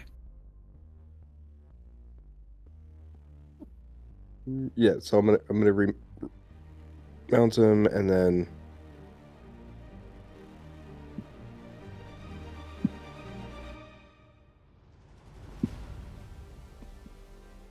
I think that's it.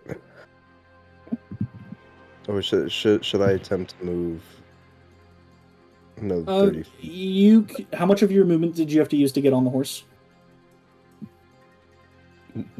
Well, none, because I moved 25 feet on my own, and then I told Jack to meet me the other 5 feet. Okay, so then you have 10 feet of movement remaining on Jack, I'll say. Because if you use up all of your own movement, because Jack's movement kind of replaces yours, so it like... But I wasn't mounted on him, though.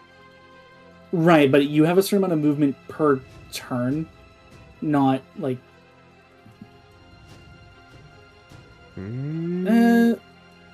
Sure. Okay, yeah, you can have get his full movement. Yeah. Well, I'll read up on it, and we'll come up with a consistent thing later. All right, word. So, I told him to move 5 feet, so I actually have 25 feet of movement. So let's do that. I'll be somewhat. Well, no. Jack has his remaining movement. Okay. You have to use your 5 feet of movement to climb up onto him, I believe. Anyway, so having him move that 5 feet to you is good. So then, yeah, just have go ahead and make your size large, or I'll make you large, and then go ahead and move up to the 55 remaining feet. Yeah, I can make him large. I can do that. There we go. Large. Sweet. Ooh. That's big. Alright, I just don't... Because we're going to have to fight him anyways. Yeah, just hold on. Before you continue doing this, I'm going to tell you, the horse is not stealthy. I'm well fucking aware. Okay, just listen. I don't want to like just have that come up later and be like, "Oh man, but I thought that I was sneaking on my galloping horse." Yeah, no, we're in a cave. Your it's horse rock. does the worm. It's Your horse just starts spit out to my imitate water. a caterpillar and slides its body my- across the floor. Fuck. My I'm just gonna water end just my like turn. went up my nose. Yeah, dude, I have Yeah, enjoy it. some It's a common high. sense. It's a rock floor. The horse has horseshoes, metal. Horse hooves. So Yeah. yeah. It's We're gonna do great. I'm gonna keep you safe, and everything's gonna be fine. Yeah, I got a cowbell that will alert us if anyone attacks us. When did you get that? I don't. It's a whole joke going with the bit. Oh, well, no, because that's an item. That's A a magic cowbell is an item? or just like a bell that alerts you if someone's close, and I don't remember giving Oh that no, to I you, would so just be was like, how did nah. you get that? The entire instance would be like someone sees us, they walk toward us, and I just start going clink clink clink clink clink clink clink clink clink clink. Someone found us! Clink clink clink clink clink clink clink. Like alerting everything else. Oh no. It can happen. You've gotta wait. I mean, Xeris got to see my amazing bartering skills firsthand. Oh. It's Duraga's turn, by the way. Okay. Can I even really do anything? Oh, yeah. So you're just holding your entire turn until the minecart reaches its destination. That's pretty much our So entire just hold your turn. Actually, you know what? Screw It'll it. be next turn. The minecart's just happening now. Okay. Yeah, because it'll just happen next turn. So anyways. with the speed that you guys have picked up, yes, the minecart's slamming into the rubble. So I'm gonna have everybody who's on the minecart make a dexterity saving throw to see if they can bail out before it hits the rubble. Oh, sweet. So real quick, Like I'm an gonna move you all acrobatics here. check. Dexterity saving throw. Okay, that's better. Look out! All right, Jesse, you succeed. Woohoo! got let this. me roll for Can I Max. go through the hole? I got this. No, you bail off to the sides. Oh yeah, Steve, you do a front flip. So Skunk does a fucking like a front flip off of the cart, landing 1 foot pointed in like a Ginyu Force pose. Here we go. That was pretty easy. I can do that again. Maximilius rolls an 18, also quite deftly, being like half goat and whatnot, getting out of the cart, landing cleanly on his feet. And Skittles is just has a really high dexterity, but rolled a fucking 5 plus 3. So Skittles does, while everyone's jumping out of the cart, they kind of keep jumping off of Skittles, not really meaning to, and he is gonna be still in the cart. Skittles, so exhausted, jumps off the front of the cart, gets run over, takes 2 damage. He just stays inside as it barrels straight through the rubble. So Skittles is going to take 5 bludgeoning damage and end up right here. The rubble is completely cleared. Everything in here is now staring at Skittles. Catapulted. Every single spider in there is staring at Skittles. Did Peaches make it? Did you roll Peaches for me? I did roll Peaches. Roll Peaches. She never even thought to get out.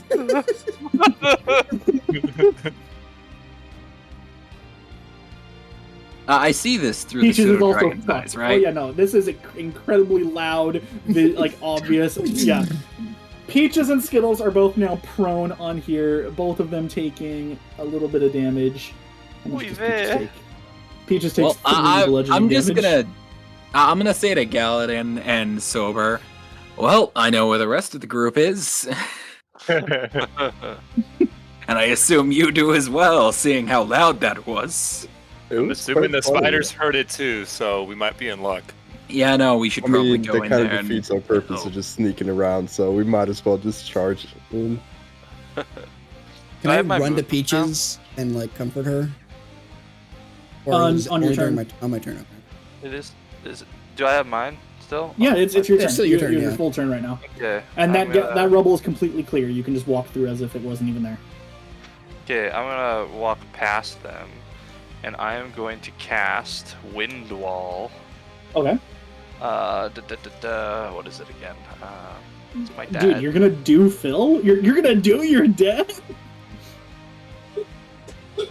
I'm gonna put the Wind Wall right here. Ah, a suspiciously great bar. Okay, so a wall of just soaring wind shoots kind of from the ground going up towards the roof of this cavern. Cavern's about, let's say, 40 feet tall. So this is only 15 feet tall. Okay, it's just going towards the roof of the cavern. Yeah. And Put that on in repeat. action. Just the entire time we're in combat. Just that whole So- wall sound you just made. No. I'm just kidding.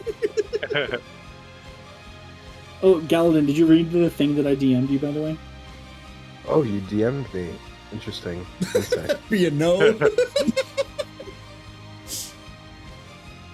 Love it.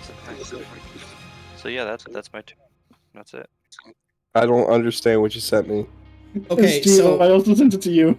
if it's what I think, because I just got It's the same thing I sent to you. it is. Yeah. I don't see- what am I supposed to do? So is it a green circle with red lettering? Is that what you said the same thing to Yes, both of it? yes, it is. It says "fuck the colorblind." Does it really? It does, yeah. In red. I don't see In shit. red, yeah. You're not gonna see anything because it's in red. The lettering is in red, and it's supposed to be like a Some of the it's a dots are red, colorblind some of the test dots are to see green. what kind of colorblindness you are. Yeah, it just says "fuck the colorblind," and it's in the red and green colors that you can't see. Motherfucker. It's some racist shit, dude. It's not racist. Yeah, colorblind is a race now. Yep. Yeah, I'm gonna get you those colorblind sunglasses for you. Yeah. Do you know how much they cost?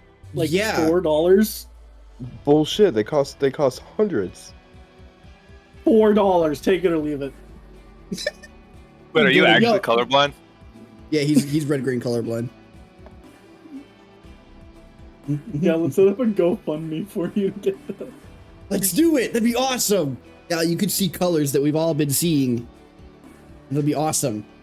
Solo user for D&D. Yeah. So what do the red mushrooms look like to you?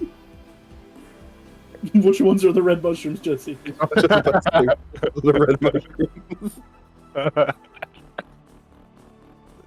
Bastards. Yeah, it's okay. Okay. Alright. By the way, I don't have work tomorrow, so like, you're Gucci. Hey, that's awesome. Oh, fuck, I did not realize that you ended your turn, Jesse. Alright, noticing the quite serious commotion going on, this first spider... Nothing happened. Let's see. This first spider is going to, it is going to disappear from your sight. What? And it is going to move here. And it is still disappeared. It is still disappeared. It is Fuck still you. disappeared. Sounds like someone that just came to the U.S. The next one is going to disappear and move to about here. We're all dead. We've got Fireball again. Yeah, these things are really easy. Skittles. All right, Sklunk, you're up. Oh. I saw that Peaches got launched. Yes. I go Well, I Peaches go didn't and get- check on her, and I Yeah. pet her, and I make sure that, and I comfort Peaches, like, I'm so sorry, girl. Are you okay? And I check on her, and can I Peaches tell if she's will- damaged or anything? Peaches took 3 damage out of her 52 hit points. She's fine. She's very fine. She tucked and rolled. Okay. Yo, Alright. Sklunk, I think there's a cure for her through that wall there. There's 6. Wait, real quick, is Peaches like a Is the cat, like a wall- companion? Peaches is Sklunk's companion, yes. Okay. Which, by the way, it was supposed to be the boss of the area that they were in, and he fucking managed to tame it instead of fighting it. Okay. Wait, Yeah, real Peaches quick, how is did, literally. what's the Peaches is lore on how Okay, he got so- 4 inches? They were in the Feywild, and in the Feywild, magic has a chance to wild magic surge. And on the wild magic surge table, one of the options is you grow 4 inches taller. It's you grow 1d6 taller or shorter. So we rolled the d6 and got 4, and then flipped a coin for taller or shorter. So he grew 4 inches taller. I was 2'5". I'm now 2'9". Don't you gain movement with that though? At least. Sucks. No, he did not gain movement with that. Oh. It was all above the waist they grew.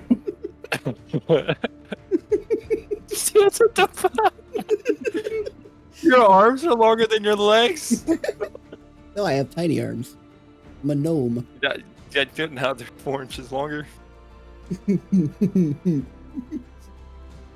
If I gain any more inches, I'm gonna become like a crazy. I'm gonna look like a crazy person. You're gonna be walking with your arms. With orangutan. Hey, Jesse. What? You know what? Never mind. I'll let you figure this out on your own, actually. Okay. Okay, what else do you do on your turn, Skunky? It was a free action to go comfort Peaches. Okay. Let me see. I take a look around. Take a look around, and I realize there's another way around the wall. So I, like a responsible gnome, I am gonna go exploring this way. My guy. Don't Fucking know. suck. He steps on the spider. Immediately dies. Jesse, can you send the description of Windwall in chat so that everyone else can read it? Yeah. How tall are these red mushrooms next to me? Like 25 feet tall. Okay. Are they bouncy? You're not sure. I'm gonna climb on top of this purple mushroom, and I'm going to see if it's bouncy. Okay. Let me check something. Poison damage. The purple one kind of just simply squishes beneath you, almost like memory foam. Oh man. That's a wall of text. That's a lot of words. Now that's the wind wall text. We get the TLDR. Is that the actual wall? It's just the text of the description. Can I get Basically, like if you touch wall, you take 3d8 worth of bludgeoning damage. if you Yeah, so fail. Jesse, I want you to read this a little bit more carefully. What? Oh And no. and then provide like a 2-word summary because I'm not reading the entire thing. Actually, Gal, you could just read like the first 3 sentences, and you'll be fine. I read it. What's that? When the wall first appears, each creature in its area must make a strength saving throw to take the damage. Once What? it's already appeared, that effect is no longer in it. Like, people can pass through it. What? It blocks small flying creatures, projectiles, and any creature with a gaseous form from going through it. I'm gaseous. But it doesn't know that. The spiders don't know. The spiders do know that. It is wind, Jesse. It is wind. You casted it. Either way, So who else has to roll? either way, it's not gonna really matter. I promise. But I just want you to make that's why I wanted to point out your spell does not deal damage when people cross through it. It's only when you summon it. And that's one of the reasons why this spell is specifically, you can make the wall any shape, so you can snake it around people. So you could I like draw totally, fucked that thing right there. you could have gotten one spider with it. Hmm. Well, I'm just gonna drop concentration on that shit. Okay. You can do that at any time. It's a free action. Yeah.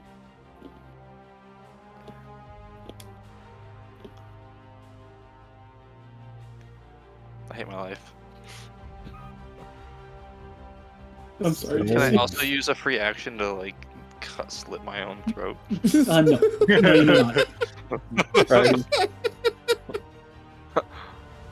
Alright, Steve. I take 2d12 worth of embarrassment damage. You take... No, that might kill you. I rolled a nat 1 on my intelligence check to read the fucking description of the spell. Oh man.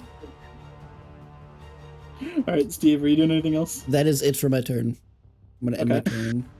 Peaches. Peaches what's is going. doing? Peaches is gonna follow me, Okay. and she's just gonna be on guard. Takes the entire session, doesn't fight shit. They're just bouncing on a mushroom. Just trying to That's find exactly bouncy what's about to happen. mushrooms. I'm Yeah. almost Don't give him positive that's ideas. exactly what's about to Don't happen. do that. Alright, Zaris, The it rest of is us your is gonna turn. fight spiders, and the two of them are just gonna be bouncing on a fucking mushroom. Whee! Boing. So, Zaris, from your current, where your character is at, you heard all of this noise, but I don't actually think you could have seen the commotion. You did see the two dragon. spiders that you had. Oh, good point. Thank you. All right, yeah, no, you know exactly what's been going on. Yeah, no. Seeing as two of the crabs or spiders, gosh dang it, my brain. Two of the spiders have disappeared. I'm walking into this room, and I am going to put 2 Eldritch Blasts into the one that hasn't disappeared yet. Okay. All right, the first blast is going to be. Hold on. A nice 21 to hit. That hits. All right, damage is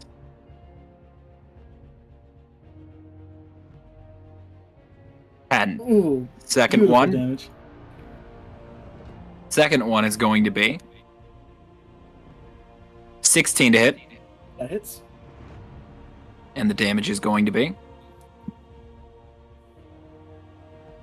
6. Alrighty. Now, So, bonus action. I'm gonna have the pseudo dragon go up to it and go for a sting. okay, go ahead. All right, the sting is going to be. Hold on, I gotta get it up. Oh, jeez. A nice 19 to hit, That hits. Okay. and the damage will be 6, and it has to make a con save. Okay. Let me get this thing stat. Look. Okay, its con save was at 15. That succeeds. Okay. So Zaris is gonna whip around the corner, kind of one in each hand, just lob 2 Eldritch Blasts straight at this spider.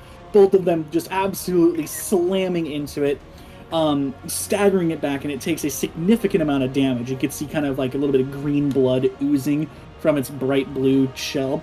Followed by this, the pseudo dragon's gonna run up, sting it, managing to kind of get in between some of the cracks in its chitin and deal a little bit more damage to it, and it is absolutely devastated by these attacks. Still alive, but it's just went from eating its mushroom to all of a sudden an explosion happened in front of it, and it just does not know what's going on right now. It's very hurt. You know, I am now going to just turn and look at the people who were separated from us and just wave after doing this. Skittles is gonna shyly wave back to you a little bit, kind of impressed, a little bit scared, and just kind of dazed from the crash. You know, honestly, it makes sense. My tiny And arm that's is my turn. aggressively waving as fast as possible. Hi there.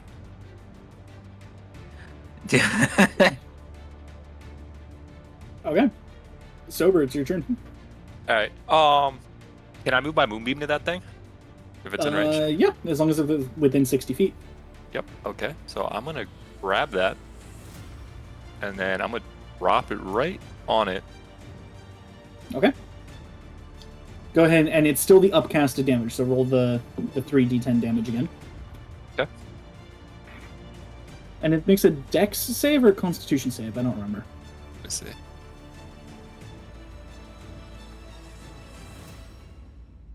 I can't tell. Can you look at my screen real quick? Is it this 14 con that's under hit Yeah, slash yeah. DC? So the 14 con is a Constitution saving throw, and it has to roll a 14 or higher to pass. Gotcha. So I roll the damage, or Yeah, you go ahead and roll the damage, and it rolled a 10 on its saving throw, so it takes full damage. Oh, 26 damage.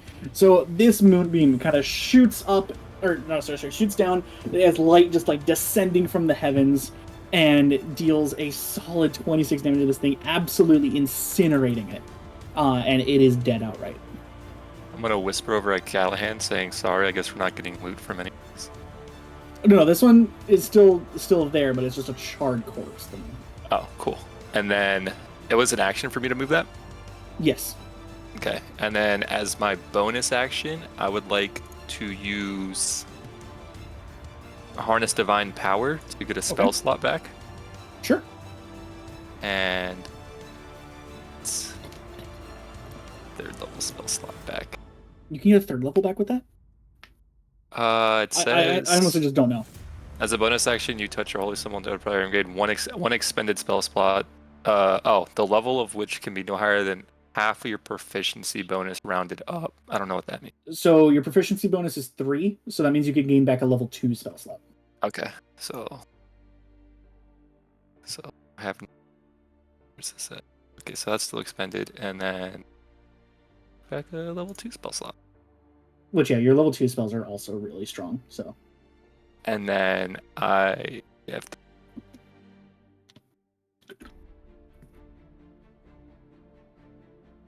By the way, if you select your token, it should measure while dragging, and then Oh, okay, yeah. cool. And that way it'll also snap to the grids automatically.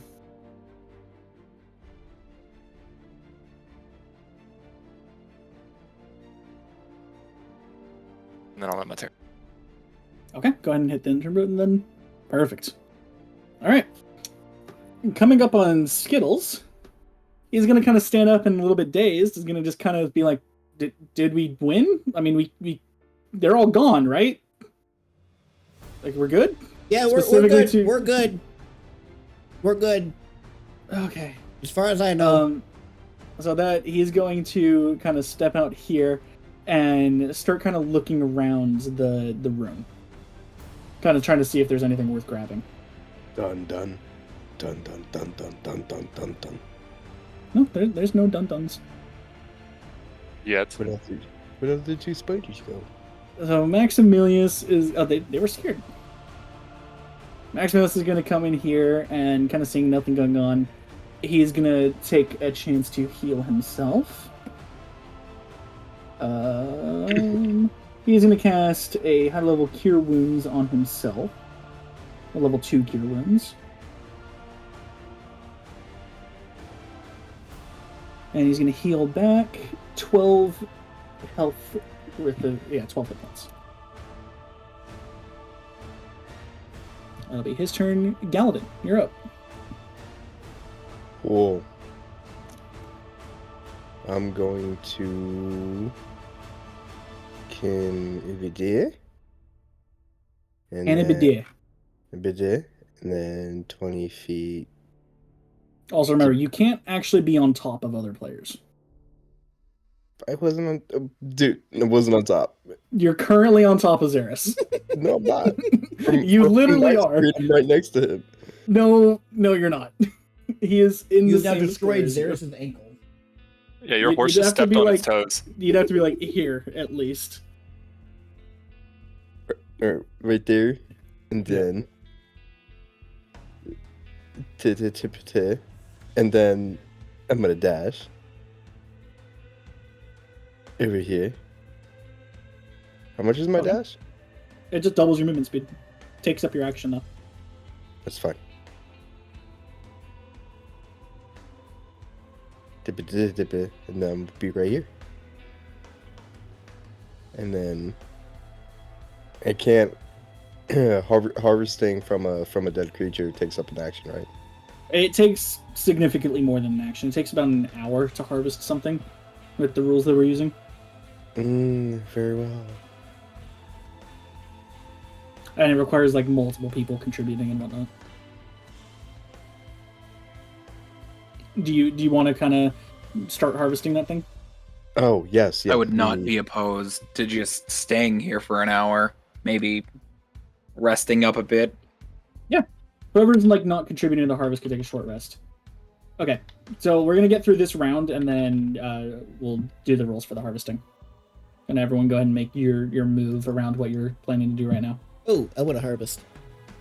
Well, when it gets to your turn, you can move towards that then. Okay.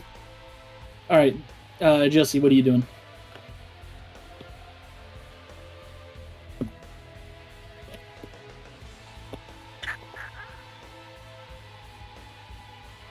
Actually, real quick, Xeris, make me an Arcana check or a History check. Up to you.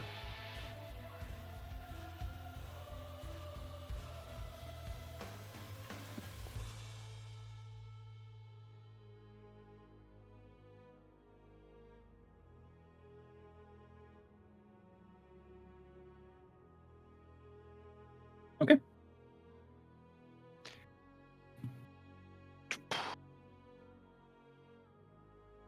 Yep, Jesse, what do you do?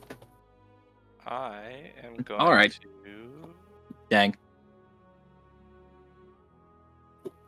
Can I hold spells? You can hold your Or action cantrips? or turn. It's the same way that you hold an action. Okay, I'm gonna move over here and hold my action. Okay. What action are you holding and what's the trigger? I'm gonna hold Eldritch Blast. For when a spider appears. Okay. And that ends my turn. Alrighty.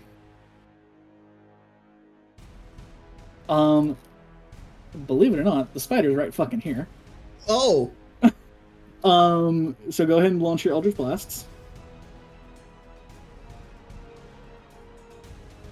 Perfect timing. Yeah, honestly. 21 hits.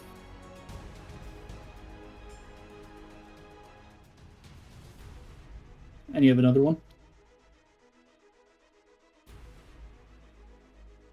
That is a natural 1. So on attempting to throw this Eldritch Blast, you do something. I'm going to look up a critical fail table because you're not really in a place for that to just hit somebody else.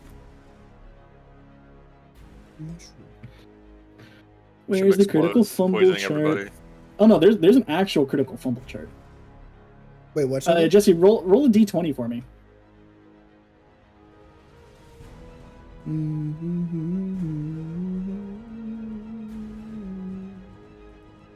Oh. What'd you roll?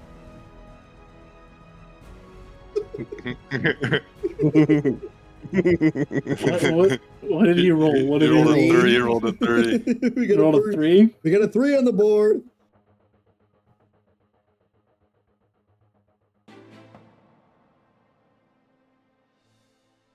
Oh fuck. So I'm using the natural weapons one for the spell casting because there is no weapon, obviously. The wild swing, you overextend yourself going in for that attack, and the intended target gains advantage on their next attack roll. It's gonna shoot your foot off. It's gonna try. Alright, so the spider taking one Eldritch Blast and then kind of dodging the second one as you overextend, kind of gaining a little bit too much confidence. And it is now going to make its attack at you. And it gets advantage on this.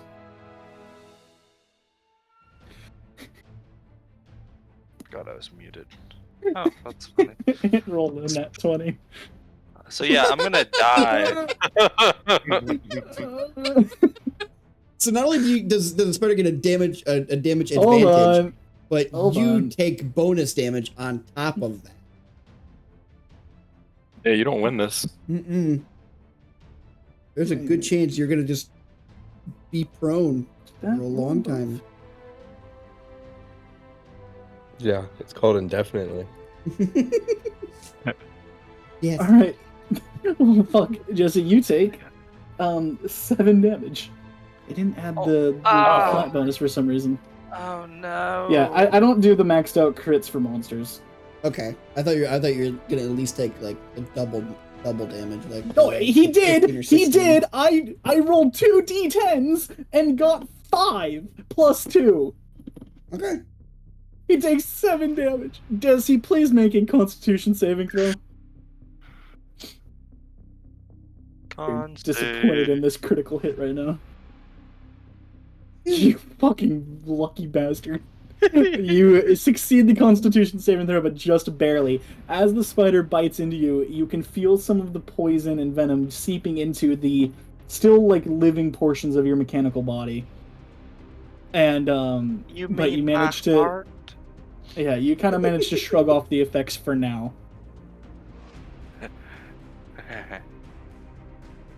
My entire Okay. body is made up of lucky horseshoes. Fucking apparently. Alrighty. The other one is going to pop up right here. Where is he? Oh. Oh. Oh no. Alright, that is a 22 to hit. Uh-oh. Unless you have some way to mitigate that.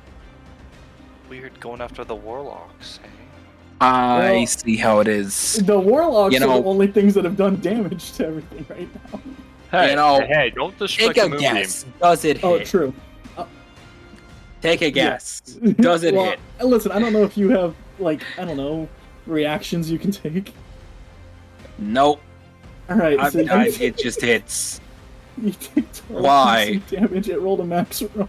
Oh my more damage than a critical hit. Why? Why? And then please make a Well- Constitution saving throw. You know, this is better than I'm still on 1 more HP than I was before this. Before meeting Sober. That's a 10 on the con save. Oh no.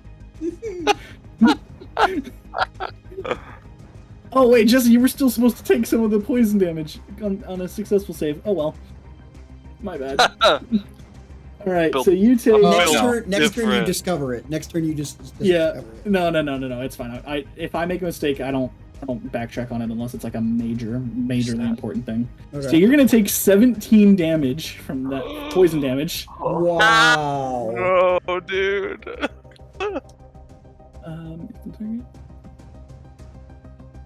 Oh my I hate God. it. I'm not doing okay. Okay, you are not poisoned though. It's just damage, thankfully.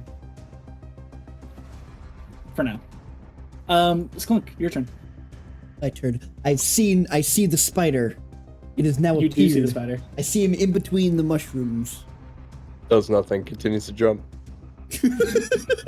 Choose to walk around and run. Oh goodness, what could I do? What could I do? What's in my inventory right now? Spoons. Wait, is Gal in the moonbeam right now? Who? Is Gal Gal? in the moonbeam? You know what? Technically, he would have been, but we're gonna just say that because the moonbeam was placed right under it, he wouldn't have done that if he had known that there was a moonbeam there. Okay. I assume Galadin did not willingly step into a moonbeam. So here, what I'm gonna do is I'm actually gonna make the spider smaller, just for the time being. Do you know who would? Sklunk. Fucking Sklunk, yeah. He tried to taste it or something. He licked the moonbeam, dude. Why is it so spicy? Hey, Sklunk, it tastes like chicken fingers.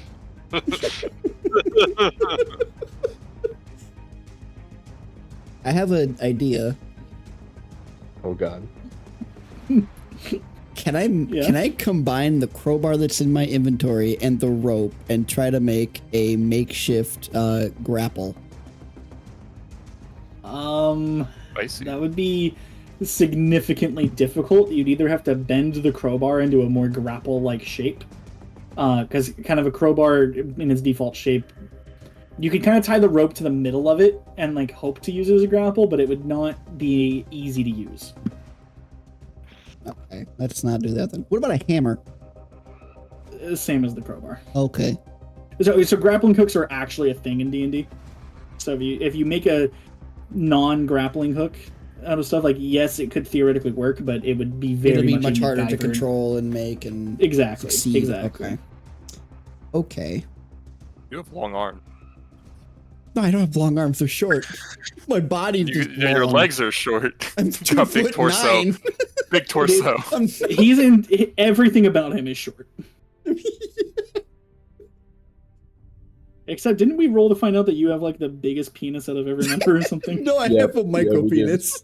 Oh, I forgot. And for some reason, for two whole places, I just left my pants off. They were just on her back.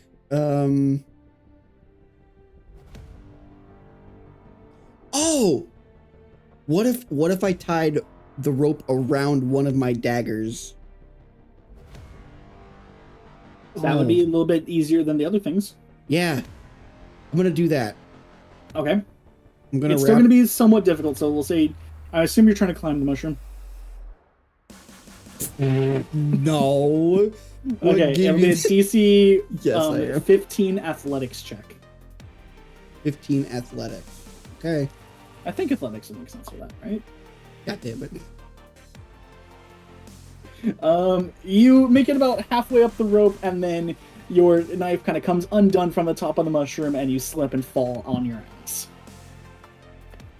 Do I take So any you are now damage? prone. No damage, but you are prone. Okay. And I don't, did it use an action to create the grapple? The combination of creating and climbing did use your action. Okay. All right. That's gonna do it for me.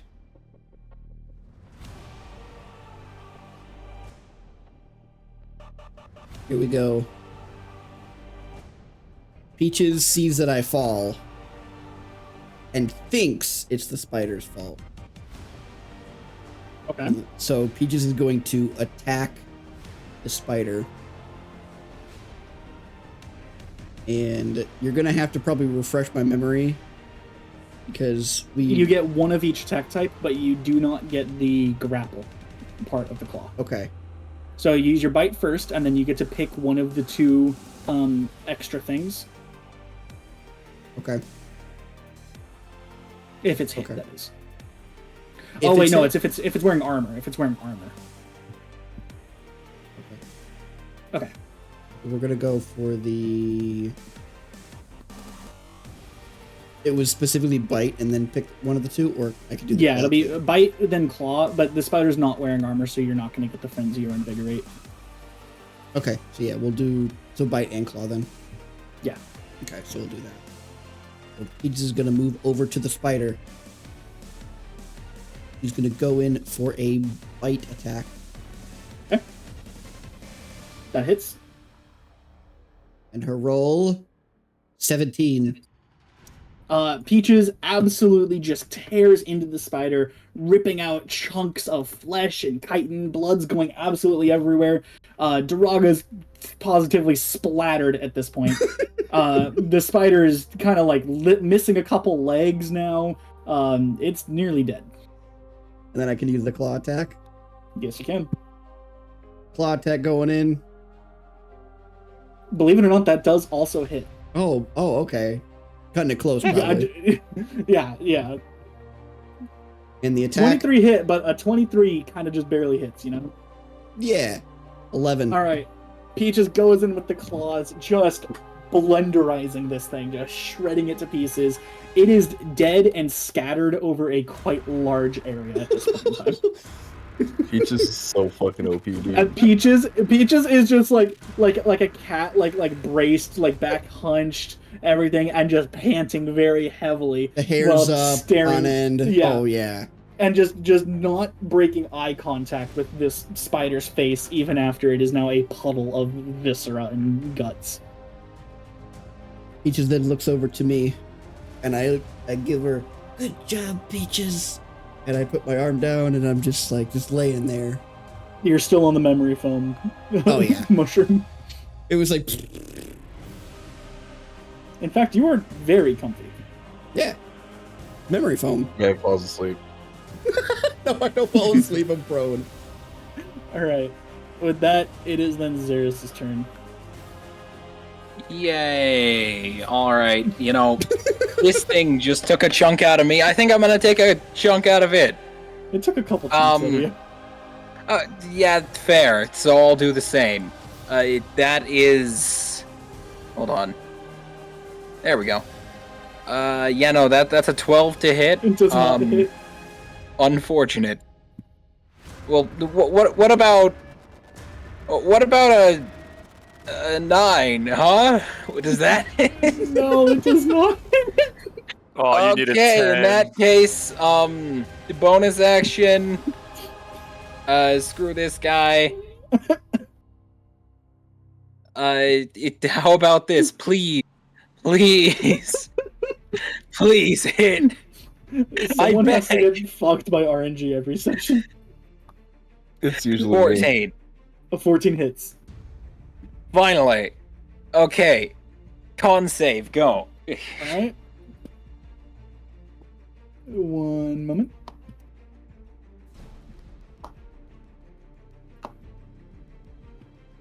Okay, roll an 8. Yo, that fails. Doesn't fail by 5 or more, though. Okay. Poisoned. Yay. Oh, heck, it's a spider. It's promptly immune. No! Actually, it's not. It's not! Let's go! Yeah. Okay. Gobble you. It is now poisoned. I think just he has a disadvantage on fucking everything. Which Fun. sucks.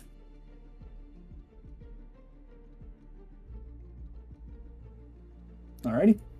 Well, yeah, no, that's my turn.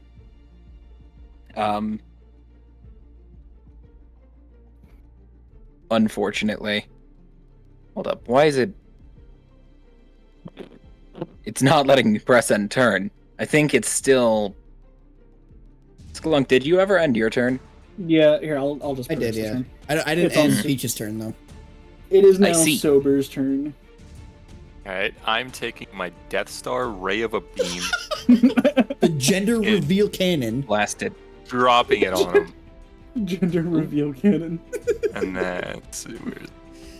The planet explodes and Alright, he rolled a 10 on his Constitution save, so he's gonna take the full damage from this. Wow. Fucking 11.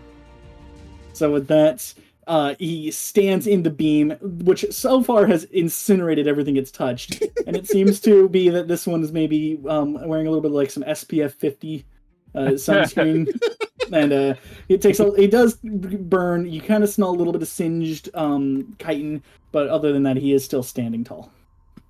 And then I am also going to move here and then yell at the other people I see saying, I'm friends with the Horseman and Xeris. And I'm friendly, don't hurt me. Okay. Just a friendly neighborhood tiefling. Ah, yes! The Horseman and Xeris. Sklunk, can you please roll an insight check? I'm just in starfish mode, Okay. like I'm just laying flat, and I just think to myself, who's Horseman? No, Sklunk, I want Sklunk to roll an insight check. Not Oh, Sober. my bad. Well, thank God it wasn't you, because that was a natural one. Okay, you believe him fully. And you understand that the Horseman is in fact Galadin. Okay. You had a brief flash of Oh, you mean genius right Gal. there. Okay, we're good. I still haven't seen him, I just know that I'm like, I trust you. Man, if you had Have a failed this, you were going to Horseman. perceive him as just an outright demon and not believe a word he said. Can I roll a perception check? Yeah, you can roll insight. You mean insight? Insight, yeah. The DC Yeah, is an yeah. 8, by the way. Oh, good. Okay, you also I- believe him. I, although you you're good? not quite sure who Horseman is. Who the fuck is Like, we Horseman? don't have a centaur Who's in our got a party, horse? do we? The head of a horse and the body of a human. This man's been eating too many mushrooms. And then as my bonus action, I'm gonna cast Shield of Faith on Xeris. Ooh. Thank you. Okay. Nice, dude. Xeris, you know how to add I the now AC? feel slightly less dead. Hey. And then I'll end my turn. Alrighty. With that, Skittles is going to absolutely just like main character walk up to here, already prepping a fireball in his hands. Freaking MHA.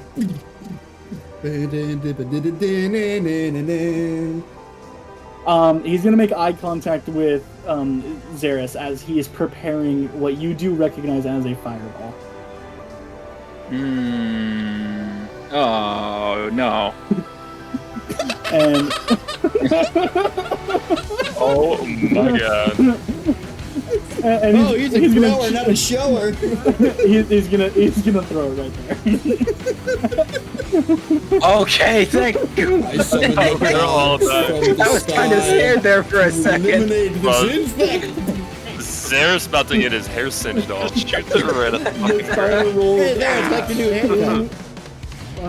Nah, my hair is going to be fine from the fire, but you know, it being right there and that eye contact right beforehand, I might just get bald from Xeris the looks up, stress. sees fireball, grabs canteen, douses head in water, goes, I'm and with safe. that, Skittles is kind of weave together some shadow into this that's gonna then brighten into a ball of fire and launch it out. Absolutely, just this like I've said incinerating a lot, but you know, incinerating the spider, taking it down, and you guys are now out of combat. Woo! We did it. I stand up. Why swap the descriptor when it works so well? Come here, You know? come here, girl. And she wasn't to me. I like hug her and I kiss her and I rub her and I just like pet her so much and her tail's wagging. Oh my gosh! I give her some meat for my pack. All right.